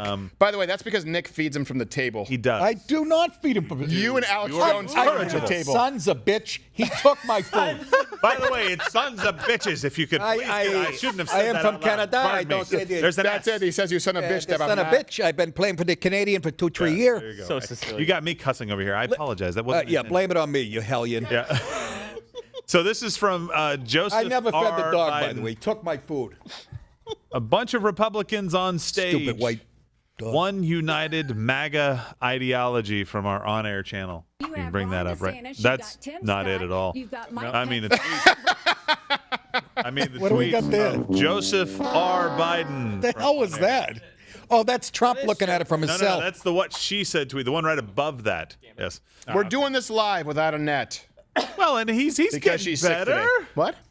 We've been drinking. The tweet right above that. I mean, it's literally half an inch above that. That's what she Go said. ahead, bring it up. Bring it Stop up. Now, it. do it. Yeah. Oh, my A goodness. bunch of Republicans on stage, one united MAGA ideology. Oh. What's this, Hollywood Squares?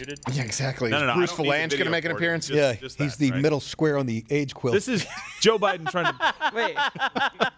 Was that supposed to be clever? Like, That's what I mean. What This he is just like, said? That's not mine. That's comedic. I have to give. Joe Biden. That's We're not talking mine. about the videos. That's- I didn't hear that's what Nick Kenny said. Rogers. Oh, okay. Well, He said it about Paul Lynn. Kenny Rogers is a fucking genius. Wait, Kenny Rogers? Kenny Rogers said, yeah, the singer came up with that one. All right. No, Kenny Rogers said, ow, You just hit my shoe. I hit your heel. It's a Goodyear welt. Jeez. What's that made of? Shark's teeth? I don't know, but I tell you what I do know. When he said that stupid white dog, that felt bad for Nick coming out of his mouth because he loves Joe Lewis. You didn't He mean is- that for a moment. If I could have a dog on the planet, I Yeah, would kidnap that thing. He's a. You And and Alex I'd Jones. treat it the way it deserves to be, not the way you treat it. Who feeds cotton candy and chocolate to their dog? He likes Mickey's. He is the He likes it. sweetest, scariest dog I've ever seen. He's the scariest looking dog. I've never seen him dislike anybody. He doesn't. Oh, me? I hate everybody. He's a very oh, yeah. No, yeah. No, He Joe dislikes stray cats. Let's grab a couple of chats because we're waiting on obviously Dr. Peterson. We'll see Yeah. if he gets in there. Yeah. And outside of that, then we can go. You know what? We can go to Mug Club, and if these candidates want to wait, then it'll just be on Mug Club. We'll run it on as a clip tomorrow. But let's grab a few chats.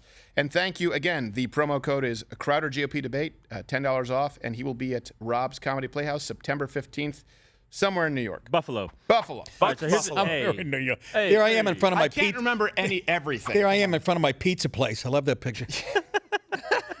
All right, so here's a question for Steven. What were your thoughts on the questions, and what issues do you think needed to be addressed during the debate? Well, I was just very surprised that they started off so quickly with the climate change as the number one issue and how they partnered with Young America's Foundation. That seemed odd to me. Yeah. Maybe it's just me. And then right away going into the abortion in a way that was hedged, really as though it was written from Salon.com or Slate. I think that we learned today, look, and I've always tried to be really careful about this. You know this, Gerald, because I was at Fox News for 4.5 years. Right.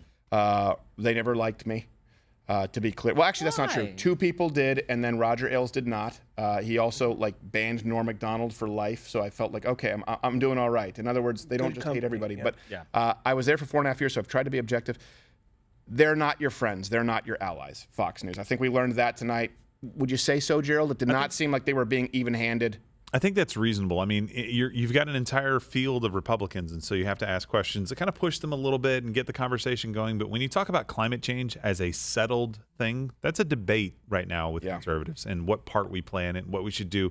Literally spending trillions of dollars and shutting down world economies to try to make sure that we go green instead of letting Africa, I don't know, use coal. By the way, every single freaking electric vehicle out there is powered by coal, so thank you, We coal. just had an ad for the Cadillac, the new EV from Cadillac, for 450-mile range, which, by the way, is probably 30% better than it actually gets. That's one tank of gas. Seriously. And the gas mileage in my SUV is offensive.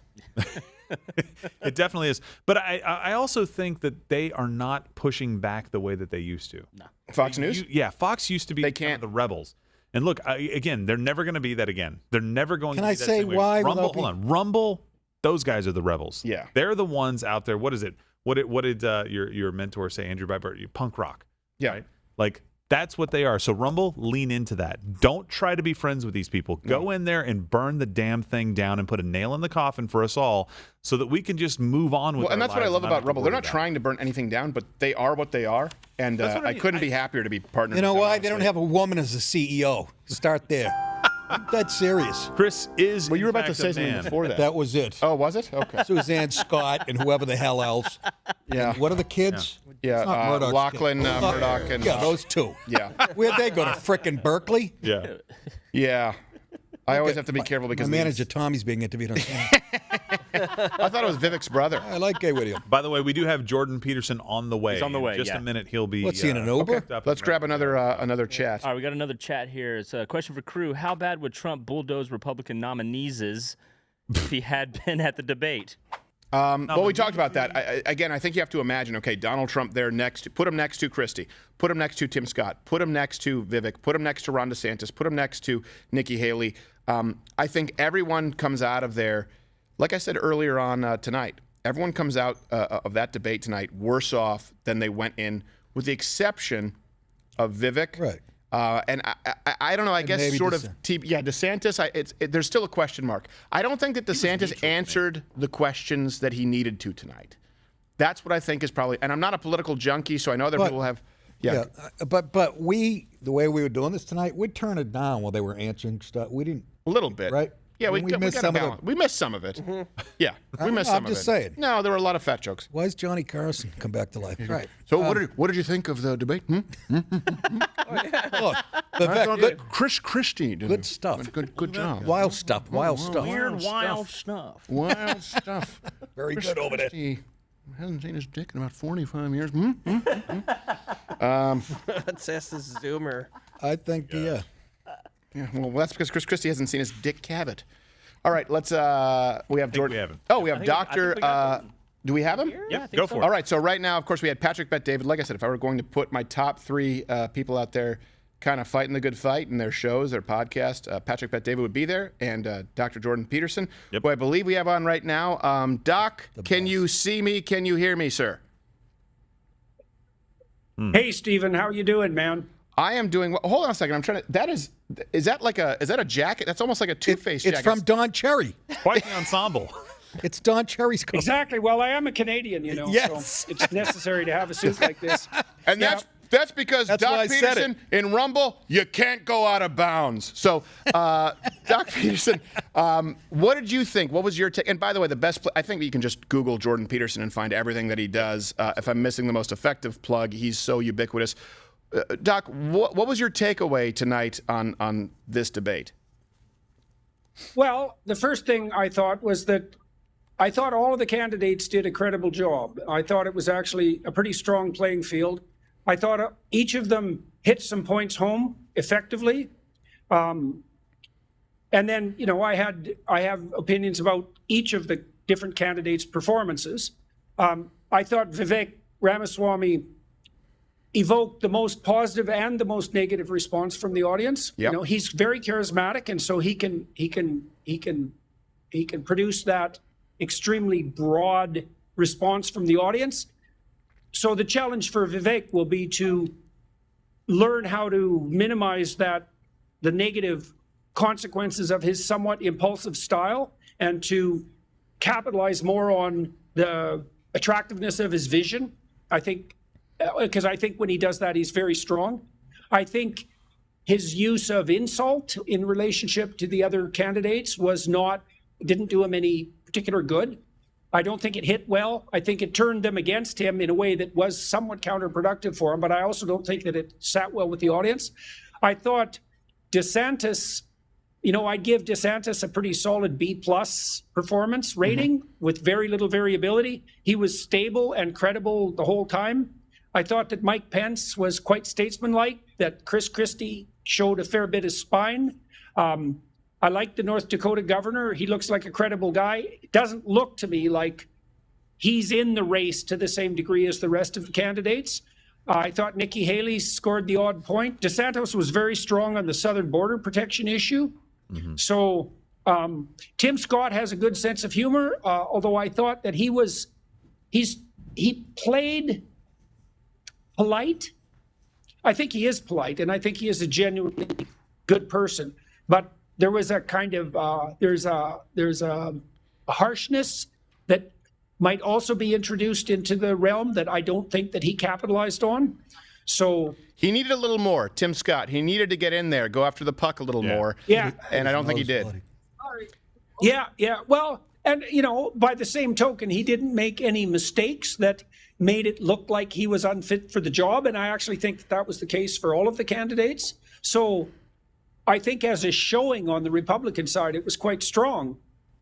It's a tricky debate forum with that many people talking because it's very difficult to develop any ideas in any detail. So, that was challenging. I think it was unfortunate that Trump wasn't there. I think it's not good that both Biden and Trump have decided that they're not going to participate in these debates because the debates are crucial. And I think participating in them is a show of strength and a show of respect. I mean, Trump made a brilliant move tonight, going to see Tucker Carlson instead at the same time. Let me say one thing here. I slightly disagree, and let me explain sort of my premise here. I said this before the front end of these debates. Everyone's been talking about, and I agree with you, that for Donald Trump, strategically, right, it was a risk he didn't need to take. But I also think that everyone there tonight really should be thanking their lucky stars. The best thing that could have happened to them from a selfish perspective, right, as far as advancing, is Donald Trump not being there. Because every time I'm watching these people answer, with the exception of Vivek, DeSantis, certainly Pence, certainly Nikki Haley, certainly Chris Christie, and I'm going, let me put them right next to Donald Trump. Every single one of them tonight would have left that debate far more bruised and battered if Donald Trump had been there. So it's almost a benevolent act. Fair enough. Yeah, I mean, think about it. We don't want to do damage to the Republican Party, right? Look, it might have been advantageous to these candidates for that to be the case. See, the playing field was a lot more level. Yeah. So I don't think that they can necessarily complain about the fact that he wasn't there. I think it's unfortunate on a broader level that he's foregone the debates. But, it's early in the campaign, and God only knows what's going to happen. I mean, the world's a very strange place at the moment, and no one has any idea what's going to happen between now and November. Right. I mean, you're absolutely. Let me ask you this from a perspective of someone who obviously has literally run up against, I guess figuratively, but quite literally gone up against the Canadian government. Figuratively run up against them. Literally actually had to actively fight the Canadian government.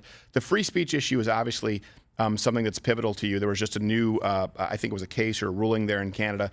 And I've always said that the United States is the greatest country in the world because it's the only country where freedom of speech exists. In your gut, but as someone, and I know that free speech is near and dear to your soul, watching that tonight, who would you have the most trust in as far as someone who would be a defender of freedom of speech? Because it's a pivotal issue. It extends to big tech and extends to media in general. And of course, that affects all of us. Did you have a gut feeling of this might be someone who will be in our corner?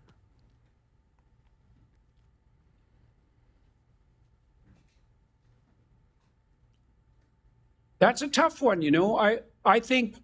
I guess I would pick, this isn't a precise answer to your question, but I would have some faith in Pence, Christie, and Vivek. Okay. Probably, so there's four, and DeSantis, No, I think those people would fight for that for different reasons. I think Pence would fight for it because it's a right. I think Vivek would fight for it because he knows you can't think without free speech. I think DeSantis would fight for it. I think he would fight for it on principle as well. So that would be a more constitutional argument. Christie, I think, would fight for it because Christie's got a spine. He's a tough character, and I don't think he's the sort of person that would allow anyone to interfere with his free speech, And so I'm pretty confident. You don't know what temptations will beset someone when they obtain a substantive amount of power. Right.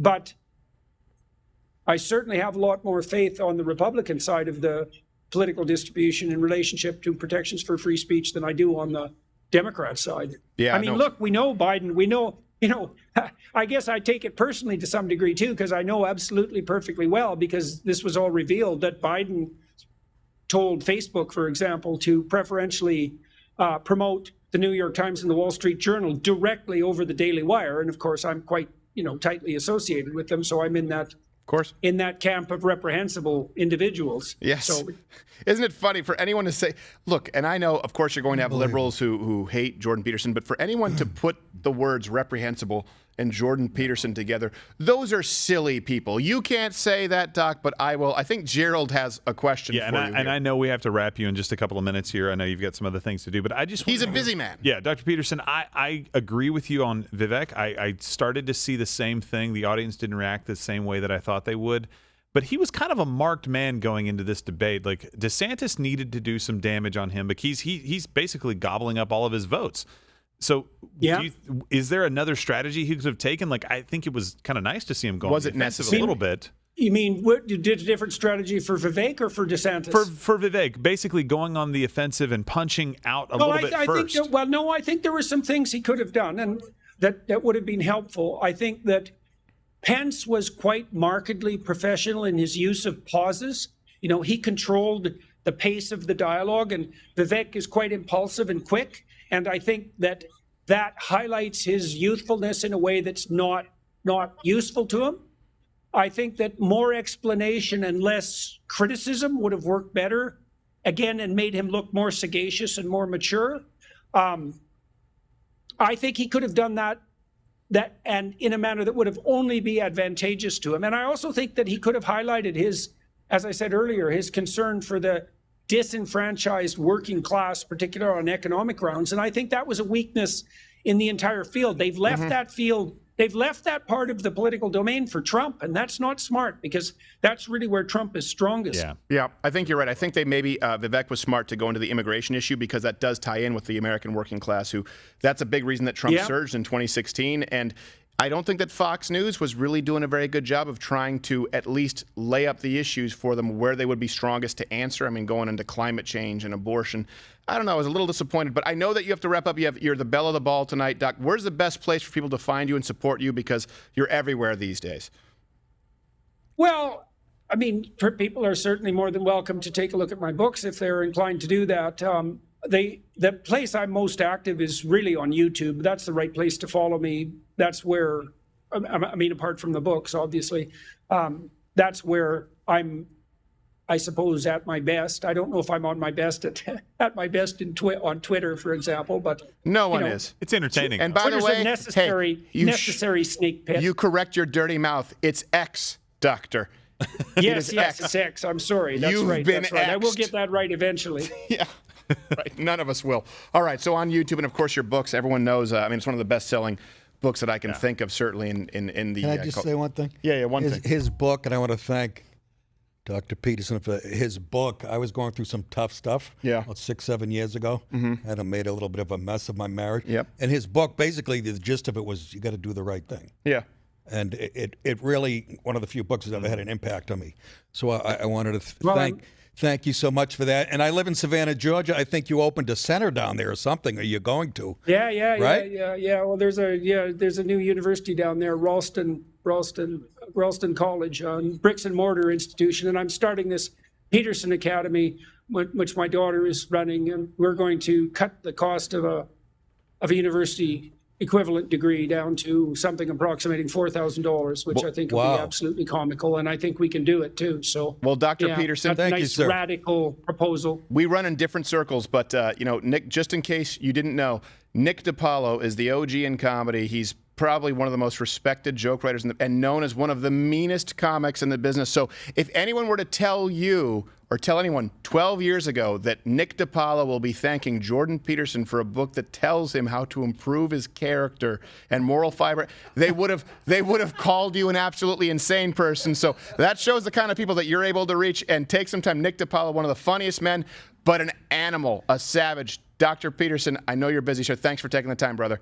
Thank you. Hey, man, it's really good to talk to you, and I'm very happy to hear that my book was helpful. I'm always very happy to hear that. That was the whole point of writing the damn thing. Thank you, sir. Well, I really appreciate it. He really, really needs it. Thank you, Dr. Peterson. We appreciate it. All right, so that is insanity. Yeah. Absolutely. Nick DiPaolo. I was like, It's what? He really told you not. to make your bed, Nick?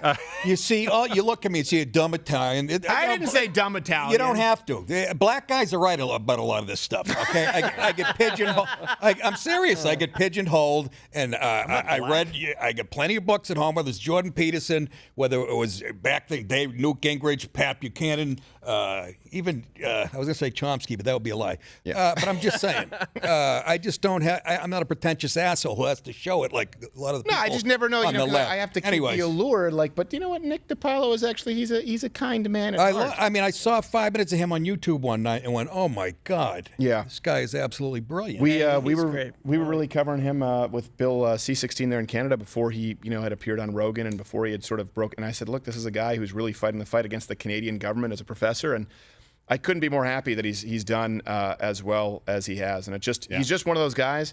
He just needs to get out in front of people. If you have heard the left describe Jordan Peterson, you'll think he's a monster. If you've heard Jordan Peterson in his own words, to know him is to love him. So that's how it was with Rush Limbaugh. Yeah, that's all I heard was how evil he was, and I Yep. put it on, and I'm like, I haven't heard him say like even close to a dark thing. Well, that's the same thing that I had heard about you, and I tuned in and I said, well, I see the point. Yeah, well, but it's okay.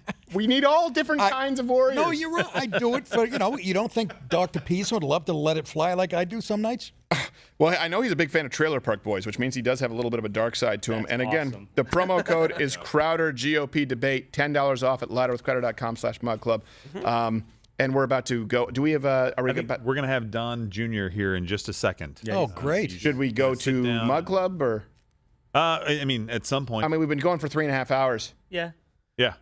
Let's probably go to. Go to Mug Club. All right. So look, we're gonna have Donald Trump We'll release Jr. some clips of Donald. And we'll have some more clips with Donald Trump Jr. tomorrow. If you can't be, but look, if you're a freeloader, I understand. $7 a month is genuinely. I'm not just saying this. I get is tough for some people, but what you get twice the show, Louder with Crowder. You get Nick DiPaolo 4 times a week. You get Alex Jones and his full-length show, Deep Dives on Friday. Gonna get Brian Callen, Hodge Twins. Get Mr. Guns and Gear. We're adding some new series every single week. And more importantly, none of this exists, period, without the support of you. Please do hit the like button. If you're on YouTube, subscribe. The best thing you can do is subscribe to Rumble. If you're on Rumble right now, tell them right there. You just click that button right there. That one. Boom. Little one. Bam. You join up Mug Club. You go through that portal, and you can see what's live at any given moment and any given day. We really appreciate you. Thank you so much. This has been Crowder GOP Debate. Nick DiPaolo at So-and-So Comedy Playhouse in Buffalo. Just go to nickdip.com. Nickdip.com. There it is. The drinking game really did a number. And Rumble, thank you. YouTube, piss off.